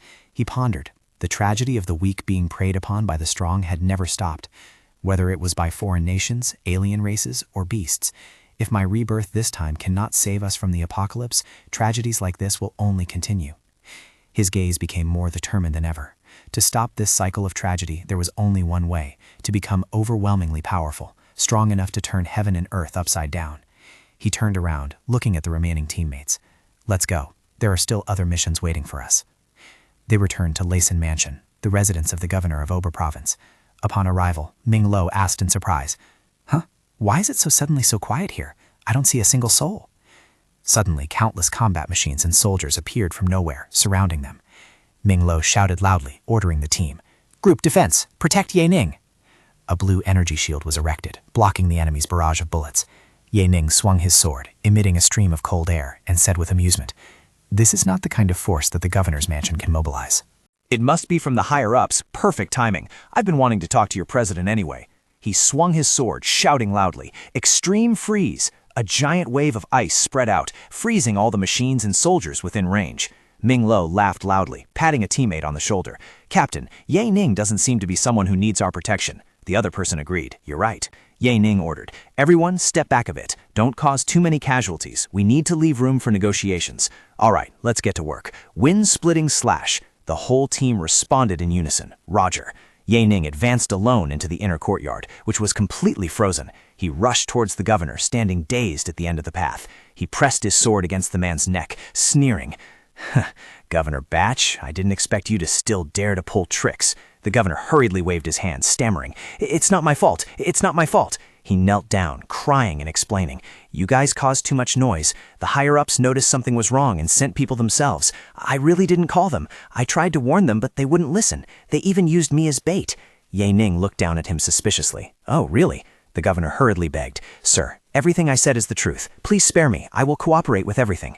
Just then, Anna led a young man wearing glasses and holding an axe in.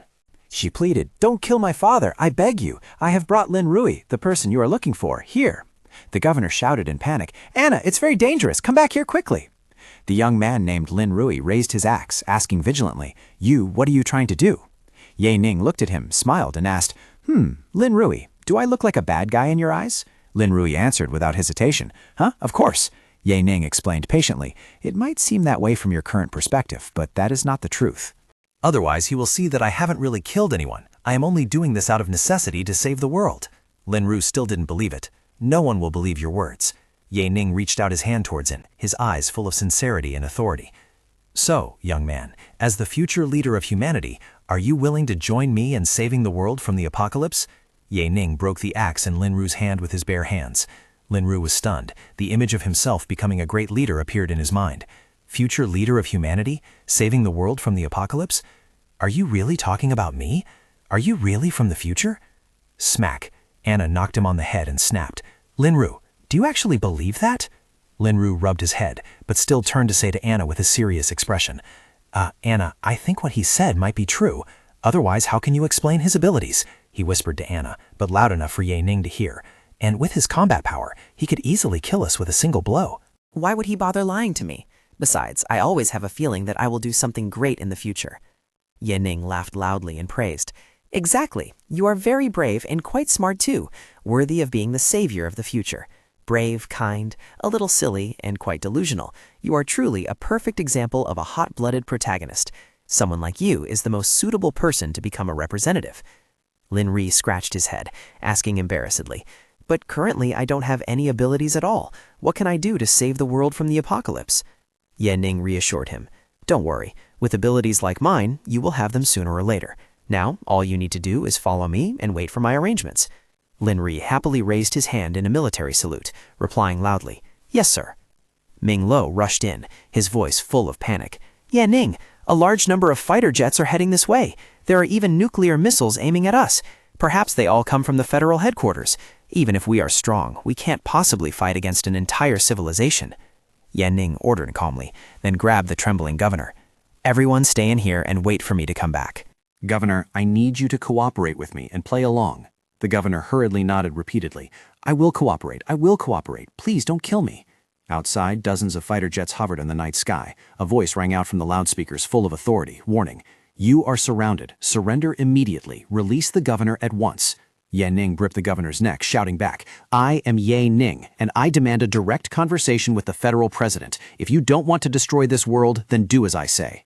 At the Federal Central Conference Room, President Bai Huang was monitoring the situation via a large screen. He muttered with a skeptical look, "Destroy the world? Is this a movie?" An aide reported, "Mr. President, Governor Brett is still in their hands," but President Bai Huang dismissed it ruthlessly. "Don't worry about him. Useless idiots. They leaked the orders. They deserve to die. Send the order down. If they don't surrender within 10 seconds, start bombing indiscriminately. If necessary, launch nuclear missiles." The final warning was broadcast, a mechanical voice sounding coldly. "Warning to the invaders. You have 10 seconds to surrender. Otherwise, we will begin indiscriminate bombing." Combat aircraft target lock warning. Nuclear missile target lock warning. Governor Batch, the Federation will forever remember your great sacrifice for the safety of the Federation. Hearing those words, the governor's face turned pale, his eyes wide with horror and despair. "What? The Federation has abandoned me?" Ming Lo said anxiously. "This is a disaster. I thought that after eliminating the opponents, the mission would go smoothly." Lin Ru stood nearby, muttering in confusion. Am I really going to die? This doesn't fit with what he said about the protagonist's development." Ye Ming pushed the useless governor aside, speaking casually. "Governor, it seems you aren't as useful as I thought. Go back and wait. It's just a nuclear missile, right? I'll handle it." He held up a device that looked like a transparent phone, continuing, "Although my combat suit can withstand all forms of ballistic attacks." He swiped his hand across the screen, his gaze turning sharp. "I still need to consider the lives of Ming Lo, Lin Ru, and the others. Since ordinary threats don't work, Let's truly use the destruction of the world as a threat. He stood alone in the middle of the courtyard, facing the fleet of planes locking onto him. In the conference room, an aide screamed in panic. "President?" It's bad. Our nuclear missile system has been hacked. The nuclear attack has been aborted. President Bai Huang was stunned. What? How is that possible? Immediately, a series of red warnings appeared on the main screen. Warning, Jizing Province has been targeted by a nuclear missile. Warning, Anton Province has been targeted by a nuclear missile. Warning, Huijiao Province. Warning. President Bai Huang muttered in sheer terror. More than 700 provinces? No, that's impossible. I only have control over half of them at a time. His aide confirmed with a trembling voice, "Mr. President, this is real. We have also just been targeted, and we cannot regain control. What that person said about destroying the world is true. They really aren't human." Finally, the president had to submit. He screamed, "Stop! Make them stop! I agree to negotiate with him. Immediately send a special plane here to bring them to meet me." A soldier replied, "Yes, sir." A luxurious aircraft landed in the mansion's courtyard, and a delegation of officials stepped out. Ye Ning's entire team stood there, completely overwhelmed. One person mumbled, "What is happening here? Can Ye Ning actually do things like this?" Lin Ru whispered with admiration, "This kind of power, is this the power I will have in the future? It's amazing." Ming Lo exclaimed, "Captain, were our previous combat strategies all wrong? This efficiency is insanely high." Ye Ning put his arm around Ming Lo's shoulder, instructing, "Ming Lo, when I meet the president, I'll need you to cooperate with me. When the time comes, you—" Ming Lo hesitated and asked, "Huh? Will they believe us?" At the federal conference room, Ye Ning ordered the team, "Ming Lo and I will go inside. The rest, stay outside and protect Lin Rui." The whole team responded in unison, "Yes." Inside, President Bai Huang, whose name had been changed, sat there looking straight at Ye Ning. "Ye Ning, right? I am President Bai Huang. Speak. Who are you really? What is your purpose?" Ye Ning sat down and calmly replied, "We are travelers from the future. In 1 year, the whole world will face a disaster, sinking into the apocalypse." He explained further while images of a desolate world appeared. At that time, a large number of zombies and mutants will appear. Countless people will die at the hands of the Walking Dead, and the Federation will collapse. In the 4th year of the apocalypse, humanity waged a nuclear war to fight against the zombies, and civilization was reduced to ruins, but the disaster still could not be stopped. However, by the 6th year, we developed a time machine and traveled back in time to change everything beforehand. He took out a transparent device, projecting a video of a battle against monsters. This is a recording from the future, where we fight monsters. You can analyze the authenticity of the content. Therefore, we are saviors, not invaders. The president was shocked. "Are you saying that in the future there will be man-eating monsters? This is too terrifying. Although the video evidence you provided is somewhat convincing, how can I believe that you are truly here to help us and not sent by those monsters?" Ye Ning smiled sinisterly and said, "You don't need to believe me, but I can actually blow you all up. There is no apocalypse. I am the apocalypse." The guards immediately raised their guns, and the president hurriedly shouted, "Stop, otherwise we will open fire." Ye Ning just snapped his fingers lightly. All the guards' guns were controlled by a stream of purple energy pointing straight at the president. He said coldly, "I am telling you this to save time. I don't have time to waste. If you don't cooperate, the future will be destroyed anyway." Instead of being destroyed by monsters, it's better to be destroyed by me. At least everyone will die quickly. Ming Lo suddenly stood up, playing the good cop perfectly. "Ye Ning, I believe the president is just having trouble accepting this.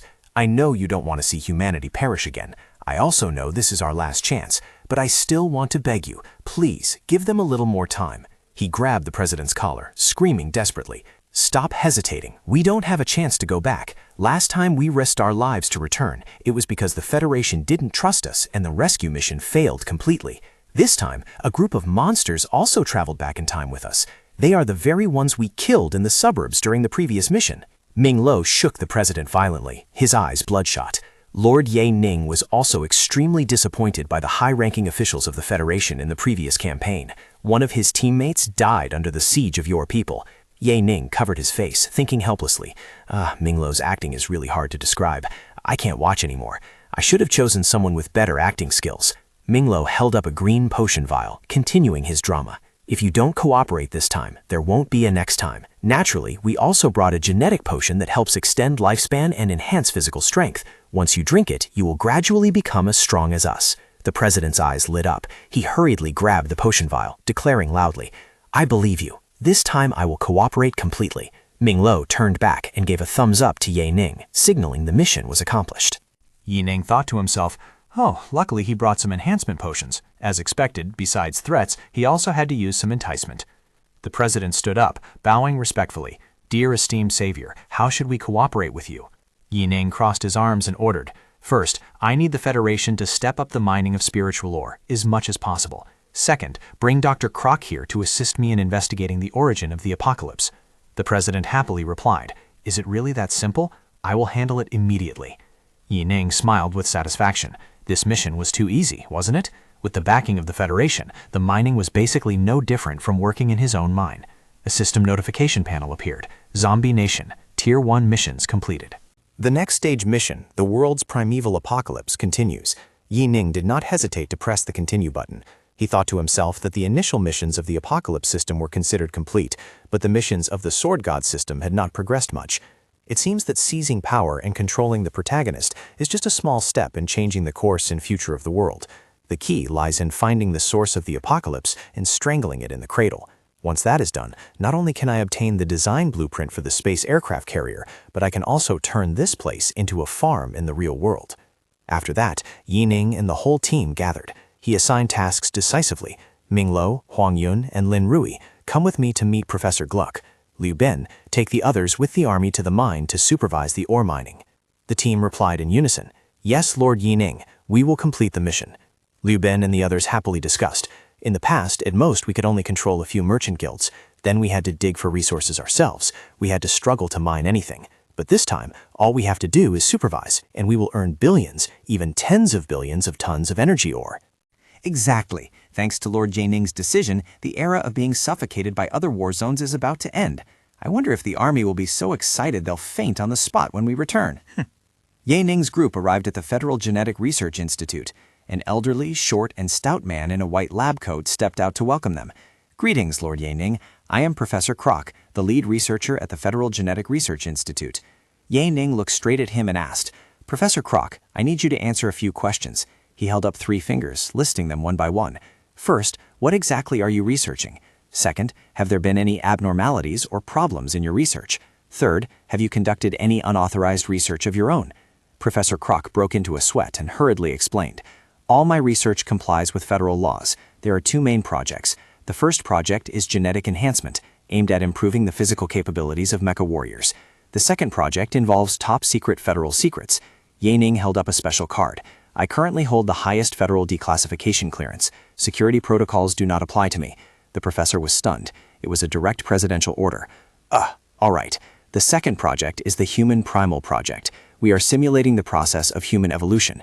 Jae-ning muttered to himself, Human Primal, the origin of the apocalypse? He turned to ask the professor, what exactly is the original project? How long has it been active? The professor explained anxiously, about 7 years.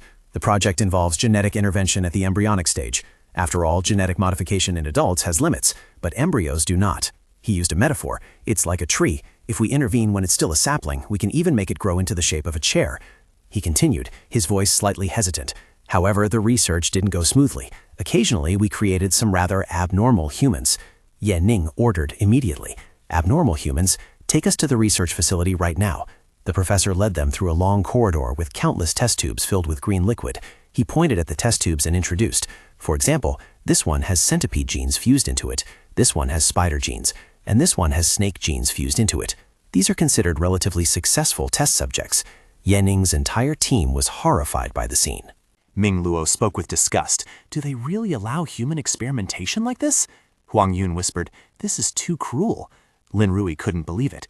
I never expected the Federation to actually permit this. The professor turned back with a sinister smile. All of this is to make humans stronger. Besides, these are just experiments on embryos, not real humans. Jae-ning looked straight into his eyes and asked, Croc, these are the successful test subjects, right? So where are the failures? The professor replied, the failed test subjects and mutant specimens are still inside, in the most restricted area. He led them to a giant metal door marked Area B. As the door opened, the team was stunned by what they saw inside. Within the restricted area were rows of larger tanks containing deformed, monstrous creatures floating in green liquid. Ming Luo covered his mouth, trying to suppress his nausea, and exclaimed in disgust, this is even more disgusting than the mutants. Jae-ning approached a tank, staring at the creature inside, asking coldly, what is this? The professor laughed proudly and introduced, "Oh, this is a specimen with the codenamed cocoon break. We were inspired by how caterpillars transform into butterflies," he explained passionately. "We wanted to see if we could create a test subject with a dual organ system. Have you ever observed a caterpillar? Before becoming a butterfly, it wraps itself in a cocoon and melts back into cellular fluid. And somehow, this fluid reorganizes itself into the organs and structures of a butterfly. Even though it's just a pool of liquid, somehow it knows which part should form the head and which part should form the body." A glint of madness flashed behind his thick glasses. Not only that, if you cut open the cocoon, after it hatches, it will turn into two halves of a butterfly. The top half will be the head, and the bottom half will be the body. If you cut it vertically, one side will only have half a head.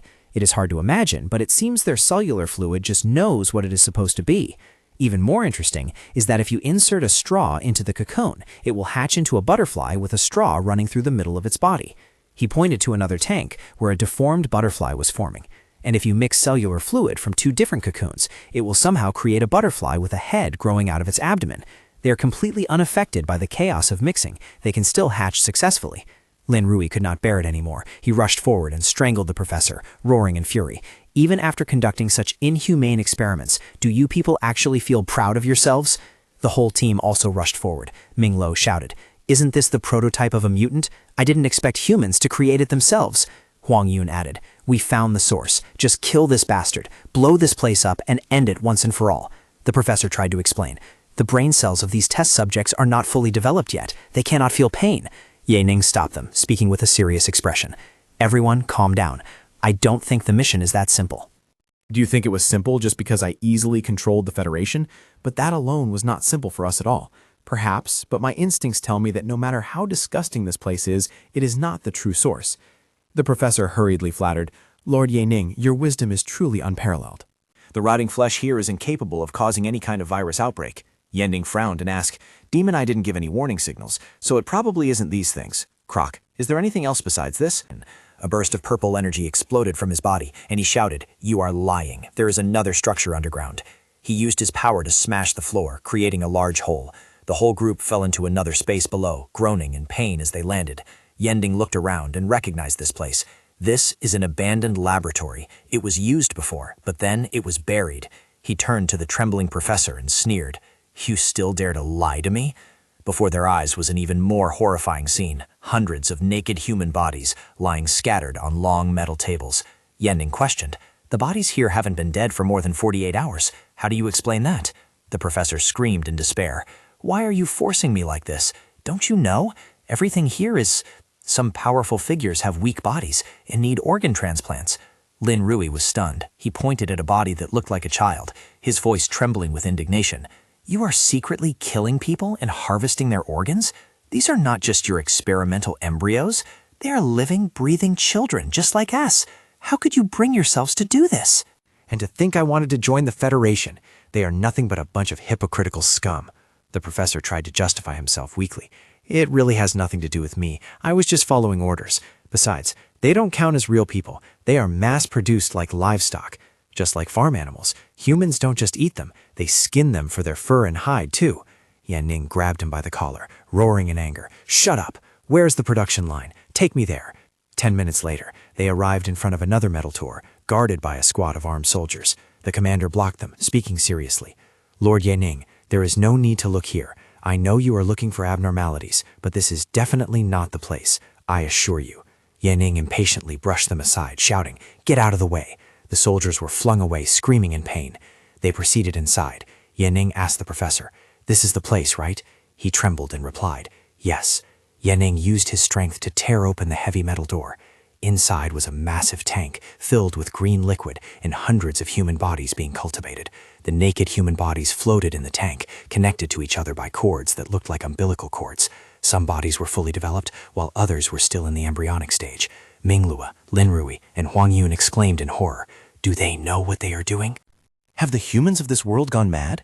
At this moment, a blue system notification panel appeared before Ye Ning's eyes. Virus infection source found. Virus infection source found. Found a large amount of virus infection sources. He looked into the tank, analyzing. The embryos here seemed to be mindless, but in reality they were constantly devouring their own kind in a cycle. In a sense, this was just another version of zombies. He turned to the professor, his eyes flashing with a menacing purple light. How long have you been doing this? How many materials have you produced? Where else is this happening? The professor trembled and replied, this production line has been operating for many years, producing millions of products to date. There's no other place, only this one. Lord Ye Ning, although this production line seems unethical, it is very useful. He continued to boast, many of our professors, experts, warriors, doctors, and even senators have been reborn through this technology. Ye Ning grabbed his collar again, growling an order. In 3 minutes, I want a list of everyone who has had organ replacements. If you can't do it, I will kill you and ask someone else to do it. The professor collapsed to the ground, stammering, I will handle this, yes. Ye Ning muttered calculations. Millions of materials converted in the beneficiaries. That must mean tens or even hundreds of millions of people. These people are spread across all sectors, even at the highest levels of the Federation. Each of them is an initial virus carrier. The professor, in a panic, muttered to himself, to get the list and kill the people on the list. Will those top officials believe it and then be willing to die? How is that possible? If we really want to solve this crisis, it seems the only way is to destroy this world. Minglo asked, Ye Ning, do you suspect this is the source? Ye Ning replied firmly, not just suspect, I am certain. Minglo asked further, what must we do next? Destroy this place immediately? Ye Ning shook his head. It was too late. Too many people had undergone organ replacements. Destroying this place now would only alert them. Lin Rui suggested enthusiastically, then let's convince or threaten the Federation to hand them all over for execution. But Ye Ning immediately objected. Convince them? That would be no different from asking them to commit suicide. Impossible. Threaten them? If they are already doomed, who cares about the threat of a nuclear bomb?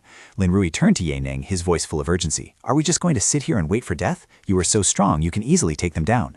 Ye Ning explained patiently, my time's limited. I cannot wipe them all out in a short time. If just one escapes, the disaster will still break out. And if I make a move, the military will definitely cut ties with me, and the social unrest will be no different from the apocalypse.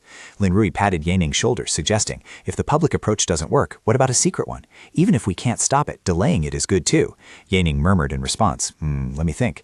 He looked out the window, his gaze distant. If we can delay the apocalypse, that would be considered a significant change in the timeline. As long as we can change the timeline, there is still hope to seize control and obtain the blueprint for the Sky aircraft carrier. Ye Ning turned back to look at Lin Rui, his eyes full of trust. Lin Rui, are you willing to become a savior in the shadows? Lin Rui excitedly replied, me? A savior in the shadows? Sounds cool. Ye Ning explained the plan. Exactly. On the surface, I will continue to cooperate with the authorities to maintain order, and you will act as a dark knight, saving this world. Lin Rui hesitated a bit. But I don't have superpowers like all of you. Ye Ning smiled, placing a glowing blue sword in his hand. Don't worry, I can awaken your potential early. He threw him a cutting-edge suit. Ye Ning injected a tube of enhancement serum into Lin Rui's neck, making him scream in pain. Arr! What is this? Ye Ning explained. This is a type of enhancement serum. It can boost your strength. Here, put on this suit as well. Lin Rui put on the suit, a stream of blue energy wrapping around this body. He exclaimed in amazement. This power, this suit, it feels even stronger than a combat machine. A notification panel appeared in front of him. Early activation of individual model detected. Does not match the apocalypse scenario. Correcting error. Lin Rui was bewildered. Huh? What is this?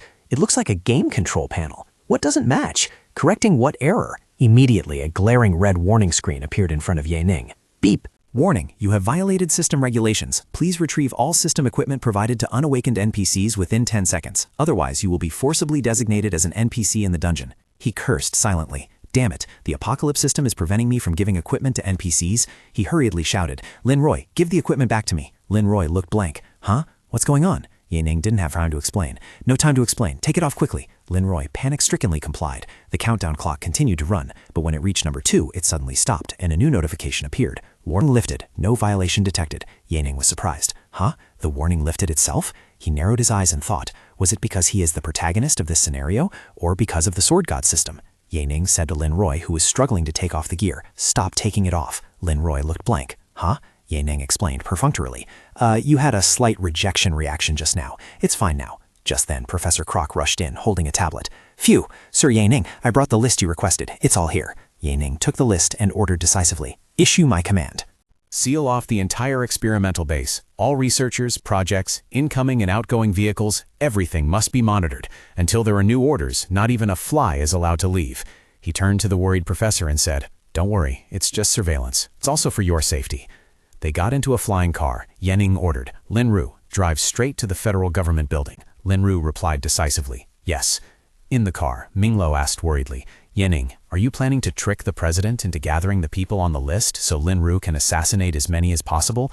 But relying only on Lin Ru for assassination, he is stronger than before, but Yanning interrupted. This time, Lin Ru is just supporting the act. The killing will mainly be done by us. Huang Wen was surprised. Huh? Us? Didn't you say before that we couldn't expose ourselves or conflict with the military? Yanning smiled mysteriously. Not right now, but what if we disguise ourselves as monsters? Think about it. Huang Wen exclaimed in delight. Oh, I get it! Killing two birds with one stone. Wonderful!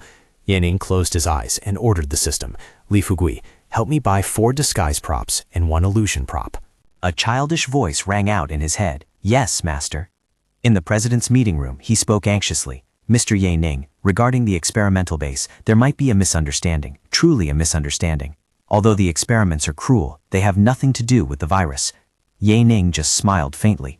That is good, that is good. He looked at the computer screen and said, Ben had a kidney replacement at the base 2 years ago. We cannot alert him or make him suspicious. He turned to the president, presenting a suitcase full of serum. But Mr. President, I have discovered that the constitution of modified humans can attract future monsters to attack. To prevent a tragedy, I hope you can convene a global conference and gather the important figures on this list. I have brought various types of serums from the future. They can not only solve this problem, but also enhance strength and extend longevity. The president was overjoyed. Really? I will arrange it as soon as possible. At the Federal Conference Square, a grand event was taking place. Security forces were tightened, and a commander ordered, Soldiers, pay attention to security. Half of the Federation's top officials are here. Political and business elites, including some public figures, will be attending. This conference must not have any issues. The president stood on the podium, introducing solemnly, Let us warmly welcome the future envoy, Yanning. Yanning, disguised with a pair of glasses, stepped onto the podium and said, Ladies and gentlemen, I believe you have reviewed the documents provided by the military. The apocalypse crisis is approaching. To protect your unique constitutions from future monster attacks, I have decided to distribute the serum. Suddenly, a massive purple-red spatial vortex opened in the sky above the square, and a giant, hideous snake monster emerged, letting out an earth-shattering roar. The president was terrified, stammering, Damn it, they have crossed over. We are too late. What do we do now? Yanning, in his disguised appearance, reassured him. Unfortunately, all my teammates are at the mines, but don't worry, Mr. President. I won't let them harm you. Huang Yun, disguised as a monster, rushed forward and shouted, Crushing curse! A stream of deep purple energy filled with skull spirits shot out from her hand. The people in the square were hit by the energy stream, screaming in agony as their bodies disintegrated. Ming Luo, also disguised as a monster, was not to be outdone. He unleashed a powerful spinning kick, 8-form footway. The kick created a net of red energy, slashing through everything within its range, sending people flying. Yanning, disguised as a monster, swung his sword and shouted, Elemental Wind Thunder Sword. A giant whirlwind of blue sword chi was created, sweeping through the guards. The security forces fired back weakly, Fire! Fire! But the whirlwind of sword chi easily engulfed both the people and their weapons. The giant snake monster sprayed a stream of blue energy, wiping out the rest of the defensive forces. The fake Yanning watched the scene with glowing eyes, clenching his fists in excitement. When will I ever possess destructive power at this level? The original Yanning patted Lin Ru on the shoulder and instructed, Lin Ru, because tonight's killing mission is very heavy, we will temporarily disguise ourselves as monsters to handle it. You disguise yourself as me and play along. When our time limit ends, everything will be handed over to you. For your convenience, sometimes you can disguise yourself as a monster and sometimes as me. In due time, you will surely destroy all the infected people. Lin Shi nodded firmly. Understood. I understand. The president asked anxiously, Sir Yanning, aren't you going to act? We are counting on you. Yanning, actually Lin Shi in disguise, patted his chest confidently. Don't worry, Mr. President. I will definitely protect you. A monster rushed over, screeching enviously. Lin Shi rushed out to block it, shouting, Die, monster! The monster dodged the attack and tried to flee. Lin Shi chased after it, shouting, You are the last one. He unleashed a powerful move, thinking to himself, I can unleash another ultimate move without costing God's wrath. This killing spree is almost complete. I will leave the final cleanup for you guys to kill each other, human realm Yama. A series of vengeful spirits flew out from his body, attacking the survivors. The president looked at the scene in horror, speechless. The final monster roared in anger. Bastard, I'll kill you. It flew into the sky, rushing towards the experimental base. saying, "I cannot destroy the experimental base, but a monster can." It spewed out a huge energy ball, destroying part of the base, then laughed savagely. With this lesson, I believe the humans here won't dare to easily restart organ replacement again. After all, the organ replacement here turns you into a target for future monster attacks. Ha ha ha ha. Yanin observed from a distance, thinking to himself, this attack will temporarily spare President Ben to control the situation. Once Lin Ri completely destroys the infected people, we will kill him later. By then, Lin Ri can also become a puppet ruler of this world, serving me. A system notification panel appeared. Current script progress has been altered. Original script protagonist Lin Shang, activity reduced by 49.1%. Original script villain Nemox, death postponed, activity reduced by 87.2%. Original infection rate 10.17%. Current infection rate 23.3%. Total progress altered 53.2%. Attempting to seize highest authority. Immediately after, a glaring red warning appeared. Error. Anomaly detected during system warning process. Unknown error detected. Warning. Seizing scenario authority. Warning. Initiating cleanup protocol immediately. Yi Ning sensed a powerful energy targeting him. He exclaimed in surprise. Huh? Is the apocalypse system getting angry? A huge blue light descended from the sky, engulfing him. He screamed in pain. Ah! Cleanup protocol initiated. His body was imprisoned in an energy net. He continued to scream in agony. A stream of black energy emerged from his body, shielding him from that massive light. He gasped. What is this? Yi Ning collapsed to the ground, groaning in pain, as a black and blue energy sphere hovered above his head. The energy sphere spun violently, sucking in and expelling jet-black energy streams. The sphere gradually stabilized, revealing ancient characters and complex lines of code running inside. A system notification panel appeared. Error. No anomaly detected. System self-check passed. Alarm canceled. Scenario settlement process starting. Yi Ning slowly stood up, still dazed. He wondered, was that black and gold light the Sword God system? Did it just clash with the annihilation protocol of the Apocalypse system? Recalling the previous warning, he thought to himself, it seems the previous incident was also due to the intervention of the Sword God system. I always thought the Sword God system was just a sneaky, clumsy cheating tool. I never expected it to be this powerful. He looked down at his body, seeing not a single wound, no injuries at all. That dark gold light appeared out of nowhere. Even the Apocalypse system couldn't handle it. This was crazy. The Apocalypse system controlled the life and death of all survivors, like a god. He suddenly got excited, calling out into the air, "Hey, big guy, since you're so amazing, why don't you just end the apocalypse right now? Hey, Sword God system, Sword Bro, Pro Sword." He tried more intimate names, Little Sword. He sighed in disappointment. Sighing, it completely ignored him. It seemed he would have to rely on himself. A settlement notification panel appeared. Settlement complete. Current scenario completion, 100%. Pre-training completion, 19.7%. Current evaluation, SSS-Rank. Reward, Spirit Ore, 10 tons. Contribution points reward, plus 110. All stats reward. Reputation reward. Equipment rewards, Blood Lion Claw, back. Roaring Helmet, head. Elemental Scepter, blue. Strategic Angel, blue. Skill rewards, Enhanced Learning B rank, scenario exclusive. Mechanical Synchronization Rate A rank, scenario exclusive. Received SSS rank exclusive license reward, Plot Jump 1. Plot Jump, upon entering the next scenario, you can forcibly enter any future plot line, cannot reverse.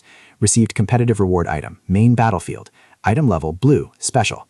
Item description. When used in the Zombie Nation scenario, all team members receive +3 to all attributes, recover status 35% faster, and are forcibly gathered. 2. When entering the scenario, you can enter early, ignoring power differences, with a maximum head start of 4 hours. 3. This item can be used in other scenario worlds, but retains special effects without attribute bonuses. Ye Ning examined the rewards. They were many, but they weren't very useful to him right now. However, the blue equipment and skills could be given to Lin Ru to help him progress, and the main battlefield item could be given to Ming Lo to help him lead the team next time. The notification panel for the main battlefield item flashed continuously. Another notification appeared with a flashy effect. The Zombie Nation scenario license had been successfully collected. Ye Ning was annoyed. Is it flashing like this to show off? Do you have to be so arrogant? The ring on his hand flashed with a blue light. The entire 10 tons of spirit ore that the Apocalypse system had just rewarded him with were sucked clean by the ring. He was surprised, huh? The ores rewarded by the Apocalypse system have all been wiped out? A new notification from the Sword God system appeared. Mission accomplished. All S-rank strategic weapons, Sky aircraft carrier blueprints have been sent. Please check your inventory. Countless blueprints and high-tech documents flew out from thin air. He looked at the massive pile of documents inside. For to the military, it might cause unnecessary infighting and trouble. It's safer to find people I was familiar with in my past life. Huang Ji, Chan Sanyang, Zhou Tian. A final system notification appeared. Beep, beep, beep, detecting that the scenario process has ended. This scenario has no experimental value. System detachment detection in progress. He was surprised, huh? System detachment? Detaching what? What does that mean? Scenario permissions have changed. Current scenario owner, Ye Ning. Current permission level, highest. Permission functions. 1. Active activation. You can activate the scenario at any time, unlimited number of times. 2. Issue missions. You can issue missions of any level, customizing mission content and rewards. Reward items are self-supplied. 3. Time acceleration. Within the scenario, you can control the timeline at will. Time flow range 10x. 4. Create NPC. Consume NPC materials. You can customize any type of NPC and create them. 5. Weather control. 6. He couldn't believe his eyes. Damn it, is the Apocalypse system handing over control to him? So seizing the scenario license means he has gained control over the entire scenario. Hundreds of licenses. From now on, this is his world. I am the god here. As long as there is enough energy, I can create 1 million warriors in the blink of an eye. He examined it more closely. Wait, these licenses don't seem to include zombies. Does that mean zombies weren't part of the original scenario? He smiled confidently. Anyway, it doesn't matter. With these permissions, it's more than enough. When other factions enter here in the future, I will definitely make them regret it. He looked outside. Once Ming Lo and the others finished loading the ore, and he had instructed Lin Rui, it would be time to leave. The East Sea monster tide. I wonder how the migration plan outside is going. At the meeting room of the border military base, a tense meeting was taking place. A man objected. Increase Ye Ning's compensation standards? I do not agree. Chairman of the Border Peacekeeping Committee Lu Tianming, a peak Tier 3, spoke loudly. Everyone, are we really holding a meeting today just to discuss a dead person? There are many important issues to discuss. Is compensation for Ye Ning's family really worth putting on the agenda? Another man objected. Chairman Lu, be careful with your words. What do you mean by discussing a dead person? Special Task Force Commander Chang Yuan, a high Tier 3, explained. We are discussing how the military should properly handle Ye Ning's potential death so as not to discourage our soldiers, not assuming he is already dead. Chairman Lu sneered. Commander Chang, don't deceive yourself anymore. It's been half a month outside. Even if time flows slower inside, it's been a few days. 6 against 1. Even a high Tier 3 would die. There's no way Ye Ning and the others could have survived. He continued to criticize. How many times has your special task force failed? In my opinion, we should give up fighting in the scenarios. We should compete for resources in the real world. That way we won't lose too many people. Commander Chang gritted his teeth. That is because the difficulty was too high. Our intelligence team made a huge mistake. This is not Ye Ning's fault. Chairman Lu spoke condescendingly. Commander Chang, don't be so agitated. I'm just saying that since survival is impossible, instead of wasting resources on compensation for Ye Ning's family, we should save those resources for people who can actually contribute. He added, with a faint black shadow with glowing red eyes behind him. Besides, I remember Ye Ning is the first sequence, right? Now that he is dead, that position should belong to Wang Kai, right? The resources that Ye Ning took should also be returned to the military for redistribution.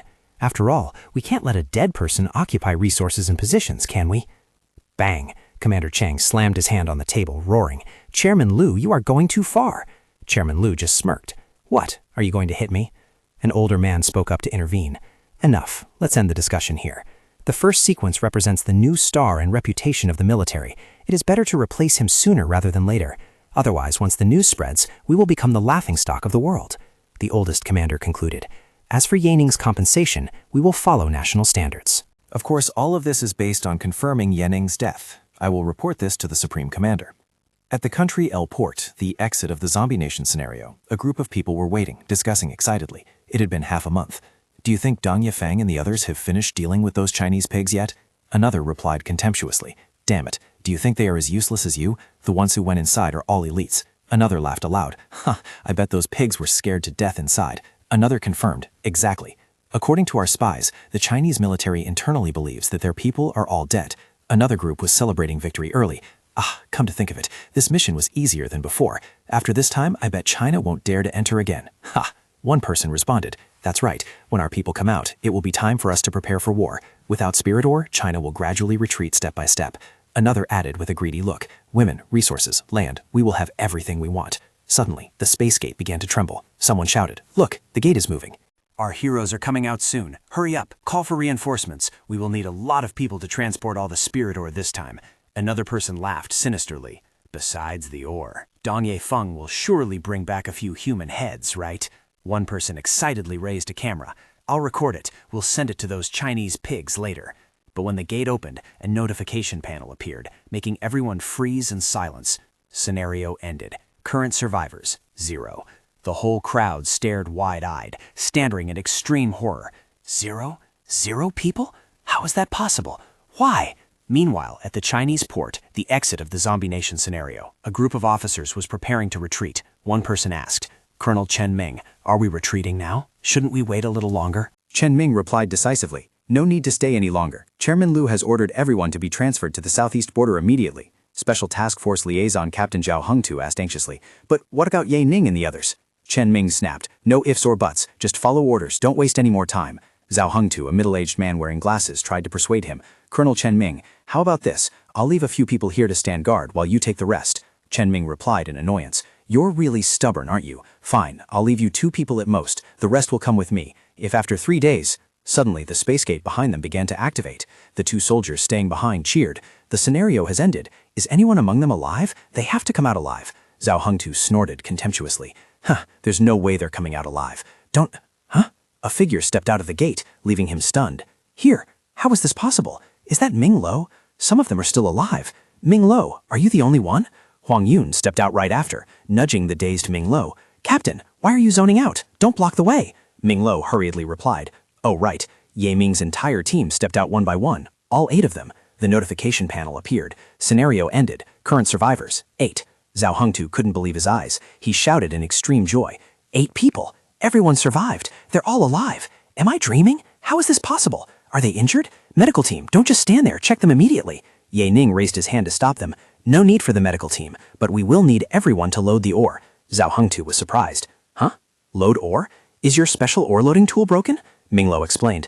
Not exactly. We just don't have enough people. Call everyone over to help.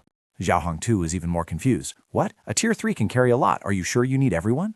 Ye Ning didn't say anything. He just snapped his fingers. A giant mountain of spiritual ore, full of colors, appeared before everyone's eyes, making their jaws drop in amazement. Zhao Hengtu and the remaining soldiers could only stammer. I've never seen so much ore in my entire life. Did they rob a mine? No, they must have robbed dozens of mines. Zhao Hengtu ran over, asking urgently, Ye Ning, didn't you clash with factions J and H? Was our intelligence wrong? Did they not cooperate? How did you survive? Ye Ning just smirked. What, you think we survived just by luck? Ming Lo stepped forward and said to Chen Ming, Colonel Chen Ming, I have met you before. You are Chairman Liu's man, aren't you? Let me tell you, we not only brought back a massive amount of resources, but Ye Ning also led us to wipe out everyone from the other factions. Hearing this, Chen Ning's face turned pale and he thought in panic. What did you say? Damn it. Yesterday, Chairman Liu already seized all the resources from Ye Ning's house. He continued, muttering in panic. The replacement report for the first sequence has also been submitted. Ye Ning is not only alive, but he has also achieved a great merit. If Ye Ning finds out about all this, no, I need to find a way to notify Chairman Liu immediately. Ye Ning looked straight at him, his gaze sharp as a knife. Colonel Chen, your reaction, why is it so different from everyone else's? Do you want us to die in there? Chen Ming was startled, hurriedly waved his hand, smiling awkwardly. How could that be possible? Ye Ning, you were overthinking it, he thought to himself.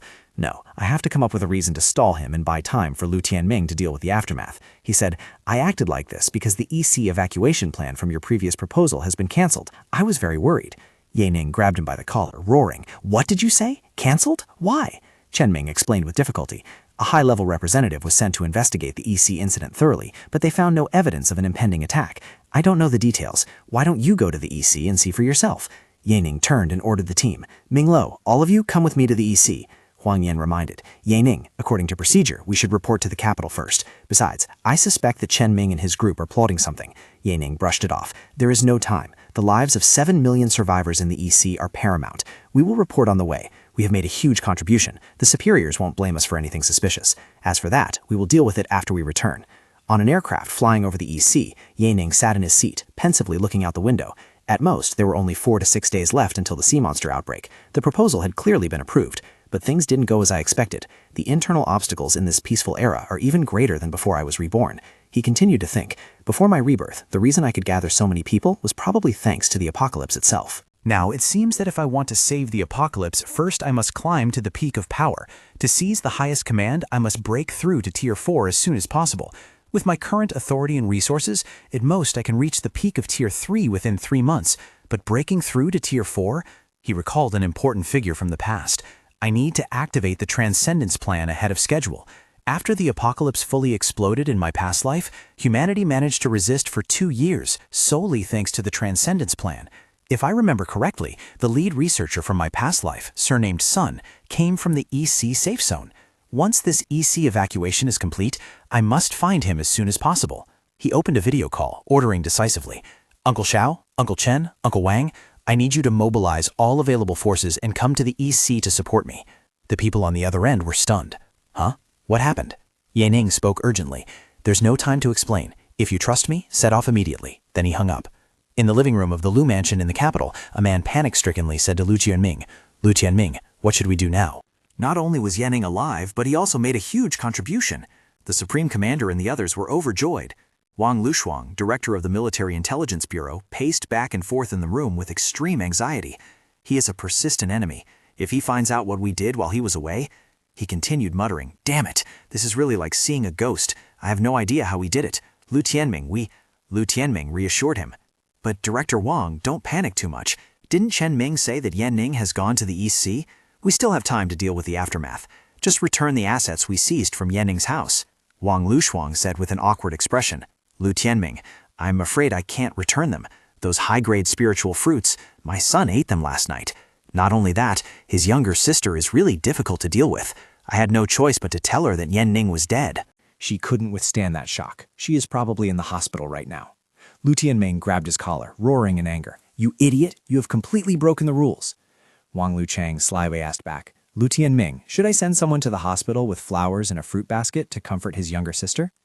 Lu Tianming pushed him away, ordering, Besides that, we need to prepare some scapegoats first. If Yanning wants to investigate, we just say that temporary workers did it.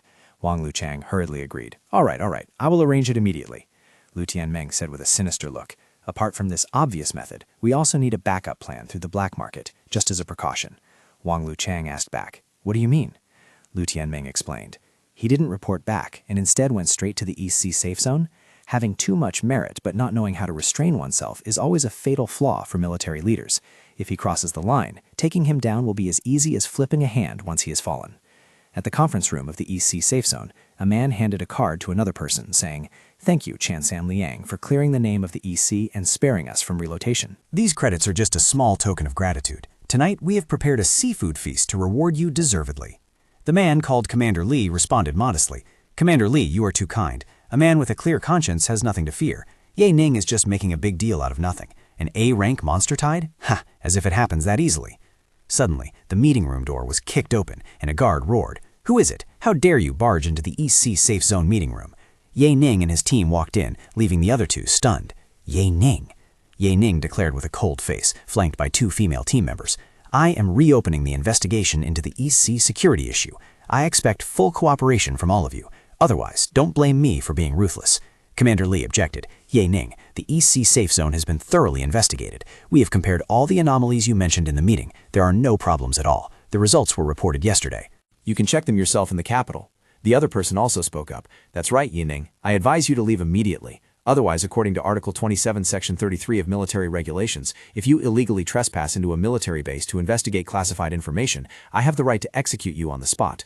With just one order from me, hundreds of awakened soldiers will. Yining raised his privilege card, interrupting him. I have an A-rank license. Minglo, take your men to search. I want to see all the records within half an hour. Focus on aquatic areas and military deployment records. Minglo responded decisively, yes. Half an hour later, the whole team gathered in front of a screen wall. Yining concentrated deeply, a stream of purple energy enveloping him, fully focusing his spirit, multitasking at the peak. The other two sneered. Putting on an act, trying to guide experts as an outsider. Do you even understand those data reports? If we couldn't find any abnormalities, how could you? Is this how an A-rank license is used? I will definitely report this to the capital. The military must revoke his license. Yining pointed out the anomalies. Sea Area C07 had a small earthquake a month ago, and you concluded it was normal geological activity without considering the migration of beasts. On the 1st of this month, the temperature at the tidal power station rose by 3.9 degrees, and you people dismissed it as an equipment malfunction? Commander Li retorted, The issues you raised might exist, but if they can be explained through ordinary theories, then there's no need to escalate them into a monster tide crisis. Small earthquakes happen every year. If we panic over every little thing, the EC safe zone wouldn't need to exist anymore. Yining, let me make it clear to you why this isn't a monster tide. A few days ago, I personally led a team of 30 Tier 3 warriors to search over 300 nautical miles offshore, and we found no traces of any sea monster gatherings. Ye Ning pointed at the screen. No traces of sea monsters? Then explain the battle that broke out in the near-sea area 4 days ago. Surveillance equipment detected a Tier 3 battle, and the time and location of the battle match another military deployment record. The record states that 4 days ago at 3 a.m., 7 Tier 3 warriors were sent on a routine patrol, but only 4 returned. So where are the 3 missing people? Did they die during routine patrols? The other 2 broke out in a cold sweat, thinking to themselves, "Damn it, he actually noticed that unclear deployment record. Stay calm." This involves top-secret national security. We cannot reveal anything. Ye Ning pointed to a spot on the map. At these coordinates, I saw a laboratory. What are you doing there? He stood up, his eyes sharp as daggers. Will you take me there, or shall I go myself? Commander Lee roared. You don't have a permit. That is an A+ rank secret location. Even an A rank license isn't enough. Ye Ning swung his sword, easily knocking down 2 soldiers trying to block his path. So the real problem is there, isn't it? Everyone, stand down, Commander Lee shouted, blocking Ye Ning. But don't kill him. Ye Ning turned to order his team. 009, Ming Lo, clear the path for us. The whole team rushed into battle, easily taking down the blocking soldiers. Other soldiers panicked. Stop them, we must stop them. One reported, Commander, we can't stop them unless we use lethal force. 10 minutes later, Ye Ning, Ming Lo, and 009 stood before a large door labeled Entrance to Underwater Research Facility. 009 affirmed this was definitely the place. A female commander stepped out to block them, her voice full of warning. Ye Ning, I'm warning you for the last time. This has nothing to do with sea monsters. Even I don't have unrestricted access here. If you force your way in, you will face the consequences. If you end up in a military court, don't say I didn't warn you. Ye Ning ignored her, ordering decisively. 009, break it open for me. 009 did not hesitate to obey. She rushed forward and punched the door, shattering it. Inside, a scientist was standing in front of the giant machine. He turned around upon hearing the noise. He roared in anger. Which bastard dares to break into my research facility? Ye Ning stepped in, ordering, I need to know everything happening here within 1 minute. The scientist, Yuan Shao, replied arrogantly. Who do you think you are? Let me tell you, this project was personally approved by the old commander 14 years ago. Even if Li Shuanggo, the supreme commander, came here personally, he would have to treat us with respect. Ye Ning impatiently ordered, 009, take him down. I want full control of this place in 1 minute. 009 rushed forward, easily knocking Yuan Shao down. Yuan Shao lay sprawled on the floor, screaming in anger and helplessness. Madmen, you are all madmen. You're finished. Little bastard, I will report this to the military. Just you wait. Ye Ning coldly ordered, 009, shut him up. 009 responded decisively, yes. She used a shoe to gag Yuan Shao's mouth. Ye Ning looked into a nearby tank, where a human was being fused with an octopus. He muttered, sea monster modification, gene extraction, biological fusion, embryo selection. Are you fusing sea monster DNA with infant embryos? Yuan Sha tried to scream through the shoe. So what? If we can integrate the power of sea monsters, we can create stronger awakened warriors. We aren't using survivors for experiments. All of this is legal. Ye Ning gritted his teeth, a chillingly familiar feeling washing over him. Familiar events, familiar words.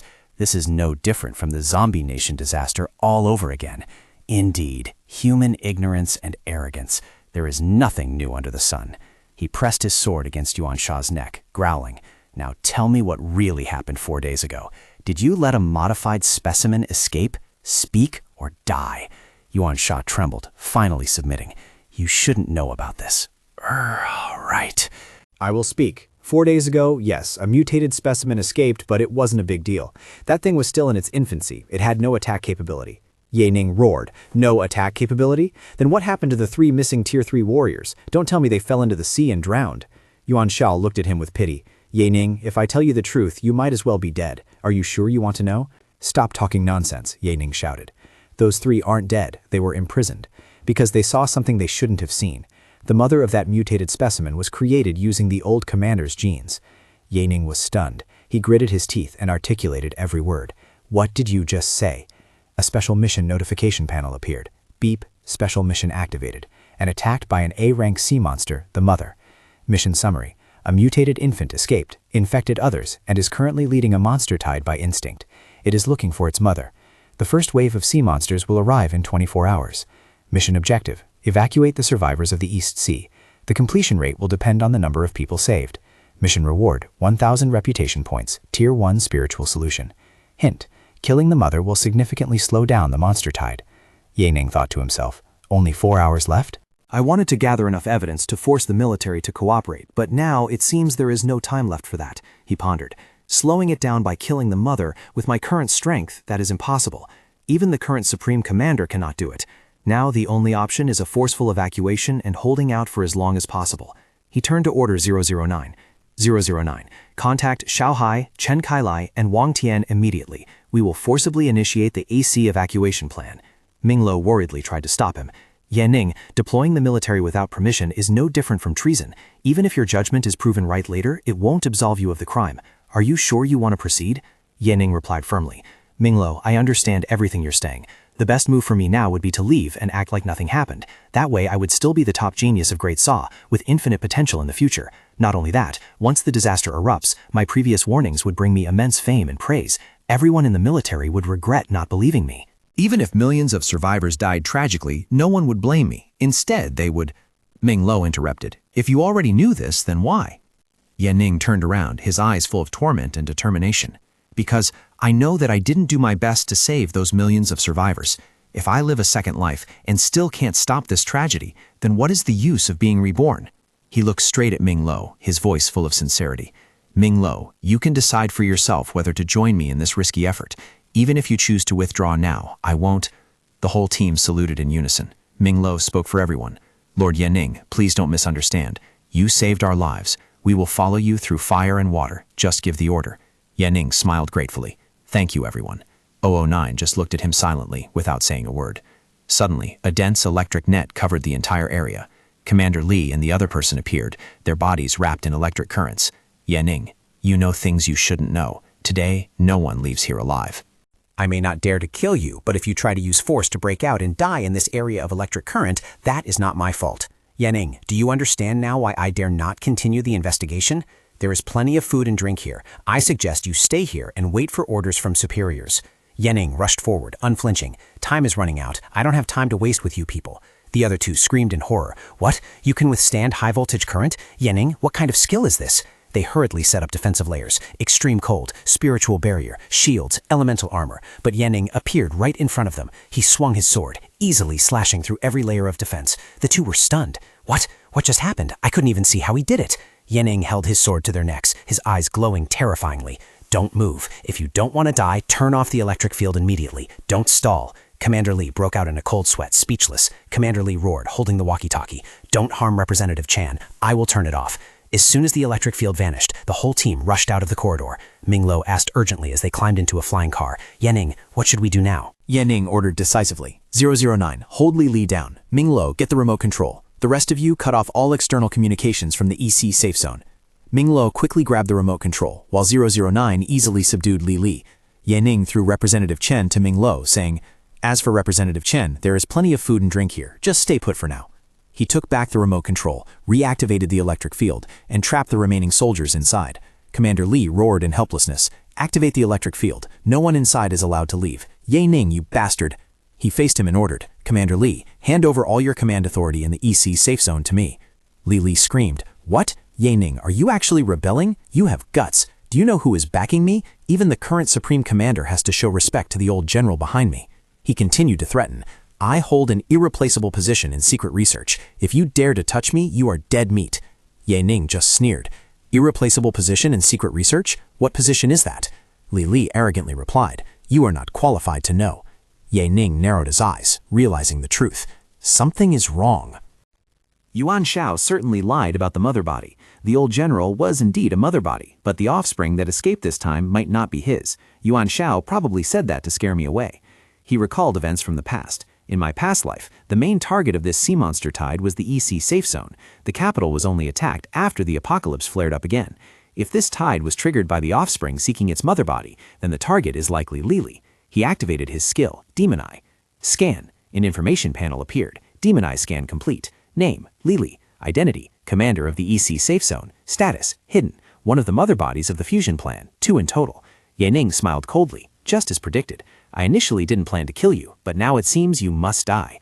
009 appeared behind Li and finished him off instantly. A system notification appeared. Ding. A-rank sea monster attack event progression. EC safe zone. Mother body destroyed. Sea monster tide delayed by 3 hours. Note, the first wave of sea monsters will arrive in Giesing in 6 hours and 51 minutes. Evacuate the EC survivors immediately, Yanning thought to himself. Although it was only delayed by 3 hours, it was still better than nothing. At least more survivors could be evacuated. He ordered the team. Minglo, we will split up. You go to the outskirts of the safe zone and join up with Chen Kailai and Xiaohai. Lead them into the city and handle the evacuation in an orderly manner. If you encounter any difficulties, contact me via the system video. Roger. In the remote wilderness of the EC safe zone, 3 men were standing with a large army. One asked, Commander Chen, Commander Xiao, why did Ye Nin call us here? I have a bad feeling about this. The other replied, I'm not sure. I just hope it doesn't take too much time. We can only be here under cover. If we linger, the superiors will notice. The third person said, you'd better be mentally prepared. If it were a small matter, there wouldn't be such a large mobilization. But even if it is a big issue, it shouldn't be a problem. After all, Ye Ning just made a huge contribution. A military helicopter flew towards them. Is that a military helicopter heading towards us? Is that Ye Ning? Minglo stepped out, conveying the order. Lord Ye Ning has ordered us to immediately lead the troops into the EC, evacuate all survivors. He will take over the EC in an hour to support the evacuation. The 3 were stunned. What? They roared in disbelief. Lead troops into the city? Taking over the East Sea and evacuating, isn't this treason? Is this a military order or Ye Ning's personal decision? Minglo explained, there is no military order. This is Lord Ye Ning's A-wake disaster that is about to erupt in the East Sea. We are responsible for evacuating the survivors. The risk is truly great, but I believe in Lord Ye Ning's judgment. Time is running out. Please decide quickly. The 3 men pondered. Whether we succeed or fail, we won't have a good ending. Ye Ning had a bright future ahead of him. Why would he do this? One person spoke up. Xiaohai, you are right. Who here has a brighter future than Ye Ning? If he is willing to give up his future and accept this risk, how can we hesitate? Since we have chosen to follow him, we must share the burden. Indeed, since ancient times, true men have sacrificed themselves for righteousness. At the East Sea safe zone, Ye Ning asked 009. 009, look, does this place feel a bit like the world before the apocalypse? 009 replied, I have never seen the world before the apocalypse, but it sounds wonderful. Ye Ning looked down at the bustling city below, his voice full of regret. People think that life is getting better, and the apocalypse is nothing more than a distant legend. But sadly, all of this will soon be destroyed. Suddenly, a storm arose and thunder rumbled. A warning echoed throughout the city. Warning, an A-rank sea monster tide is approaching. All survivors in the East Sea safe zone evacuate immediately with the assistance of the military. Warning, all survivors evacuate right now.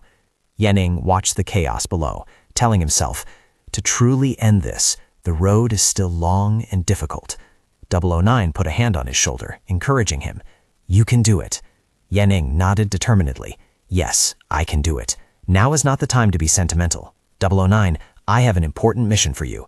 Search every research institute in the East Sea safe zone and find a researcher named Sun Li Cheng. He shouted to 009, bring him to me safely. He is the key to the future of humanity. 009 did not hesitate at all, responding decisively. Yes. 4 hours later, at the meeting room of the capital military region, an emergency meeting was taking place. Someone slammed the table and roared, he is rebelling, this is outrageous. The Supreme Commander sat at the head of the table, his face full of disappointment. I was just thinking about how to reward Ye Ning when he returned, and now he has caused such a mess. Lu Tanming stood up to report. Supreme Commander, I only discovered that the East Sea safe zone had lost contact after checking via satellite.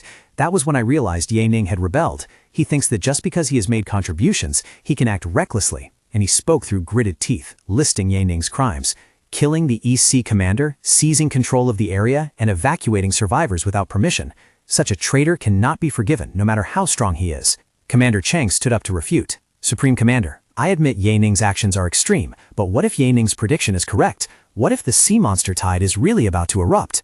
Satellite surveillance showed that besides evacuating, Ye Ning was also mobilizing the army to the defense line. He truly believed the sea monster tide was coming. Lu Tianming sneered.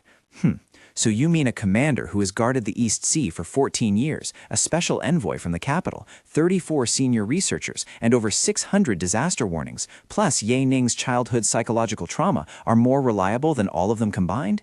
Even if he discovered something unusual, why didn't he report it to the military? He continued his attack. According to psychological experts, Ye Ning has fallen into a state of paranoia and lost the ability to think rationally. To minimize losses, I suggest leading troops to stop Ye Ning immediately. If necessary, execute the beheading plan. Commander Cheng roared in objection. This is too extreme. An older man spoke up to intervene. Let's pause the beheading plan for now. First, stop Ye Ning. The Supreme Commander made the final decision. If possible, capture him alive and decide his fate later. Lu Tianming smiled sinisterly. Understood, Supreme Commander. On the way, Lu Tianming thought maliciously. Ye Ning, I was worried you would come back to settle the score with me. Who knew you were stupid enough to walk straight into hell? Capture him alive? Accidents happen in battle. A stray bullet would be quite normal. At the coastal defense wall of the East Sea safe zone, 29 minutes remained until the sea monster attack. Uncle Wang asked Ye Ning anxiously, Ye Ning, are the sea monsters who mentioned really coming? Time is running out, but apart from the rain, there are no signs of them on the sea surface. Ye Ning replied firmly, they will come. Their speed is extremely fast, and they will explode in the blink of an eye. Uncle Xiao said, Ye Ning, if they really appear, our ending might be a little better. But if not, he sighed, even if I'm right, the result will only be slightly better. That is truly disappointing. Uncle Chen comforted, it has been like this since ancient times. We don't need to think too much about it. As long as we act with a clear conscience, when the sea monsters arrive, we will hold our position here. Or, Ye Ning explained, the scale of this attack is very large. The forces we have deployed will not be enough to stop them. As long as we can buy enough time for all the survivors to evacuate, that is already a blessing. Uncle Chen asked further, then what about the EC safe zone? Ye Ning looked towards the city, his eyes full of determination. The EC safe zone must be abandoned. Uncle Chen screamed in protest. What? The EC took more than 10 years to build into what it is today. The higher-ups will never agree to this, Ye Ning explained. That is exactly why we are not reporting or asking for their permission. If we cling to sunk costs, we will suffer even greater losses. The three men looked out at the sea, silent before the thousands waiting to be evacuated. A helicopter flew in, 009, dropping a man in a lab coat. She reported, Sir Ye Ning, I have brought the person you requested. The man screamed in fear. Ah, save me! Ye Ning smiled. Excellent. 009 landed gently. She explained, when we found him, he was being chased through the streets by some low-level awakeners. They were trying to rob the black box he was holding. Sir, my name is Sun Li Cheng. I am just a temporary gatekeeper at the Research Institute. Please don't kill me. This thing isn't mine. I didn't steal it. Ye Ning laughed loudly. A gatekeeper? Ha! No wonder I couldn't find you on the list earlier. Don't worry, how could I bear to kill you? He smiled, thinking, finding Sun Li Cheng is as valuable as saving all the survivors in the EC. This seemingly timid man would play a role equivalent to a divine artifact after the Great Catastrophe. He recalled that in his past life, this man had developed spiritual energy purification technology, helping extract pure spiritual energy from spiritual ore for human use. Even ordinary awakeners could become strong after absorbing it. This was the Transcendence Project of the Apocalypse. In this life, with the minds of the zombie nation, there was an endless supply of spiritual energy ore. He looked at Sun Li Cheng with satisfaction. I can support him to develop as fast as possible and help me advance to Tier 4. He ordered 009. 009, arrange a dedicated helicopter to take him to Uncle Fong and ensure his safety until I return. 009 replied, yes, I will send someone to protect him. Sun Li Cheng hesitantly asked, Sir, when you say protect, do you really mean protect in the way I understand it? 009 grabbed him and said, let's go, Mr. Sun. I will escort you to the plane. They will take you to a safe place. Sun Li Cheng screamed as he was dragged away. Ah, save me. 009 turned back to report.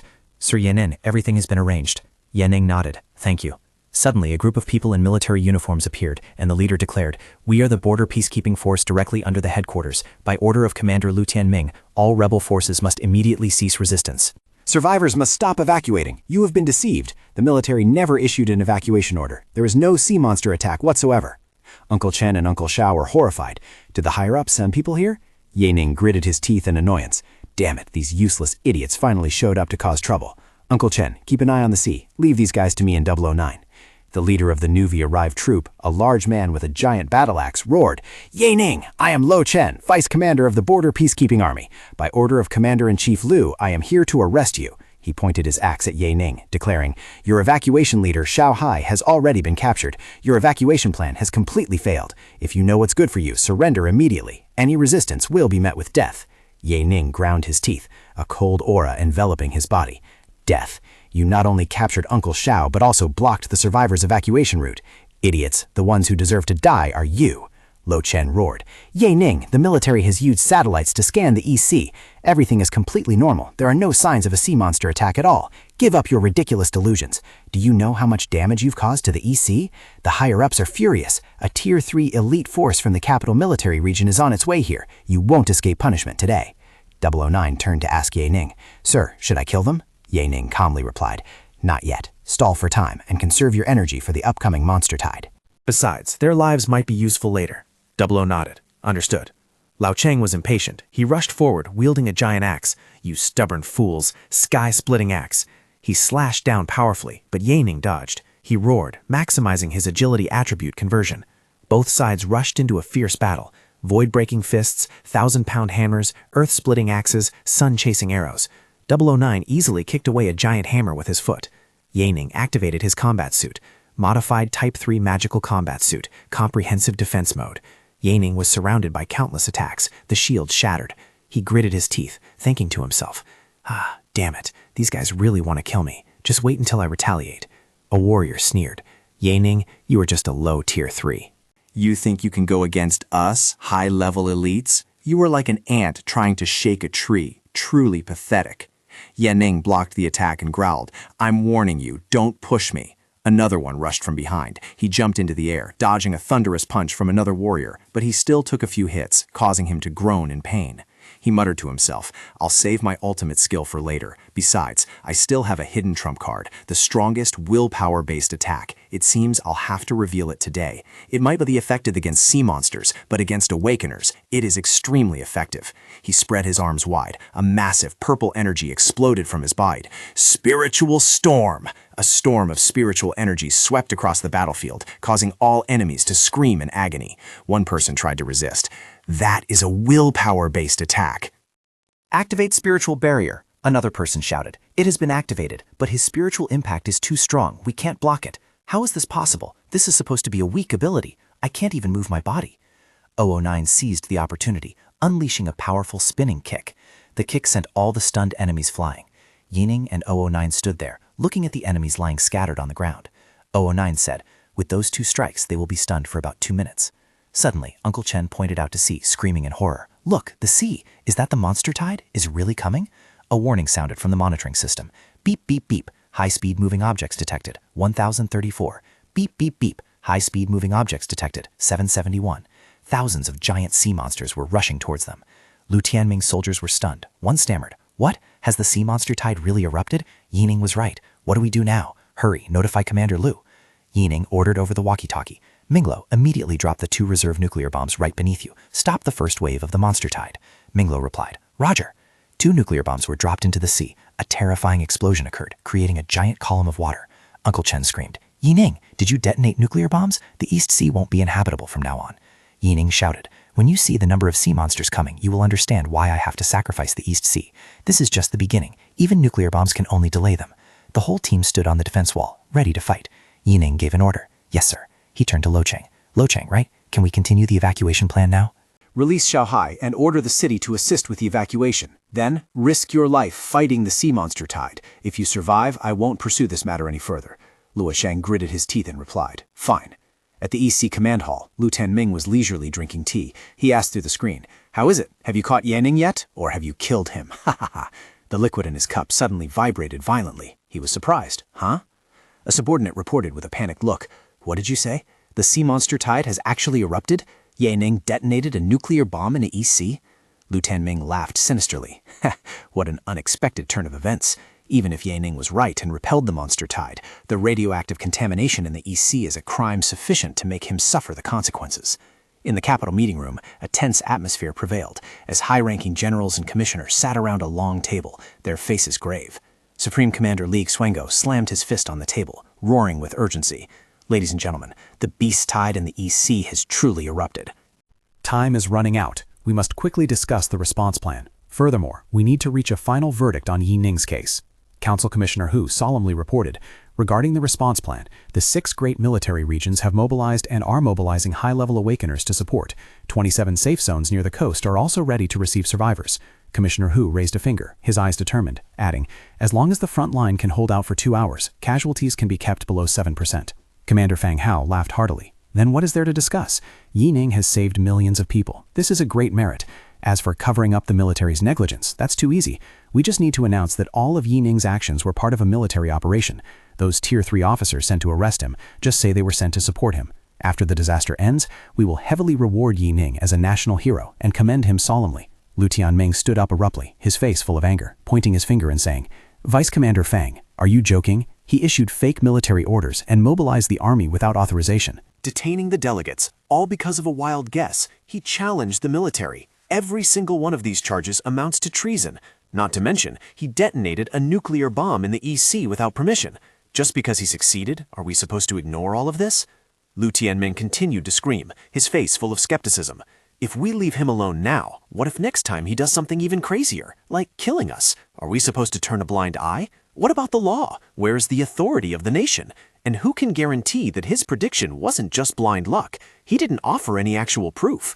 A young officer with green hair smirked and spoke up in support. I support Lu Tianming's opinion. Merit cannot cancel out crimes, otherwise chaos will ensue. I propose we stick to the original plan, detain Ye Ning, and publicly declare that the military found issues with him. His actions had nothing to do with saving the EC.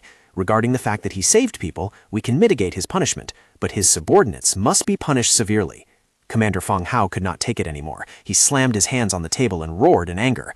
Shut your damn mouths. Are you all speaking nonsense? The front line is fighting for their lives, and you people only think about making arrests. What, is saving people a crime now? Is issuing a warning a crime too? He leaned forward defiantly, pointing at his opponent. If he hadn't dropped that nuclear bomb, would you people have gone down to the sea to fish those monsters up yourselves? As for the radioactive contamination, it can be dealt with over time. The EC commander and the military delegates kept insisting that there was no problem. And what happened? Aren't they the ones who deserve to die the most? He pointed straight at Lu Tianming's face, who was stuttering with rage. Since ancient times, a general out in the field may not follow every order. Don't you even understand this principle?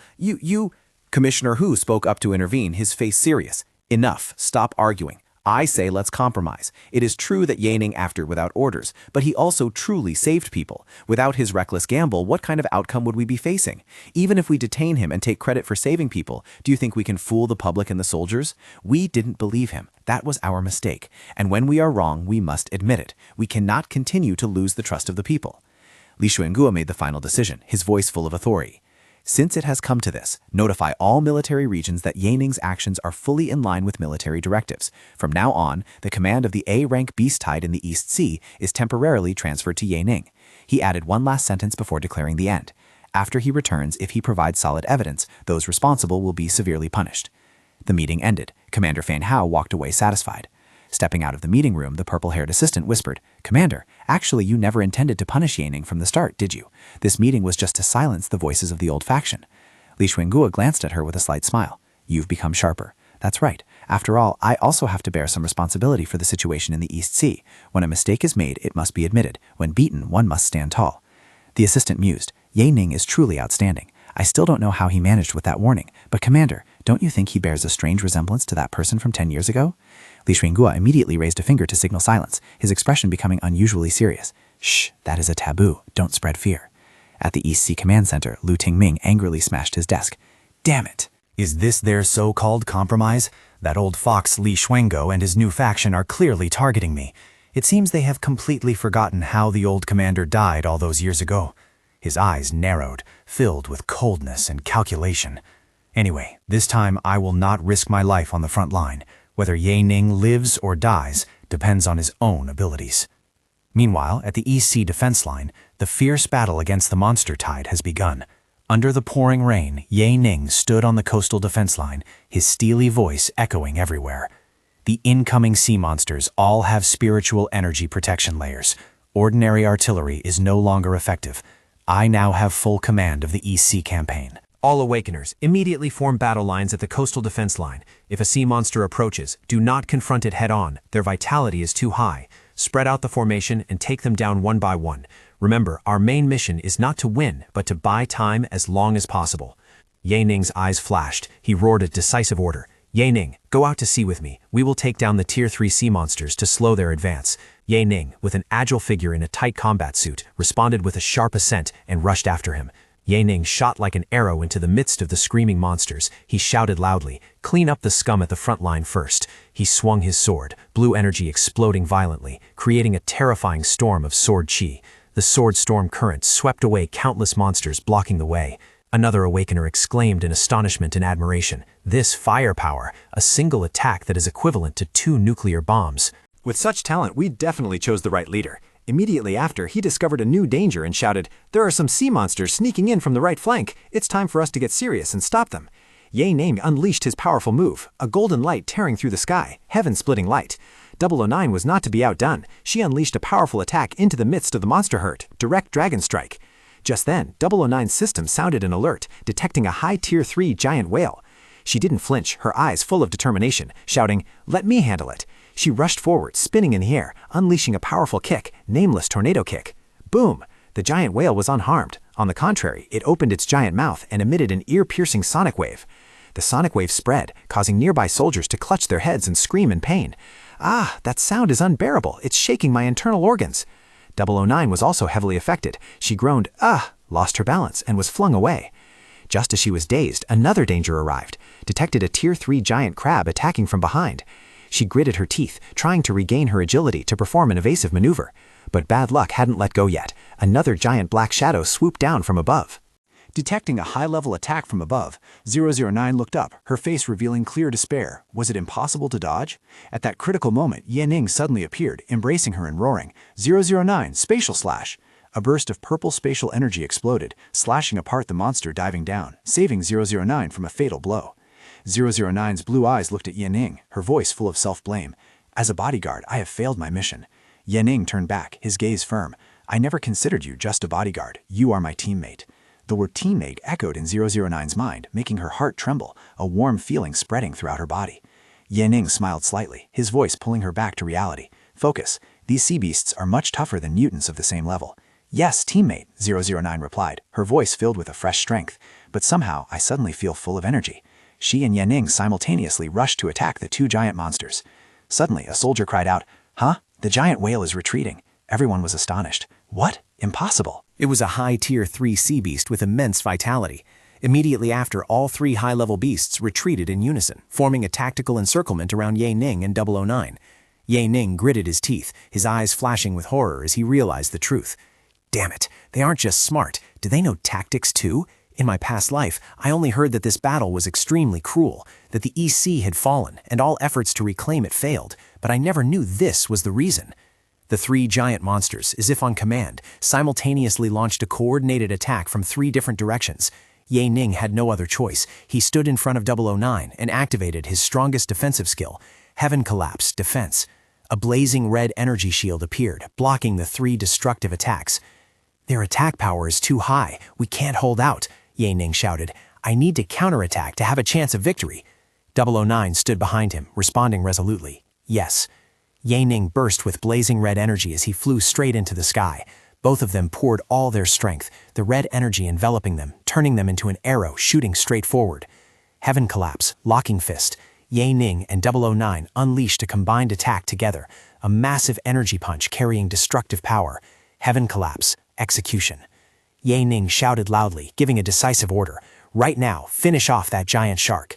009, filled with energy after his encouragement, responded enthusiastically. "Roger, teammate." She dove down like a flaming meteor, landing a critical hit on the giant shark's head, creating a terrifying explosion on the sea surface.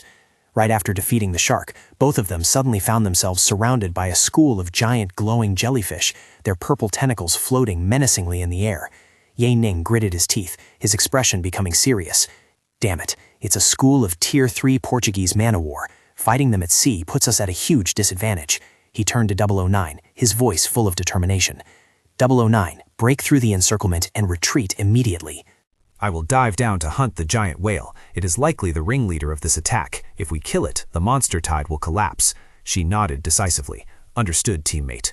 Without a moment's hesitation, Ye Ning plunged straight into the deep water, his body piercing through the encirclement of dangerous jellyfish. Underwater, his eyes shone sharply as he activated his ability, a comprehensive spiritual scan to see where you could hide. "With my modified Type 3 combat suit, even if you dive to the bottom of the sea, I will find you." He quickly found the giant whale, but now it was surrounded by an army of elite shrimp soldiers. Ye Ning smirked scornfully. "You have sent your strongest warriors elsewhere, haven't you? Trying to block my path with just these shrimp soldiers? Keep dreaming." The giant whale roared. A powerful stream of blue energy radiated out, enveloping the army of shrimp soldiers, causing their power to skyrocket. Facing the mighty army, Ye Ning did not flinch. He unleashed his full power. Quasi-Tier 4, God's Wrath. Ye Ning's phantom rushed forward like the wind. "Once I kill you, Your forces will be like a snake without a head. And then I will use your very soul to wipe out your monster tide. The giant whale responded by opening its mouth wide, shooting a series of blue energy spheres towards Ye Ning. But those energy spheres were easily neutralized by Ye Ning's crimson aura. He thought with disdain, "Your so-called strongest attack is nothing to me." He raised his sword high, his whole body resembling a crimson phantom, and roared with killing intent. Die. His sword, wrapped in destructive energy, plunged deep into the top of the giant whale's head. The crimson god's wrath energy spread from the wound, rapidly corroding and destroying the monster's massive body from the inside. Although victorious, Ye Ning had to admit the opponent's strength. Worthy of being the king of sea beasts, that power is truly impressive. He looked down at the disintegrating monster with cold eyes. "Unlucky for you, today you met me." He coldly uttered a single word: "Disappear." The crimson energy flared up even more violently, and the phantom vanished. As the monster was completely killed, the red aura around Ye Ning also disappeared. He exhaled a breath, thinking to himself, it looks cool, but lasting only 10 seconds is too short. Immediately after, he shot up from the sea surface, hovering in midair, observing the entire battlefield from above. The sword in his hand now emitted a green light. Just one more move. The rest will depend on my team and the Tier 3 soldiers the military sent to capture me. "Hell Judge," he roared, "Soul Awakening," and green energy from the sword flooded into the corpses of the dead shrimp soldiers, transforming them into glowing warrior spirits. He swung his sword, commanding his army of souls to charge toward the chaotic monster tide. "O powerful sea beast souls, turn back and fight against your own kind." Meanwhile, 009 was struggling amidst the dense encirclement of the jellyfish swarm. She gritted her teeth. Damn it, these Tier 3 jellyfish monsters are really too troublesome. Their electric tentacles attacked from all sides, forcing her to constantly defend. They could not only attack from a distance with her tentacles, but also surround her and obscure her vision. Worse yet, every time she severed a tentacle, it would grow back instantly, making it impossible to completely destroy them in a short amount of time. She began to worry as she felt her energy depleting. At this rate, let alone breaking through, even her spiritual energy reserves would be drained dry. She mustered her strength to unleash a powerful spinning attack, creating a temporary gap in the encirclement. Sweat beaded on her forehead, and a red symbol glowed faintly. She thought in despair, "If I can't replenish my energy soon, I might die here." Suddenly, multiple tentacles lashed out at her body simultaneously, causing her to scream in pain. Ugh! Exhausted and injured, 009 collapsed onto the sea surface, her body trembling as the purple electric tentacles continued to surround her. A tear rolled down her cheek as she whispered in despair, "I'm sorry, teammates." This time, I won't be able to complete the mission you assigned to me, nor will I be able to see the world after the apocalypse. Suddenly, a giant green spiritual whale rose from the water, letting out a resounding roar. On top of its head, Ye Ning stood tall. 090 looked up, eyes wide with surprise and hope. "Wait, teammate, you came back!" Ye Ning bent down, reaching out his hand to her, his voice urgent. 090, come with me." Hope flared in her eyes. She grasped his hand tightly, her voice determined. "Yes, teammate." The two rode on the back of the spiritual whale, which swept across the battlefield like a giant warship, followed by smaller shrimp soldier spirits, forming a mighty army. 090 looked at him with a mischievous smile. "Teammate, should I activate the blushing and rapid heartbeat effect right now?" Ye Ning frowned, snapping. "Not necessary. It would be better if you deleted those useless knowledge files." "Yes," she replied cheerfully. Meanwhile, on the main defense line, the battle was raging fiercely. Artillery roared, but the giant monsters kept advancing. A warrior was facing a giant tentacle monster, swinging his weapon with all his might. He panted, sweat pouring down. I never expected a peak Tier 2 sea beast to be much harder to deal with than a mutant of the same level. But I have fought on countless battlefields. I am not a rookie." Suddenly, from the sky, a spike-ball monster dived down, shooting countless sharp spikes towards the soldiers. Blood splattered as the spikes pierced their bodies, screams of agony echoing everywhere. The warriors yelled in despair. "Damn it!" These sea beasts are ridiculously tough. Our high-level warriors are suffering heavy casualties. There is no other choice. We must take them down one by one. Look at their numbers. Perhaps today we will all die here." A commander shouted loudly, trying to regroup the formation, focusing all firepower on this Tier 3 octopus first. The warriors poured all their strength, launching their most powerful attacks toward the giant octopus. After a fierce battle, they finally managed to take it down, but everyone was exhausted. A soldier panted. Just one Tier 3 monster took so much effort, yet there are still countless other Tier 2 and Peak Tier 2 ones. This is no different from throwing our lives into a bottomless pit to fill it. Commissioner Liu, what kind of damn decision is this? Yaning was completely right. Without him, things would be even worse. A high-ranking officer roared in anger. How dare you speak against your superiors? Right at that moment, a dark blue sea dragon, its entire body wrapped in lightning, plunged down from the sky. Another soldier, disregarding rank, screamed at the officer. I'll say it again, he completely messed things up this time. The situation is so dangerous, yet he isn't even here. Anyway, we're all going to die. Who cares about superiors right now? Help me lure that coastal electric stingray over here so we can kill it together. Just as the sea dragon was about to attack, a rain of green spirits poured down from the sky, crashing straight into it. The soldier looked up, his face filled with astonishment. Wait, what is that? Sea beast vengeful spirits? Are these sea beasts still fighting even after death? What the hell is happening? How are we supposed to fight against this? Then he realized something strange. No, wait, these vengeful spirits are attacking other sea beasts. Someone is controlling them. Another person shouted in panic. Who? Among us, who has the highest rank here? Who could have done this? One of the soldiers previously sent to capture Yaning exclaimed in horror. Could it be... Is it Yaning? But he is only at the early stage of Tier 3. How could he possibly do this? The person next to him whispered, his face full of fear. Actually, maybe it really is him. Did you forget the strange spiritual attack he used when we fought him before? The bearded soldier turned around, sweating profusely as a terrifying truth flashed through his mind. Wait, if he can control souls like this, doesn't that mean he went easy on us when he fought us? Right then, Yaning rushed in front of them like the wind, his overwhelming aura forcing the group to take a step back. He stood there, the sword in his hand still smelling of blood, his voice cold as ice. The sea beasts are still attacking, yet you high-level warriors are just standing here stunned. Do you want to die? The bearded soldier hurriedly stammered. No, Sir Yaning. Sir, we were just too amazed by your power. Enough, stop talking nonsense, Yaning cut him off. The main attack of the monster tide has been controlled, but there are still scattered ones wreaking havoc everywhere. Go clean them up. The group responded in unison decisively. Yes, Yaning! As the soldiers spread out, Yaning stood still, silently assessing his own situation. His energy-free ultimate skills had all been used up. His energy reserves were still okay, but he could only use God's wrath and judgment of the Hell Lord one more time. Besides that, he could only rely on the elemental Windblade and the Blood Reaper gloves for normal attacks. The remaining sea beasts should be manageable by the other Awakeners. Unless absolutely necessary, he wouldn't interfere anymore. Suddenly, a holographic screen appeared in front of him with an urgent notification. The first wave of the sea monster attack has been effectively stopped. The second wave will arrive in 3 hours. Their numbers will be many times greater than the first wave. Yaning was stunned. A second attack wave? Memories from his past life flooded back, and he muttered, In my past life, I hadn't been discovered by the military yet, so I didn't participate in this battle.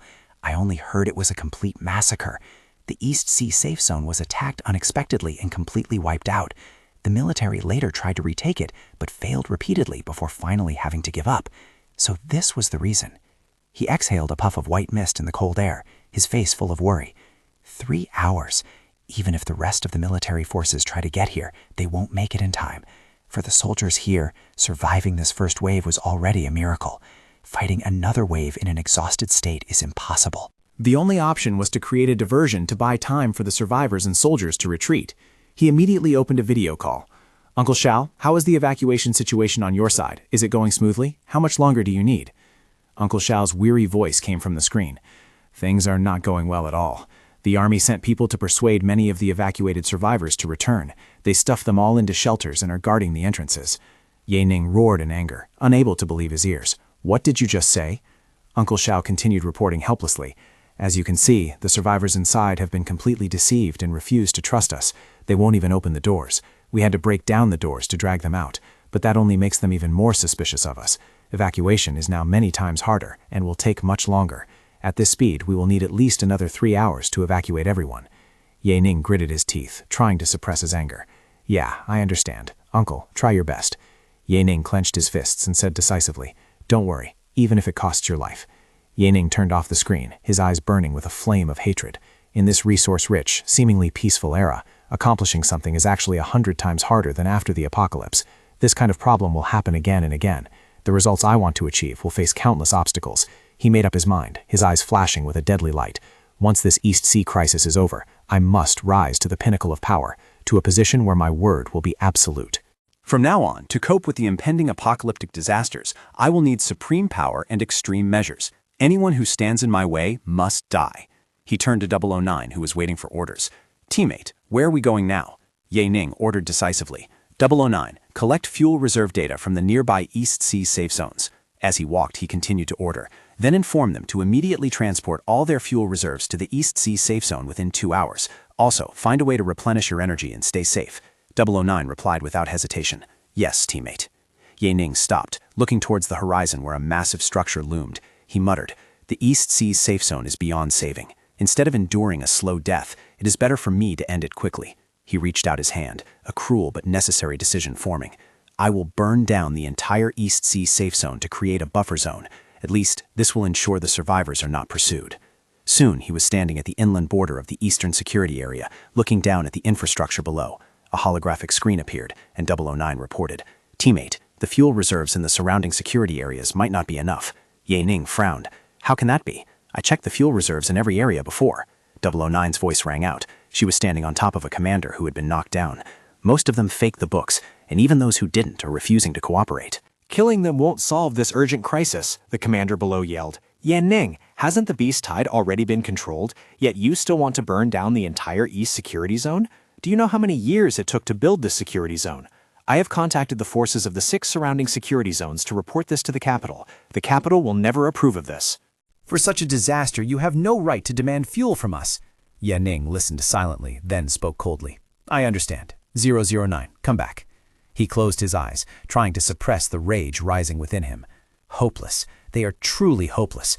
If I don't get rid of all these useless fools, eventually I'll be exhausted and dragged down by them. But right now, I have to stay calm. I need to figure out how to deal with the immediate situation first. He exhaled a long breath. Phew. Calm down.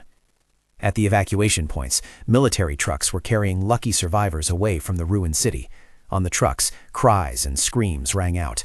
Boo-hoo, our home, it's all gone. Boo-hoo, why didn't you tell us sooner? Why retreat only now? We paid so much tax. Is this how the army treats us? Elsewhere, the chaos was even worse, as civilians tried to resist the soldiers. Let us go back. Give us back our stuff. Give us back our car. Why are you taking my car? A woman knelt on the ground, crying and begging. Please, I beg you. We sold everything to get this shipment. Half of our people died bringing it back. This is everything my husband risked his life to get. If you destroy the city, how will we survive without this shipment? A soldier in Gu Wu's group spoke up to reassure the crying woman and the surrounding people. The city won't be destroyed. The surrounding safe zones have made their stance clear. They chose to sacrifice this city and refused to provide fuel for the eastern safe zone. That soldier, Gu Wu, stepped forward with a confident and fake smile. I, Gu Wu, as the rescue representative of the Dongxing safe zone, assure you that the situation at the front line is very good. In a few days, everyone will be able to return home. The survivors, including the woman and the injured men, burst into joy and relief. Really? That's wonderful. Thank you, sir. Thank you, sir. We will cooperate and retreat immediately. As the people supported each other and left in joy, Gu Bu watched them with a look of disdain, saying to his subordinate, See, how could we destroy the city? If we destroy the East Sea, what will happen to these poor people? What does that immature brat Ye Ning know? He doesn't know how much damage his actions will cause to the East Sea. He sneered arrogantly. Sea beasts? They are nothing, not a big problem at all. A flattering subordinate said, Representative Gu, your judgment is truly brilliant. Gu Wu raised his hand to signal, shouting eloquently, Everyone, follow me into the city. Search for and evacuate the survivors hiding in the buildings. His entire army shouted in unison, Yes! But behind that righteous exterior, Ye Ning's skill clearly heard Gu Wu's dark thoughts. Of course, everything belonging to the survivors, especially the assets of the major chambers of commerce, will be protected by us. We need to act quickly while the city is still empty during the chaos. No one will suspect us. How much profit we can make this time depends entirely on us. Standing on top of a ruined building, Ye Ning laughed bitterly, one hand covering his face in utter disappointment. Ha, ha, ha, ha. Good. Very good. Truly excellent. This is profiteering from a national crisis. Truly wonderful. It turns out that when people are left speechless, they just want to laugh. He swept back his soaking wet hair, a bitter smile appearing on his lips. After being reborn, I was still too naive. I forgot that we are still in a peaceful era, and high positions are still held by some useless idiots. I mistook them for the united army formed from blood and tears in my past life. I was wrong. I forgot that people don't shed tears until they see the coffin. He gritted his teeth, anger flaring in his chest. Compared to what was about to happen, this sea beast disaster was just a small matter, yet I almost failed. From warning the EC to being blocked by my own side, then ignored and dismissed by the military, I forcibly mobilized the army, and then someone accused me of betrayal. The truth was exposed, but the commander still failed once again, and the survivors were sent back. I wanted to burn the city to stop the enemy, but those vermin ruined my plan again. His eyes widened, filled with rage and disgust. It was ridiculous. He shot out of the building, his body plummeting like an arrow. I originally intended to save the EC, but I never wanted things to reach this point. Now it is you who are forcing me to do this. He leaped across buildings like a Superman, rushing toward the city. You want to make a fortune from a national crisis, don't you?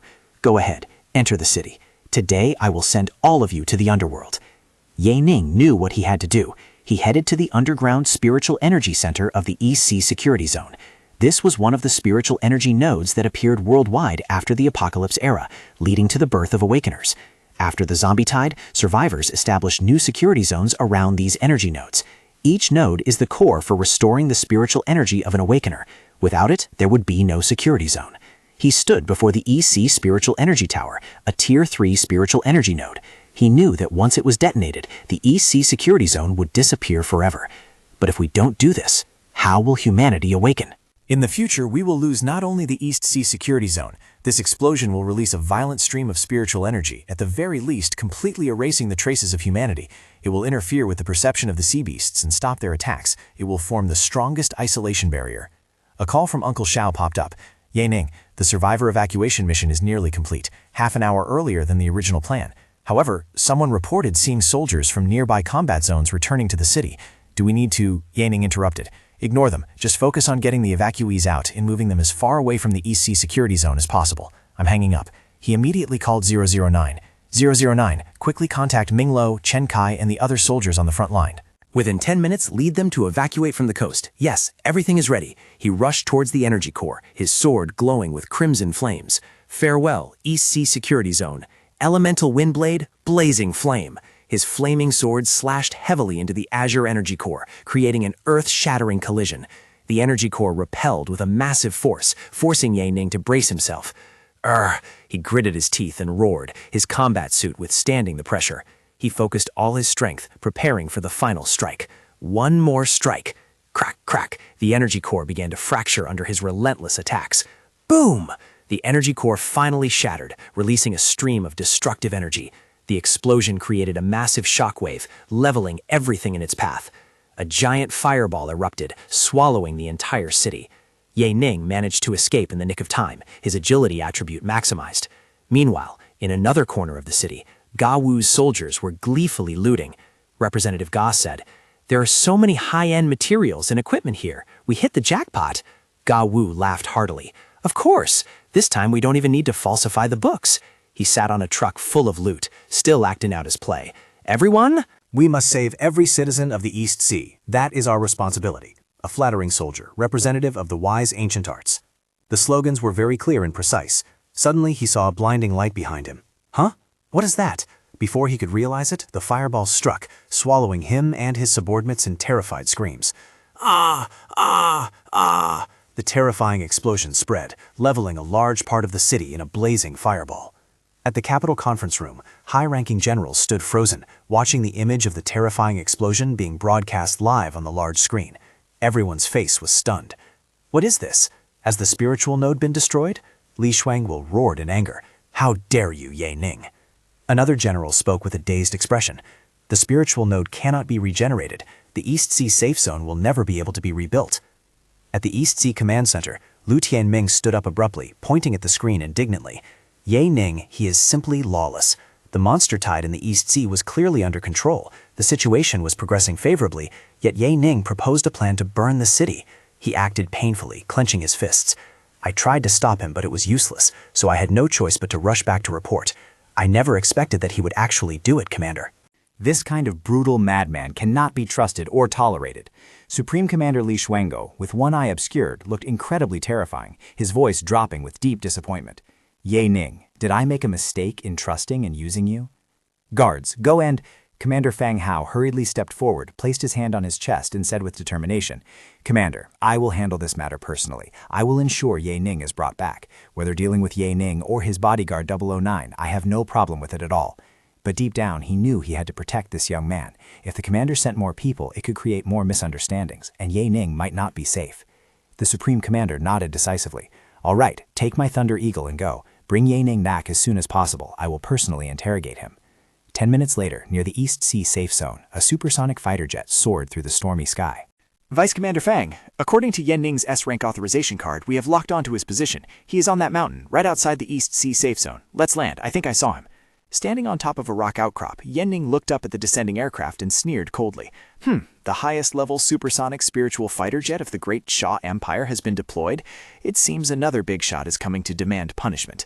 When Fang Hao stepped out of the aircraft, he roared, Yen Ning, you have caused a huge mess. Yen Ning was surprised. Uncle Fang. Fang Hao approached, his tone mixed with anger and worry. Uncle Fang, Yen Ning, you don't need to explain anything. Now is not the time to talk much. Follow me back to the capital. I might still be able to help you come up with a plan. Yen Ning shook his head wearily. Uncle Fang, I'm tired. I don't bother explaining anymore. Look over there. In a minute you will understand. Fang Hao frowned. What do you mean? Suddenly, the sea surface in the distance began to boil violently. A huge wave filled with monsters was rushing in. Fang Hao exclaimed in horror. Is this a second sea beast tide? But that wave of monsters was blocked by an invisible energy barrier, which was the energy emitted from the explosion of the spiritual button. Those that passed through were left as nothing but skeletons. Yen Ning asked calmly, Do you understand now, Uncle? Fang Hao stammered, finally understanding. I understand. You are using this extreme method to stop the monster tide and prevent the survivors from being hunted down. But why didn't you explain it clearly to the superiors? Yen Ning replied bitterly. Explain clearly? What about time? Didn't I make it clear from the beginning? But what happened? If I hadn't witnessed it with my own eyes, who would actually believe it? Fang Hao placed his hand on Yen Ning's shoulder, his voice softening. Yen Ning, you've worked hard. Although it's frustrating, Uncle Fang still wants to advise you to return to the capital first and explain the whole story clearly. Yen Ning nodded.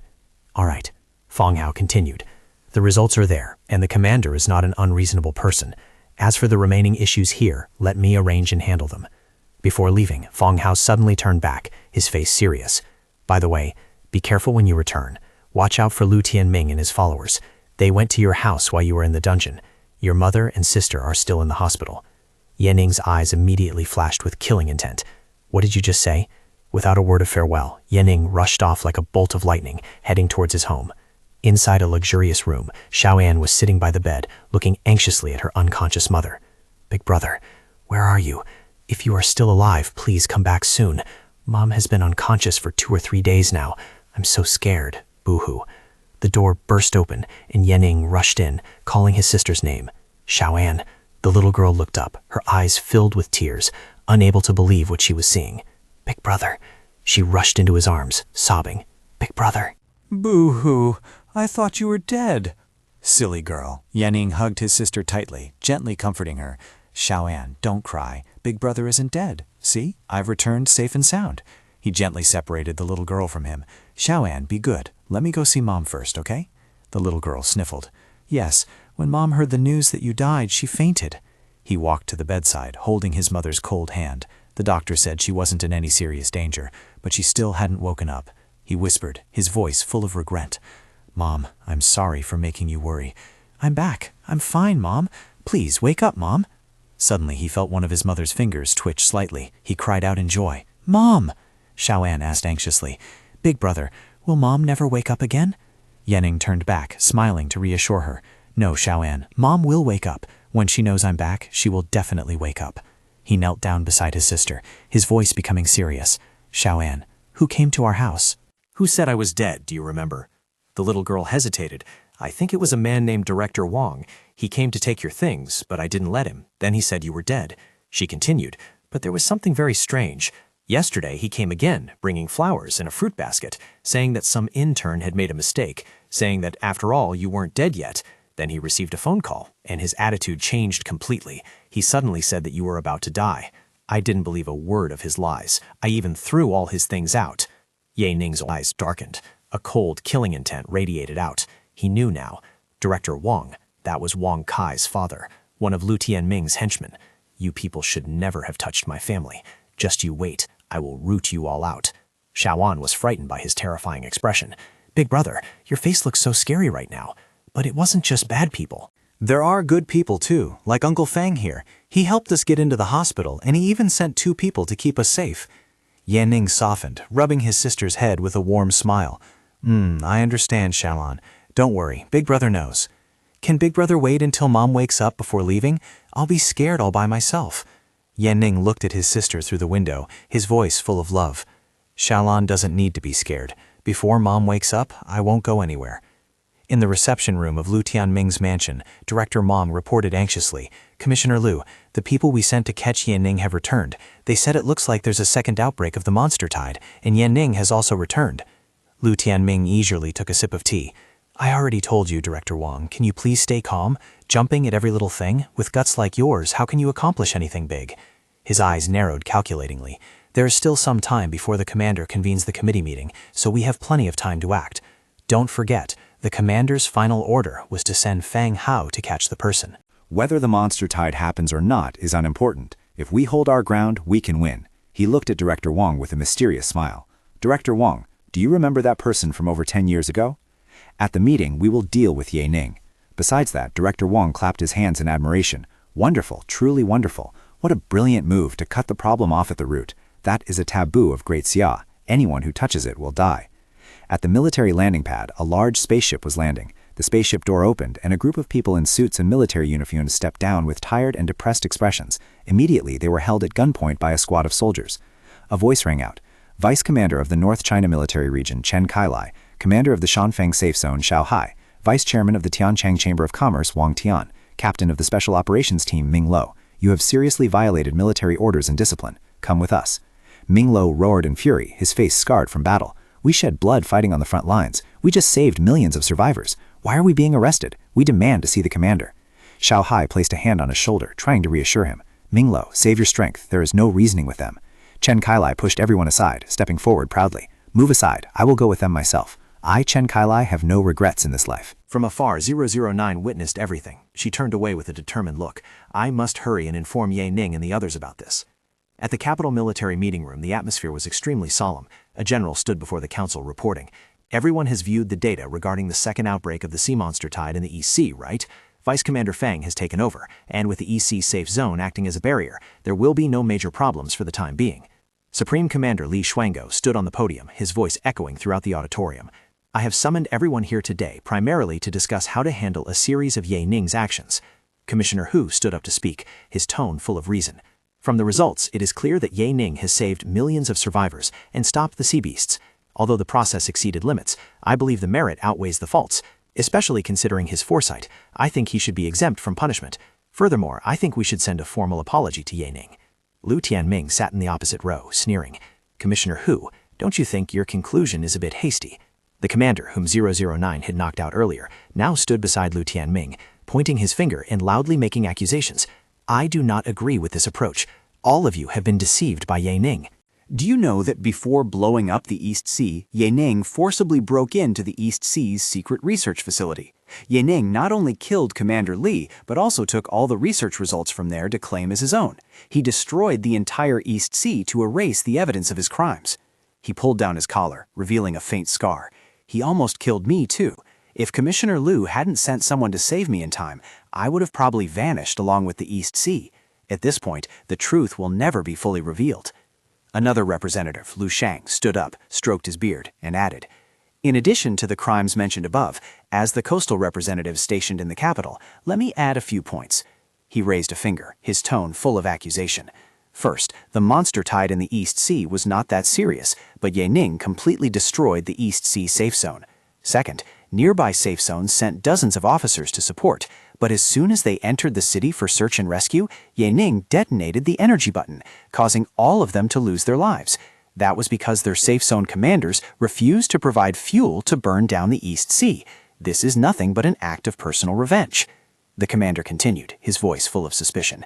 Furthermore, we have discovered that Yanning also hoarded a significant amount of resources from the East Sea safe zone. I even suspect that Yaning's so-called foresight was actually because he himself initiated the monster tide. Otherwise, how could he predict it so accurately? Unless he is acting as both the robber and the victim. General Cheng Yuan, commander of the Special Task Force, slammed his hand on the table, roaring in anger. Enough. Those are just exaggerated words to sow fear. Distorting the truth and making baseless accusations without evidence. Damn it. All they ever do is trip up their own people and shift the blame. If you guys are so capable, why don't you go to the front lines and kill the sea monsters? Director Wang Jun, head of the intelligence department, sneered sarcastically. General Cheng, are you that angry? I know Ye Ning made great contributions this time, helping the members of your useless team. But let's be clear, you need to open your eyes wide. Don't act like those rebellious members of your team, thinking that just because of their achievements they can follow Ye Ning in revolt. General Cheng pointed straight at Wang Jun's face, roaring, "Revolt my ass! I'll kill you, do you believe me?" Another general hurriedly intervened. "Old Cheng, calm down. Director Wang's actions are understandable." That general glanced at Wang Jun with a secretive smile, thinking, after all, if they can take this opportunity to bring Ye Ning down from the first sequence, his son Wang Kai will rise to the top position. Speaking as a father, hee. Wang Jun yelled, "Li Shuangguo, you are slandering me." Lu Tianming stood up, signaling everyone to be quiet, and coughed. "Let me say a few words." He stepped into the middle of the auditorium, his voice resonating. "Commander, it is undeniable that Ye Ning, with his 4 abilities, is ranked #1 globally and has made great contributions many times. He is a rare talent, but whether it is his talent or his methods, doesn't the commander find them familiar? Do you remember the smaller-scale sea monster outbreak 10 years ago? It seems that person appeared right after that." "Shut up!" Li Shuangguo slammed the table and roared, his pressure covering the entire auditorium. "Commissioner Liu, be careful with your words and actions." Lu Tianming did not flinch. He bowed with fake politeness. "Commander, don't worry. I signed a confidentiality agreement, so I won't mention it directly. I just want to tell you that I found something very interesting." He approached the podium, whispering into Li Shuangguo's ear with a sinister smile. Before Ye Ning came to the capital, he used the alias Ye Lin in many instances. Isn't that a coincidence? Li Shuangguo's face changed color. Suddenly, a loud explosion rang out from outside. Li Shuangguo and Lu Tianming both turned around in shock. What was happening outside? Lu Tianming sneered. "I guess with all this commotion, Commissioner Ye Ning must have arrived, right? Don't believe me? Let's go out and see." Outside, Ye Ning stood towering amidst a pile of defeated guards. His whole body radiated a black killing intent, his eyes glowing red. Lu Tianming stepped out, pointed at Ye Ning, and said triumphantly, "See, what did I tell you? That's the legendary equipment, Elemental Wind Blade and Blood Reaper gloves, isn't it?" Ye Ning looked at him and laughed coldly. Just as predicted, a trap in a series of damn moves. 2 minutes ago, in front of the main door of the meeting room, Ye Ning said to 009, "I didn't expect these pests to act so quickly against Ming Lo and the others.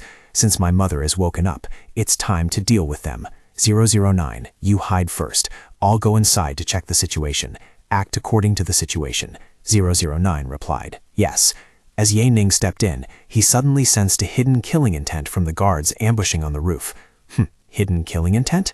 4 high-level guards rushed down simultaneously, attacking him from 4 sides. Ye Ning thought to himself, Tier 3 elementary level, murderous tricks. And these people didn't hesitate at all. If I used God's wrath and ended up killing them, it would be very hard to explain later. He braced himself, bright red energy wrapping around his arm. Now I can only withstand this blow. Blood Reaper gloves, blood wrap. A red blood energy explosion burst from his body, knocking away all attackers and shattering the surrounding ground. One of the soldiers coughed up a mouthful of fresh blood after deliberately rushing into Ye Ning's attack. Ye Ning was stunned, unable to believe his eyes. Huh?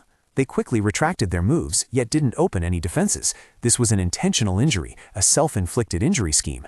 Back in the present, the injured soldier knelt before Li Shuangguo and Lu Tianming, acting painfully.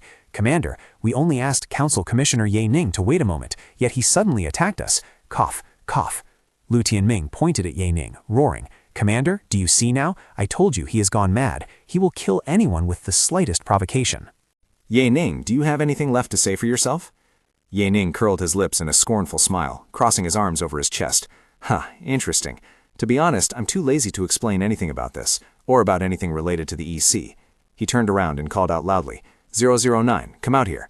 009 appeared from the void, landing gently. At Ye Ning's command, she immediately activated the projection function, playing the recorded footage. A three-dimensional screen appeared, replaying the entire scene where the guards had deliberately staged an ambush and injured themselves. Lu Tianming stunned, cold sweat pouring down his temples, stammering, "What?"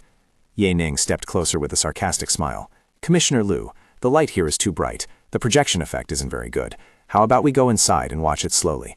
The group of high-ranking officials stood in the middle of the ruined courtyard, silently watching the video being projected clearly. When the footage ended, 009 announced coldly, "Video playback complete." Lu Tianming tried to salvage his dignity, his voice trembling slightly. "Commissioner Lu, you have done something completely shameful." "Commander, I admit I was wrong to ambush at the entrance, but I did it for the safety of Great Sai." He hurriedly pointed at the image of the destroyed EC in the video, trying to steer the story in a different direction. "Commander." From the projection screen, the sea monster tide in the EC, although fierce, is not to the extent that we must completely destroy the EC. Ye Ning did this for his own selfish reasons. Commander, have you forgotten what I told you earlier? Suddenly, a blue warning screen appeared in front of everyone. Warning. The Huasha war zone is being attacked by an A+ rank sea monster. Please prepare. A war zone level mission. Annihilate the peak tier 3 sea monster. The giant sea demon has been issued. Lu Tianming screamed in horror. What? Everyone was stunned. Li Xuanko muttered. A disaster event certified a system. The mission to destroy the peak tier 3 sea monster. The second wave has upgraded to A+ rank. Since the reconstruction of Great Sha, this has never happened. Ye Ning smirked, his face calm. This system warning came at just the right time, saving me from a lot of trouble. Commander, do I really need to explain further? Just then, an emergency call from Feng Hao popped up. Li Xuango hurriedly answered. "Feng Hao, what's wrong?" Feng Hao's panicked voice rang out. "Commander, the scale of the monster tide here is unimaginable. Although I have mobilized the army, the current forces are not enough to resist this monster tide. Even though the soldiers are fearless, if we engage in a tough battle, it will be futile and lead to more losses." He added, "Fortunately, the spiritual energy array at the energy node has trapped them, ensuring that the survivors can retreat without being pursued." Li Xuango made a decisive decision. "Understood. If we can ensure the safety of the survivors, abandon the EC and retreat." "Yes, Commander." Lu Tianming's voice was filled with fear. "Commander, how could Ye Ning predict it so accurately? It's obvious that everything is under his control." General Cheng Yuan roared. "Stop talking nonsense. According to your logic, all heroes in history who initiated disasters should be ashamed." An argument broke out. "Cheng Yuan, are you trying to start a fight with me?" "Shut up, all of you," Li Xuango roared, a terrifying aura radiating out, knocking back everyone who was arguing. He looked straight at Ye Ning, his voice full of authority. "At this point, there is no need to speculate anymore. Ye Ning undeniably is the hero of this sea beast incident. Tomorrow we will hold a national commendation conference." Ye Ning waved his hand indifferently. "Forget the commendation conference. Just a news report is enough." If the commander truly wants to compensate me, I want to personally investigate and handle a matter. After all, someone dared to cause trouble for my family while I was inside a combat dungeon. Lu Shang panicked and hurriedly explained. "Council Commissioner Ye, please let me explain. It was all the fault of the intern. I have—" Li Xuanguo interrupted, looking at Ye Ning. "This matter has certainly broken the rules. Let Ye Ning handle the investigation. I will send a special task force to assist you. Just be cautious and lawful." Ye Ning clasped his hands and bowed with a meaningful smile. "Understood. Thank you, Commander." Lu Shang's face drained of blood, muttering, "This—" He rushed into a waiting car where Lu Tianming was already seated, screaming, "Commissioner Lu!"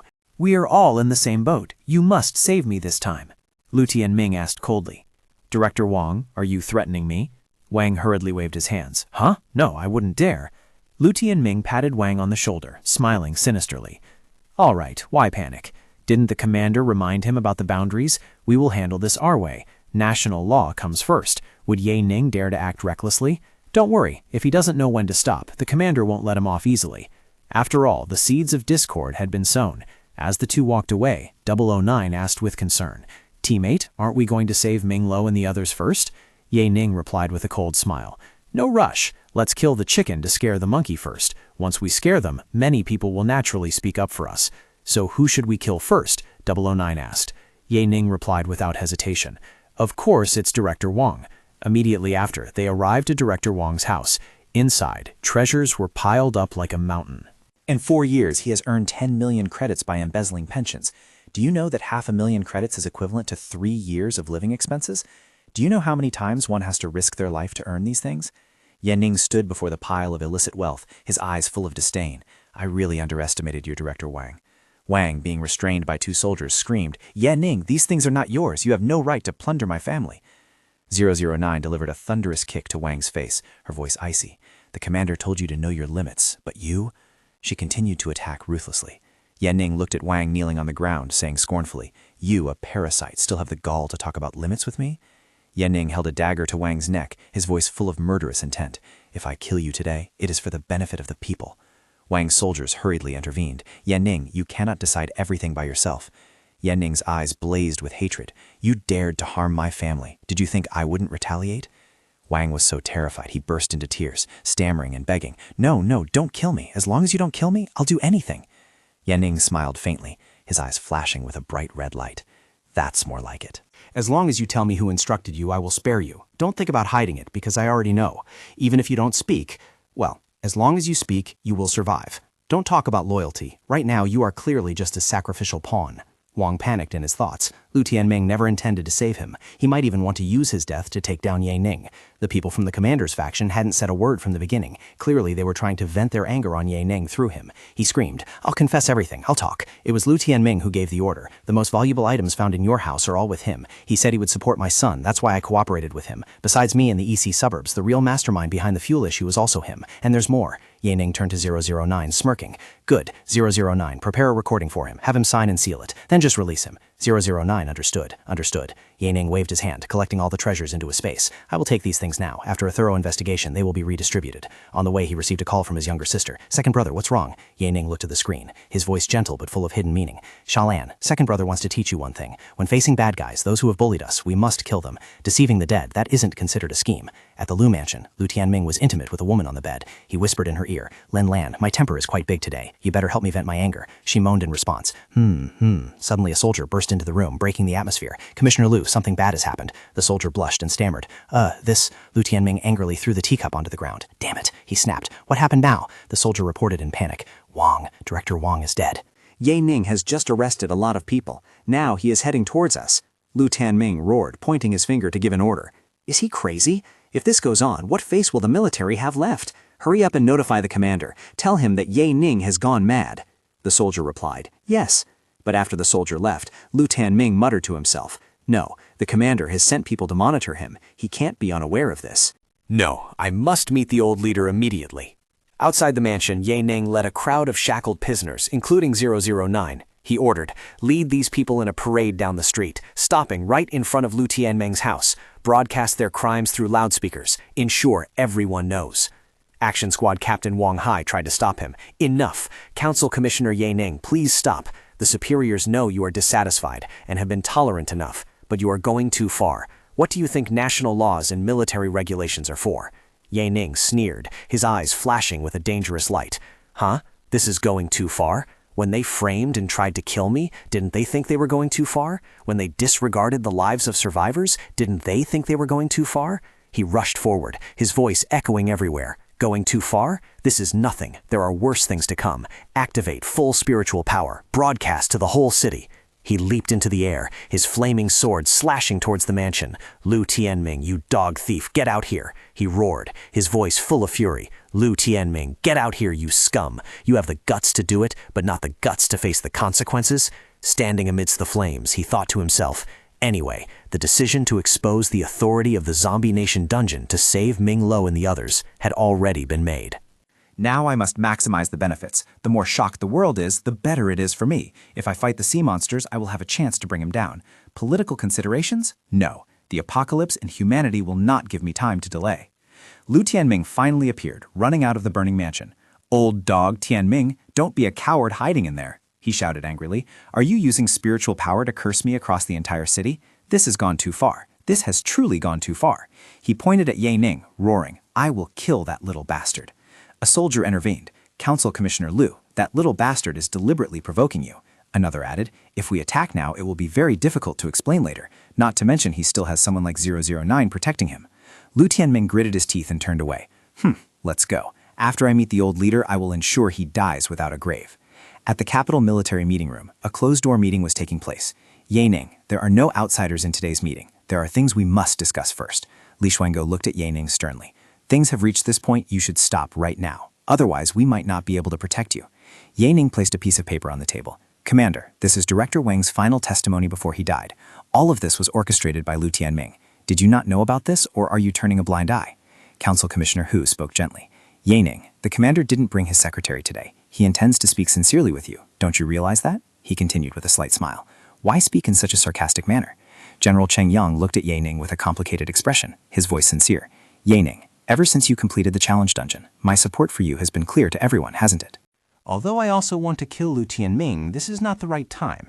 We cannot push the commander too far. Ye Ning frowned. What do you mean? Commissioner Hu interjected, his tone pensive. Ye Ning, there are some matters not meant for your rank to know, but considering your potential, we have decided to take this risk. He explained, while an image of Lu Tianming standing before 3 powerful phantoms appeared. Lu Tianming's actions could trigger a chain reaction, and the forces behind him, even the commander must be wary of. If we truly engage in a large-scale conflict, Great Sha could immediately fall into internal turmoil, and neighboring countries are watching us very closely. Even if the commander risks everything and seizes power, it would only serve foreign forces. Li Xuango raised a finger, his voice decisive yet harboring helplessness. Therefore, some things are not about not wanting to do them, but being unable to do them. No one wants to kill them more than I do, but the situation forces our hand. For now, as long as we don't tear off the mask, we can at least maintain unity. Swallow this family humiliation for now. As for Lu Tianming, we can punish, demote, or slowly torture him, but we cannot kill him. A heavy silence enveloped the room. 4 people sat around the long table, each pursuing their own thoughts. Ye Ning lowered his head, hands clasped together. After a moment of thought, he looked up, his gaze steadfast. I understand your intentions, uncles. Thank you for trusting me. As we cannot kill people recklessly, his eyes flashed with a sharp light. Then please allow me to initiate a life-and-death duel with Lu Tianming. Let's do it properly. After all, according to Article 131 of the D Act, the rotation of executive committee members can be decided by strength. Li Xuango roared in anger. You little brat, do you not understand human language? He stood up abruptly, slamming his hand on the table. Not to mention this is an old law, no longer suitable for the current regime change. Let's talk about the life-and-death duel. Do you think Lu Tianming's Tier 3 power is just for show? Let me tell you, you are wrong. He also came from the battlefield, struggling to rise up. Ye Ning stood up to face him, fearless. So what? Li Xuango roared, stepping closer. So what? I see you, you little brat. You really want to die, don't you? A terrifying aura radiated from Li Xuanguo, forming the shape of a flaming beast. Ye Ning was pushed back, having to brace himself to resist. His power is not much weaker than mine. Do you really think that you, as a newly advanced Tier 3, can resist? Let me tell you today, potential and power are 2 different things. Ye Ning gritted his teeth. The other 2 generals hurriedly intervened. Commander, please don't be angry. It's not worth fighting with a child, Ye Ning. The commander did this for your own good, for the benefit of Great Sha. Ye Ning tried to stand firm under the pressure, a forced smile appearing on his lips. Quite useless. Although from your perspective and standpoint, uncles, I can understand. But, he roared, a burst of glowing red energy exploding from his body, knocking all 3 generals back. I want to propose a different perspective. Li Xuango was astonished. You brat, are you really planning to rebel? Ye Ning shouted, his voice echoing through the room. What if our greatest enemy isn't the factions, nor the foreign forces, but something even more serious? What if the monster tide in the East Sea is just a small beginning, and A-rank monster tides and zombie waves explode one after another? What if the apocalypse returns? Tier 4 mutant monsters attacking cities, destroying all of humanity. What if there is no time to boil the frog in warm water? The 3 generals were stunned by his words. The apocalypse returns? Tier 4 mutant monsters bringing extinction to mankind? Ye Ning, are you having an episode? Ye Ning, why are you saying this? Ye Ning looked straight at them, his voice full of mystery. If I told you that I have the ability to foresee the future, would you believe me? All 3 remained silent, not knowing how to respond. Suddenly, a holographic screen appeared on the table with an incoming call from the old commander. Li Xuango muttered, Trouble has arrived. He accepted the call. Ye Ning looked at the screen, wondering, the old commander? Could it be the ultimate mother body? Old commander. An electronic voice rang out from the image of a fully masked person. Little Li, are you still in a meeting at this hour? It seems being a commander is truly a difficult job. You are old now. If you are truly exhausted, you can pass it on to the younger generation. Li Xuanguo laughed loudly. Old commander is just teasing me. I am only 60 years old, still a child who can eat 8 bowls of rice. This is the age to charge forward. I still have the strength to serve Great Doxia. Enough. Stop spouting nonsense. The electronic voice rang out, and Lu Tianming appeared beside the hooded figure. I heard from little Lu that a genius has appeared recently, fearless and ruthless. Of course, I do not mean to blame him. He is a genius, so naturally he receives special treatment. Those parasites indeed should be dealt with. But shouldn't those lawbreakers under his command be strictly punished? Commander, if we truly follow national laws, then Ming Law, Chen Kailai, Xiao Hai, and the others should be executed. Li Suanguo bowed his head. I will handle this matter carefully. Please rest assured, old commander. That is good. Remember, do not ruin Great Doxia for the sake of some genius. Do not let the tragedy of the so-called genius from 14 years ago repeat itself. The hooded figure spoke and then disconnected, the emerald-green flame surrounding his image extinguished. Ning thought to himself, why does the old commander wear a mask? His voice also seemed to come from some kind of electronic voice changer. From their conversation, it seemed the balance of power between the two sides was still fragile. Who was that person, and what happened 14 years ago? Li Xuanguo turned to Ning, his voice full of weariness. Ning, you heard it. Now if you want to save Ming Lo and the others, you must spare Lu Tianming. Make your choice. Otherwise, Great Sha will face a major crisis. Ning smiled slightly. Commander, if I have a way to reduce the pressure at the border, does this matter still require me to choose? Li Xuanguo was surprised. What do you mean? How will you hold it back? Ning stood up straight, crossing his arms with a confident smile. I have obtained the rights to enter the Zombie Nation dungeon. The three generals all shouted in shock. What did you say? Rights to enter the dungeon? Did you get the rights to enter a legendary dungeon? What level? Can you transfer Awakeners into it? Ning raised a finger, declaring proudly, the highest level. All resources and technology in the dungeon are under my control. I can command all personnel within the dungeon. I create the rules for everything inside. The three generals gaped in astonishment, their eyes wide as if they couldn't believe what they had just heard. Extreme joy exploded. They screamed in delight, jumped up and hugged each other. Damn it, damn it, damn it, rule level, rule level, rule level. You did it, you actually did it. Ning crossed his arms, smirking at them. Whew, everyone, have you lost your composure? Is this enough for you uncles to handle the pressure of internal conflict yet? Just give me a definite answer. Li Xuanguo coughed dryly, covering his face with his hand to hide his extreme excitement, coughing to calm down. Calm down. He stepped forward, smashing a corner of the table in uncontrollable excitement. Forget that damn genius theory. You brat, now I will make my stance clear. He rushed forward, hugging Ning roughly. Enough, that is more than enough. I'll handle it. All three generals rushed in to hug and kiss Ning frantically in a frenzy of joy. Rule level, isn't that enough to destroy however many Tier 3 foreign forces? We will be the ones deciding the game. No wonder you could kill everything in the dungeon. Let Uncle give you a kiss. Ning tried to push them away, shouting, Is it that exaggerated? Shut up! Psst, psst, you stink! Li Xuanguo stood up straight and declared loudly, Tomorrow morning I will release Ming Lo and the others first. Everyone will be promoted and get a raise. Ning asked with a subtle smile. What about my life and death duel with Lu Tianming? Li Xuanguo's face turned serious.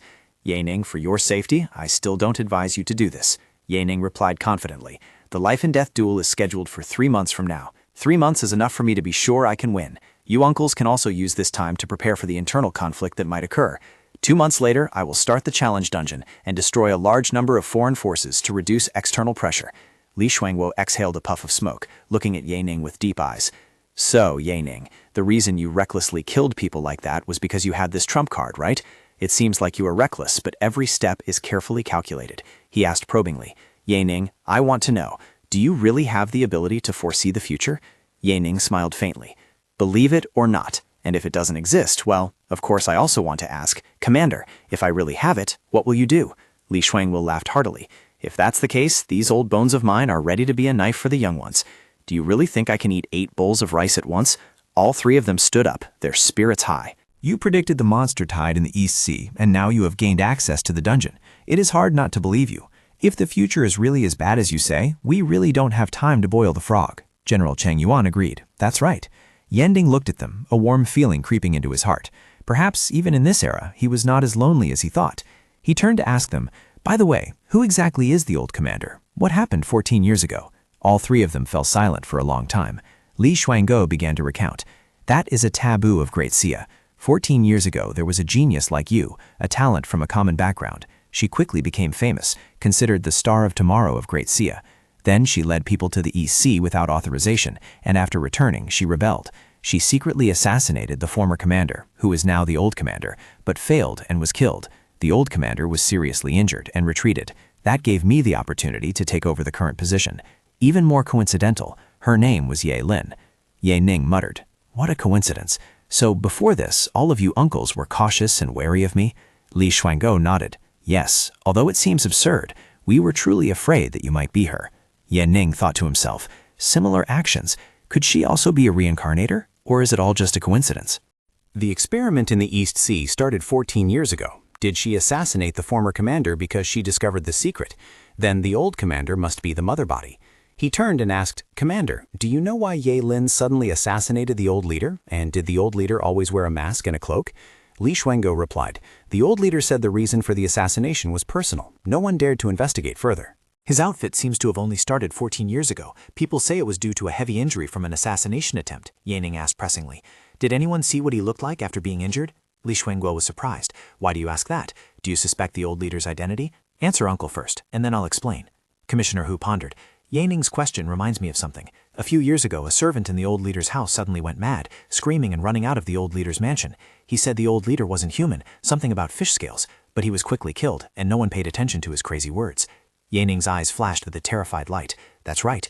Do you uncles know the true cause of the sea monster outbreak? It was an experiment fusing human and sea beast genes, and the mother body caused the monster tide attack. He pointed at them, roaring. There are 2 mother bodies. One is Lili, but that's insignificant. The remaining body is the old leader. That means he is the initiator of this top-secret research. All 3 generals screamed in horror. What? Ye Ning looked at them with cold eyes, his voice solemn. This monster tide is actually a small matter compared to the future apocalypse. When they come next time, they will pierce through the barriers of the spiritual storm and aim straight for the capital. Not to mention political infighting. For this alone, we must kill him. Li Shuangguo was stunned, cold sweat breaking out on his forehead. This matter, does the old leader know he will trigger the monster tide? I hope he doesn't know. Otherwise, it will be even more troublesome. Ye Ning gritted his teeth, a terrifying image appearing in his mind. What worries me even more is that not only does he know, but later he might be able to control the monster tide. After all, those new genetically modified humans can no longer be considered human. After a moment of silence, all 3 generals agreed. Commander, from this perspective, political infighting truly seems like a small issue. I support Ye Ning. Regardless, we have to fight sooner or later. Might as well do it right now. Yes, we definitely need to prioritize this matter. Yan Ning raised 3 fingers and declared loudly, 3 months. To win this war, there's a lot to do. You uncles take care of the strategic deployment, and I will do everything I can to reach peak Tier 3 as fast as possible. 3 months later, with my battle against Liu Tianming as the signal, we will start the war. General Cheng Yuan was astonished. From low Tier 3 to peak Tier 3 in 3 months. Are you dreaming? Normal people need at least 10 or 20 years to reach peak Tier 3. How long does it usually take for a person to go from awakening to Tier 3? How long did it take you? Yan Ning replied confidently. As long as resources and conditions allow, it might not even take 3 months. Just get started. Li Shuangguo patted his shoulder, saying heroically, just say whatever resources you need. At Yan Ning's house, he sat amidst a mountain of high-grade spiritual crystals, beginning the process of crazy absorption. After absorbing this batch of high-grade spiritual crystals, I should be able to go straight to intermediate Tier 3. In the early stages, there is no need to rush leveling up. One must consolidate the foundation, and it will be faster later on. Strength +1, Agility +1, Constitution +1, Strength +1, Agility +1, Strength +1. As the last crystal dissipated, a system screen appeared before him. Special mission, A-Rank Sea Beast case, completed. Survival rate 98.21%. Mission rating, SSS. Reward, 1000 reputation, 1 epic crystal point, 1 epic spiritual solution. Bonus reward, 1 epic A-Rank assembly line blueprint. He smiled with satisfaction. It seemed the survivor evacuation mission went smoothly. Reputation is very important for his future control of power. The more, the better. The spiritual solution could be handed over to Sun Licheng. It would be useful for his research on the Transcendence Plan. But this additional reward, a strange fish-shaped item, appeared out of thin air. Awakening card, epic grade, one-time consumable item. Item effect, after use, summons a mutant sea monster in a designated sea area and launches indiscriminate attacks on the surrounding area. The summoned sea monster will, item evaluation, awakening the fear from the deep sea. Ye Ning grabbed the item, his eyes flashing with a dangerous light. Wow, this is a big weapon, summoning sea monsters. If neighboring countries want to cause trouble, I can use the sea monsters to deal with them. Besides the dungeon entry rights, this adds another way to contain foreign forces. Just then, a call came in from his teammates. Uncle Xiao, Uncle Chen, Uncle Wang, did everyone make it out? Are you uncles okay? Chen Kailai's joyful voice rang out. We are fine. We even received a message from the military. The 3 major safe zones around Shanfang in the North China military region are being merged into the Shanfang military region, and I will be a colonel. The Zhenjiang safe zone will also be under my command. Not only that, the capital has given me the opportunity to upgrade to intermediate Tier 3. Wang Tian also couldn't hide his excitement. I have been appointed as the Director of Foreign Resources for the North China Military Region, much stronger than being the chairman of the Tiancheng Merchant Group. Ye Ning, following you is definitely the best investment I have ever made. By the way, Ming Lo also received a lot of resources as a reward, but he had to leave early, so he asked me to thank you on his behalf. Ye Ning smiled. As long as you uncles are satisfied with this result? Ye Ning, not only did you save us, but you also allowed us to be reinstated. You put in a lot of effort, didn't you? Ye Ning looked at the images of his loyal teammates and said, Commander Chen, you can become the Supreme Commander of the North China Military Region, or let Chen Yung take over. Of course, I prefer you to become the Supreme Commander of the newly established army and Chen Yung to be the deputy. He continued, his voice full of authority. As a newly established army, this army will report directly to the Special Operations Department, which you can understand as being under my command. The generals were stunned. After a moment of thought, they responded in unison. All right, we will follow your arrangements. They cheered in joy. A newly established army group, a brand new military region. This meant that Ye Ning's path to becoming the Supreme Commander had officially opened up. Yes, our sun is about to rise. At the 7th Research Institute, Ye Ning led Sun Liqing to a secret laboratory. Sun Liqing, this is the secret laboratory I opened for you in the 7th Research Institute. Do you like it? Whatever staff or equipment you need, just list it out. The 7th Research Institute will fully cooperate. San Licheng was astonished. A laboratory of my own? Ye Ning, do you really value my project that much? He stammered. I used to be just a cleaner. Are you sure you haven't mistaken me for someone else? Ye Ning patted his shoulder. A team of top scientists walked in and bowed. Dr. Sun, please feel free to give orders. The 7th Research Institute will fully cooperate. Sun Licheng's eyes filled with tears, speechless. In retrospect, he recalled the sneers of his former colleagues. A janitor wanting to do research? That's ridiculous. Trying to use spiritual energy from industrial ore on humans? Is that any different from making people drink gasoline? Instead of doing this, why not build a vacuum robot to replace yourself? Ha ha ha! Ye Ning looked straight into his eyes, his voice full of confidence. Trust me, your research will shock the world and even change it. Ye Ning, Sun Licheng turned back, shouting to his team. I officially announced the launch of the extraordinary plan. Prepare the equipment, the 3-phase spiritual energy filter, and the cryo-electron microscope.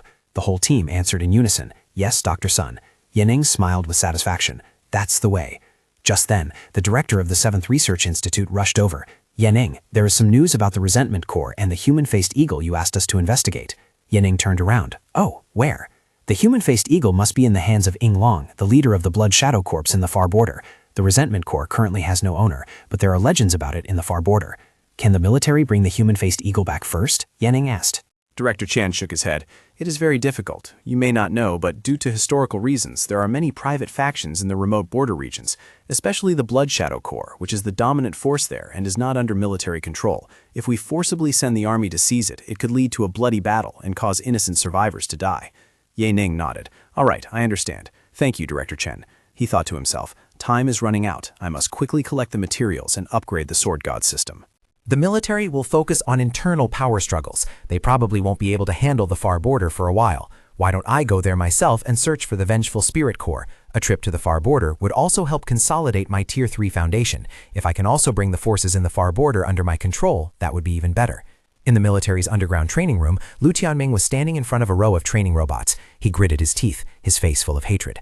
That old fox Li Xuango not only forgave me for the past, he even gave me a lot of rewards. Clearly, he is still afraid of the old leader. Since he fears him, why did he let Ye Ning's pawns go? He even allowed that brat Ye Ning to challenge me to a life-and-death duel. A phantom appeared beside him. A distorted voice rang out.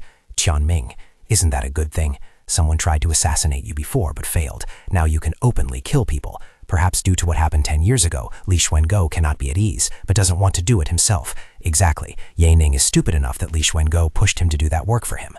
I hope things are truly as the old leader said. Tianming, are you angry because you lack the confidence to kill Ye Ning? Lu Tianming roared. I am a peak Tier 3. Killing him is as easy as killing a dog. Although I heard Ye Ning's performance on the Monster Tide battlefield was very special, and I haven't fought in 2 years, so I cannot be careless. For these 3 months, I need to train harder to be prepared. He rushed to attack the robots, roaring his enemy's name, Ye Ning. Purple energy exploded as he roared.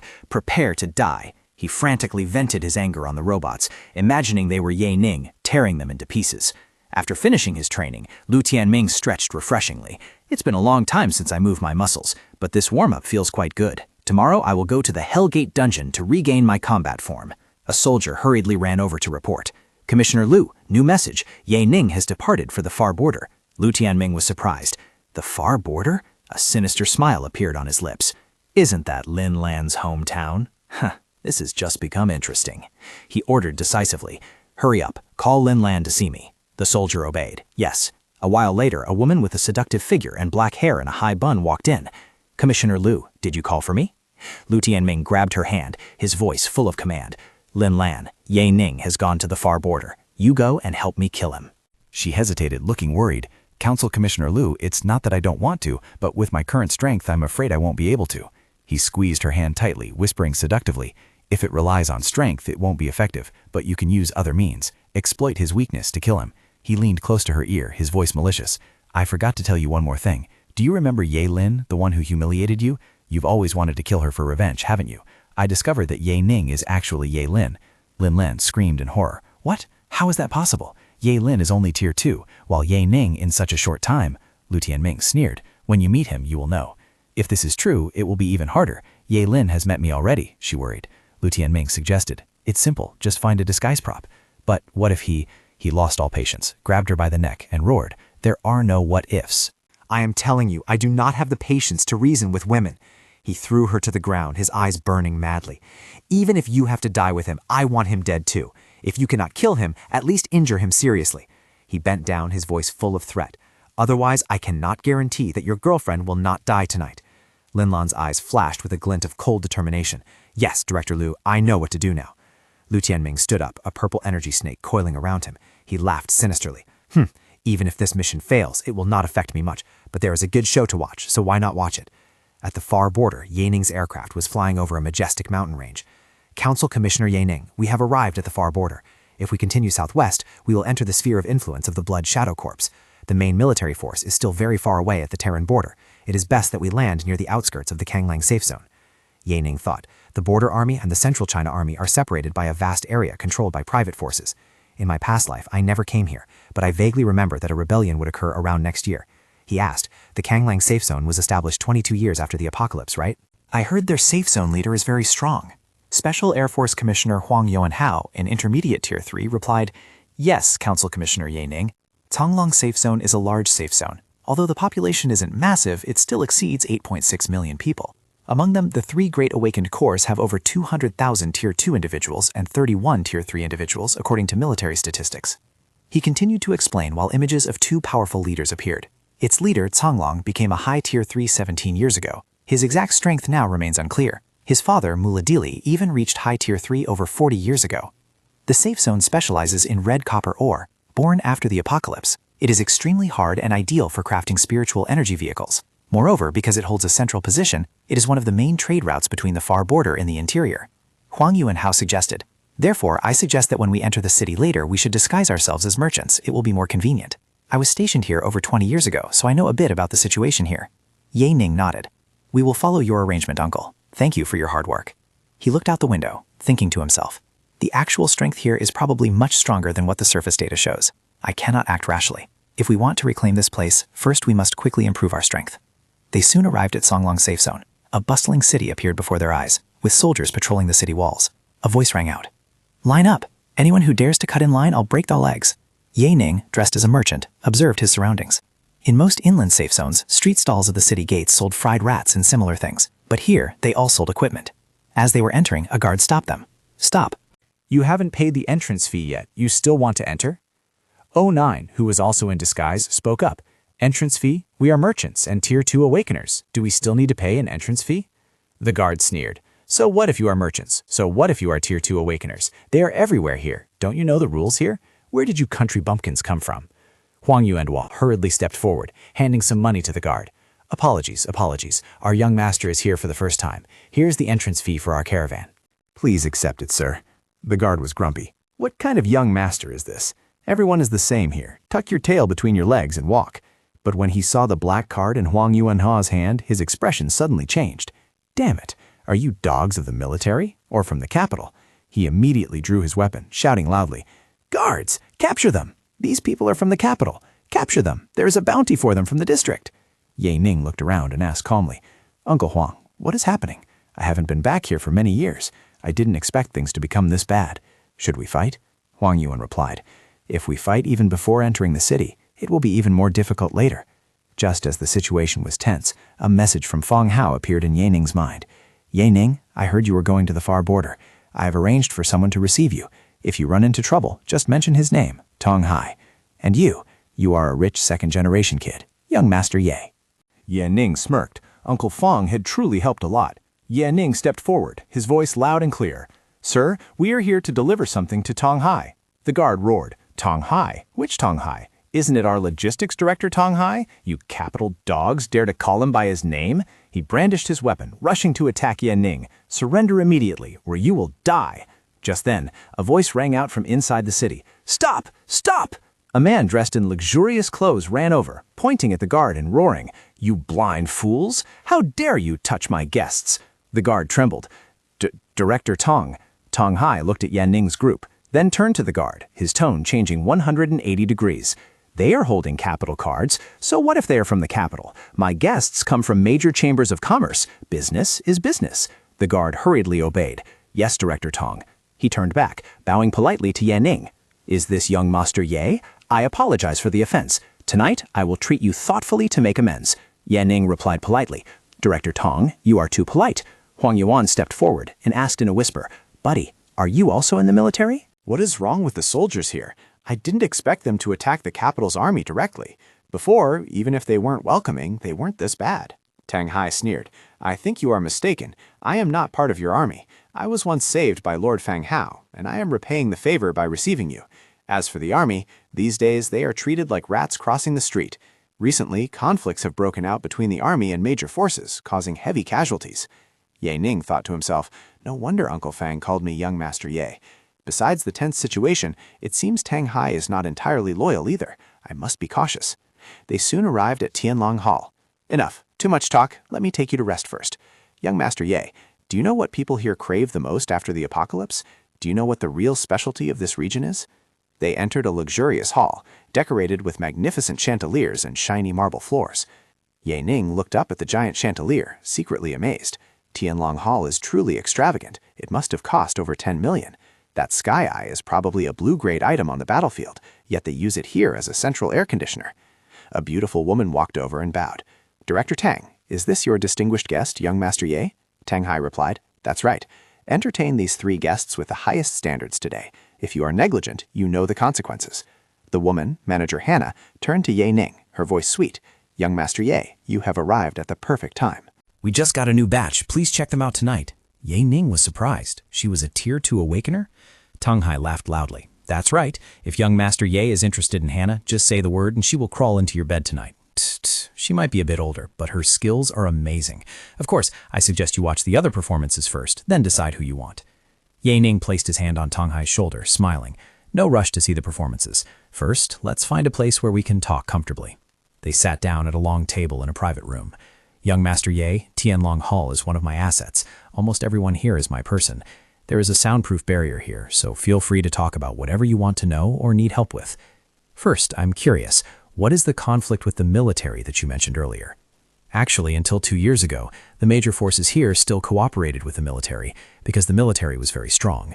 But 2 months ago, the military requested Blood Shadow in the Tianlong safe zones to send their highest-level forces to protect the border. This caused great outrage among the leaders, especially since the military demanded it in the name of the nation. To put it bluntly, during the apocalypse, the military didn't protect us, so why should we contribute now?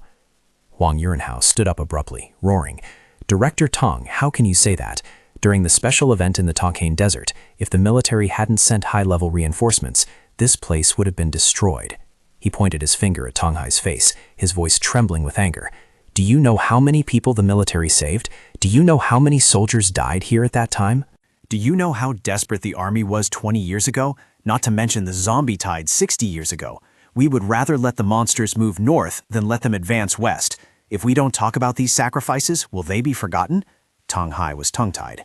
This, Ye Ning patted Huang Yuanhao on the shoulder, coughing dryly. Uncle Huang, calm down. Sit down and let's talk. Huang Yuanhao sighed. Sorry, I didn't mean to be rude, but thinking about my fallen comrades, it's hard not to get emotional. Tong Hai raised his glass. Young Master Ye, I'm truly sorry. I just wanted to remind you, you must be very careful here. I'm not good with words, maybe because I grew up hearing that the army abandoned us. Let's drop it. No need to say more. I'll drink a glass to apologize. Yanning also raised his glass. I'll join you for a glass too. Yanning drained his glass of wine, thinking to himself, it seems that the memories and ideas of the previous generation have deeply skewed the current generation. Taking over this place will be very difficult. He put down the glass and said, let's not talk about the army anymore. Actually, the main reason I came here this time is for a personal matter. I want to buy the high-grade human-faced eagle material from the commander of the Blood Shadow Corps, Ying Lung. Tong Hai was astonished. Human-faced eagle? That is impossible. You probably don't know the power of Bloodgun Ying Lung. He was already a peak Tier 3 17 years ago. The Blood Shadow Corps controls 3 large safe zones, 16 assembly points, and most importantly, a spiritual energy mine. And the human-faced eagle is a trophy from his famous battle before establishing the Blood Shadow Corps. There is no way he would sell it to you. Then can you introduce me to him? I want to see if I can negotiate an exchange with other equipment. Not just you, even I don't have the qualifications to meet him. Then do you have any recent information about his whereabouts? I heard he is about to go to a newly formed dungeon, but I don't know exactly where it is. Yanning said, I can investigate the dungeon myself. Thank you, Director Tang. You're welcome. Yanning thought to himself, in my past life, around this time, a famous dungeon appeared in the far border region, and I even dropped a legendary suit there. If he goes alone, perhaps that is the very dungeon. In the real world, the 3 of us have no chance to forcibly take the human-faced eagle from Ying Long, but once we are inside the dungeon, that's a different story. If there are enough pathfinders, there might be a chance. Tang Hai rubbed his hands together with a sinister smile. Young Master Ye, now that the work is done, it's time to relax. Let me give you an experience of the pleasures that the Heavenly Khan used to enjoy. All the horses here are purebred Fergana horses. Ride to your heart's content. He pointed to a group of beautiful dancers. Young Master Ye, all the dancers here are carefully selected virgins. They have been specially trained and know everything they need to know. Not only that, they are also awakeners. Although their level is not high, they can perfectly satisfy every position. Anytime, anywhere, any position, anyone, as much as you like. Yi Ning sat on the sofa, looking a bit awkward. A dancer approached, her body swaying gracefully. My lord, please allow me to serve you wine. She sat down next to Yi Ning, pressing her body against him, startling him. She took a sip of wine, her eyes half closed seductively. Then she turned, leaning close to Yi Ning's face, her warm breath blowing onto his face. Yi Ning hurriedly pushed her away, his voice slightly panicked. No need, I'm not very used to this. Tong Hai frowned and snapped. It seems young Master Ye is not satisfied with her service. Guards, take her away and punish her. Yi Ning hurriedly waved his hand, trying to make up an excuse. It's not that. It's just that I'm worried my bestial instincts will rise and I might not be able to control my strength. They are all too fragile. If I use a little bit of strength, they will break. He thought to himself, sweat breaking out on his forehead. I can't break the image of young Master Ye, a second-generation playboy. It's best to find an excuse to refuse first. Tong Hai laughed loudly. Oh, young Master Ye, you should have said so sooner. Young people these days play rough. Then you've come to the right place. Yi Ning looked blank. Huh? All of you, withdraw, Tong Hai ordered. Call Miss Blood Oriole, Tier 3, here. The dancers responded disappointedly. Yes. Tier 3? Yi Ning, Huang Wanhao, and 009 were all stunned. Even a Tier 3 could be turned into a plaything? Was everything here completely lawless? Tong Hai smiled triumphantly. Young Master Ye, there's no need to doubt. I told you she is a Tier 3, and she is absolutely beautiful, definitely to your taste. Not only that, Miss Xiao Ying is not the kind of useless trash we turned out, but a genuine Tier 3 awakener. Her strength might even be greater than yours. That aura, that beauty, I dare say, throughout Great Xia, she is a top-tier beauty. Ye Ning smiled faintly. From Director Tong's words, it seemed he truly admired Miss Ye Ying. Are you really willing to part with her? He said, if I could possess her, I certainly wouldn't let her go. But Miss Xu Ying is very proud. She is not the type who likes flattery. You don't know how many safe zone commanders have tried to win her heart, to be immersed in her fragrance, but all have failed. Even Ying Long, the leader of the Blood Shadow Corps, fell for Miss Xu Ying, but even he was rejected. Ye Ning was surprised. Ying Long? That's right. Miss Xu Ying's name was even bestowed by Lord Ying Long. Therefore, today I am only helping you bring her here. Whether you can win her heart depends on your own ability. At that moment, a woman dressed in bright red, wearing a veil, walked in. Miss Xu Ying had arrived. Ye Ning's eyes flashed with a strange light when he saw the ornament in her hair. Tong Hai laughed loudly. Young Master Ye, your expression is exactly the same as the first time I saw her. But you should be prepared. If you can make Miss Xu Ying stay for a while, that would already be impressive. You must not be too hasty. Ye Ning interrupted, smirking. Director Tong, can you invite Miss Xu Ying to sit down? I want to take a closer look at her. Tong Hai was surprised. Tisk tisk. Young people are indeed full of vitality. All right, I will leave the floor to you. Tang Hai and Huang Yuanhao stepped back and sat down on nearby chairs. Tang Hai muttered, "Just now you were acting indifferent. Now you can't hold back anymore." Huang Yuanhao also thought to himself, "Young man, no manners at all. Let's see how you humiliate yourself later." "Young Master Ye." Shui Ying walked over and bowed in greeting. Ye Ning smiled and said, "Miss Shui Ying, please don't stand on ceremony." He patted the chair beside him gently. "Come here and sit down. Let me take a good look at you." "Young Master Ye, you are being rude." Shui Ying took a step back, her voice sounding a bit angry. Ye Ning smiled and asked, "Oh, am I? Is it possible that everyone else is polite to you?" 09 stood up, a blue aura radiating out. "Miss Shui Ying, if you dare to act rashly, I can kill you within 3 seconds." Huang Yuanhao and Tang Hai were terrified. This was pressure nearing peak tier 3. Ye Ning was trying to force her. Wasn't he afraid that both would die? Ye Ning quid Shui Ying to sit down beside him. "Young Master Ye, this isn't appropriate, is it?" "That's right, it's not appropriate, Miss Shui Ying. 09 and I have only met for the first time. We aren't enemies. Relax." "Yes." He leaned close to her ear, whispering, "Miss Shui Ying, have we met somewhere before?" She was startled. He smiled meaningfully. Was it in a dream or in a past life? Shui Ying regained her composure, smiling through her veil.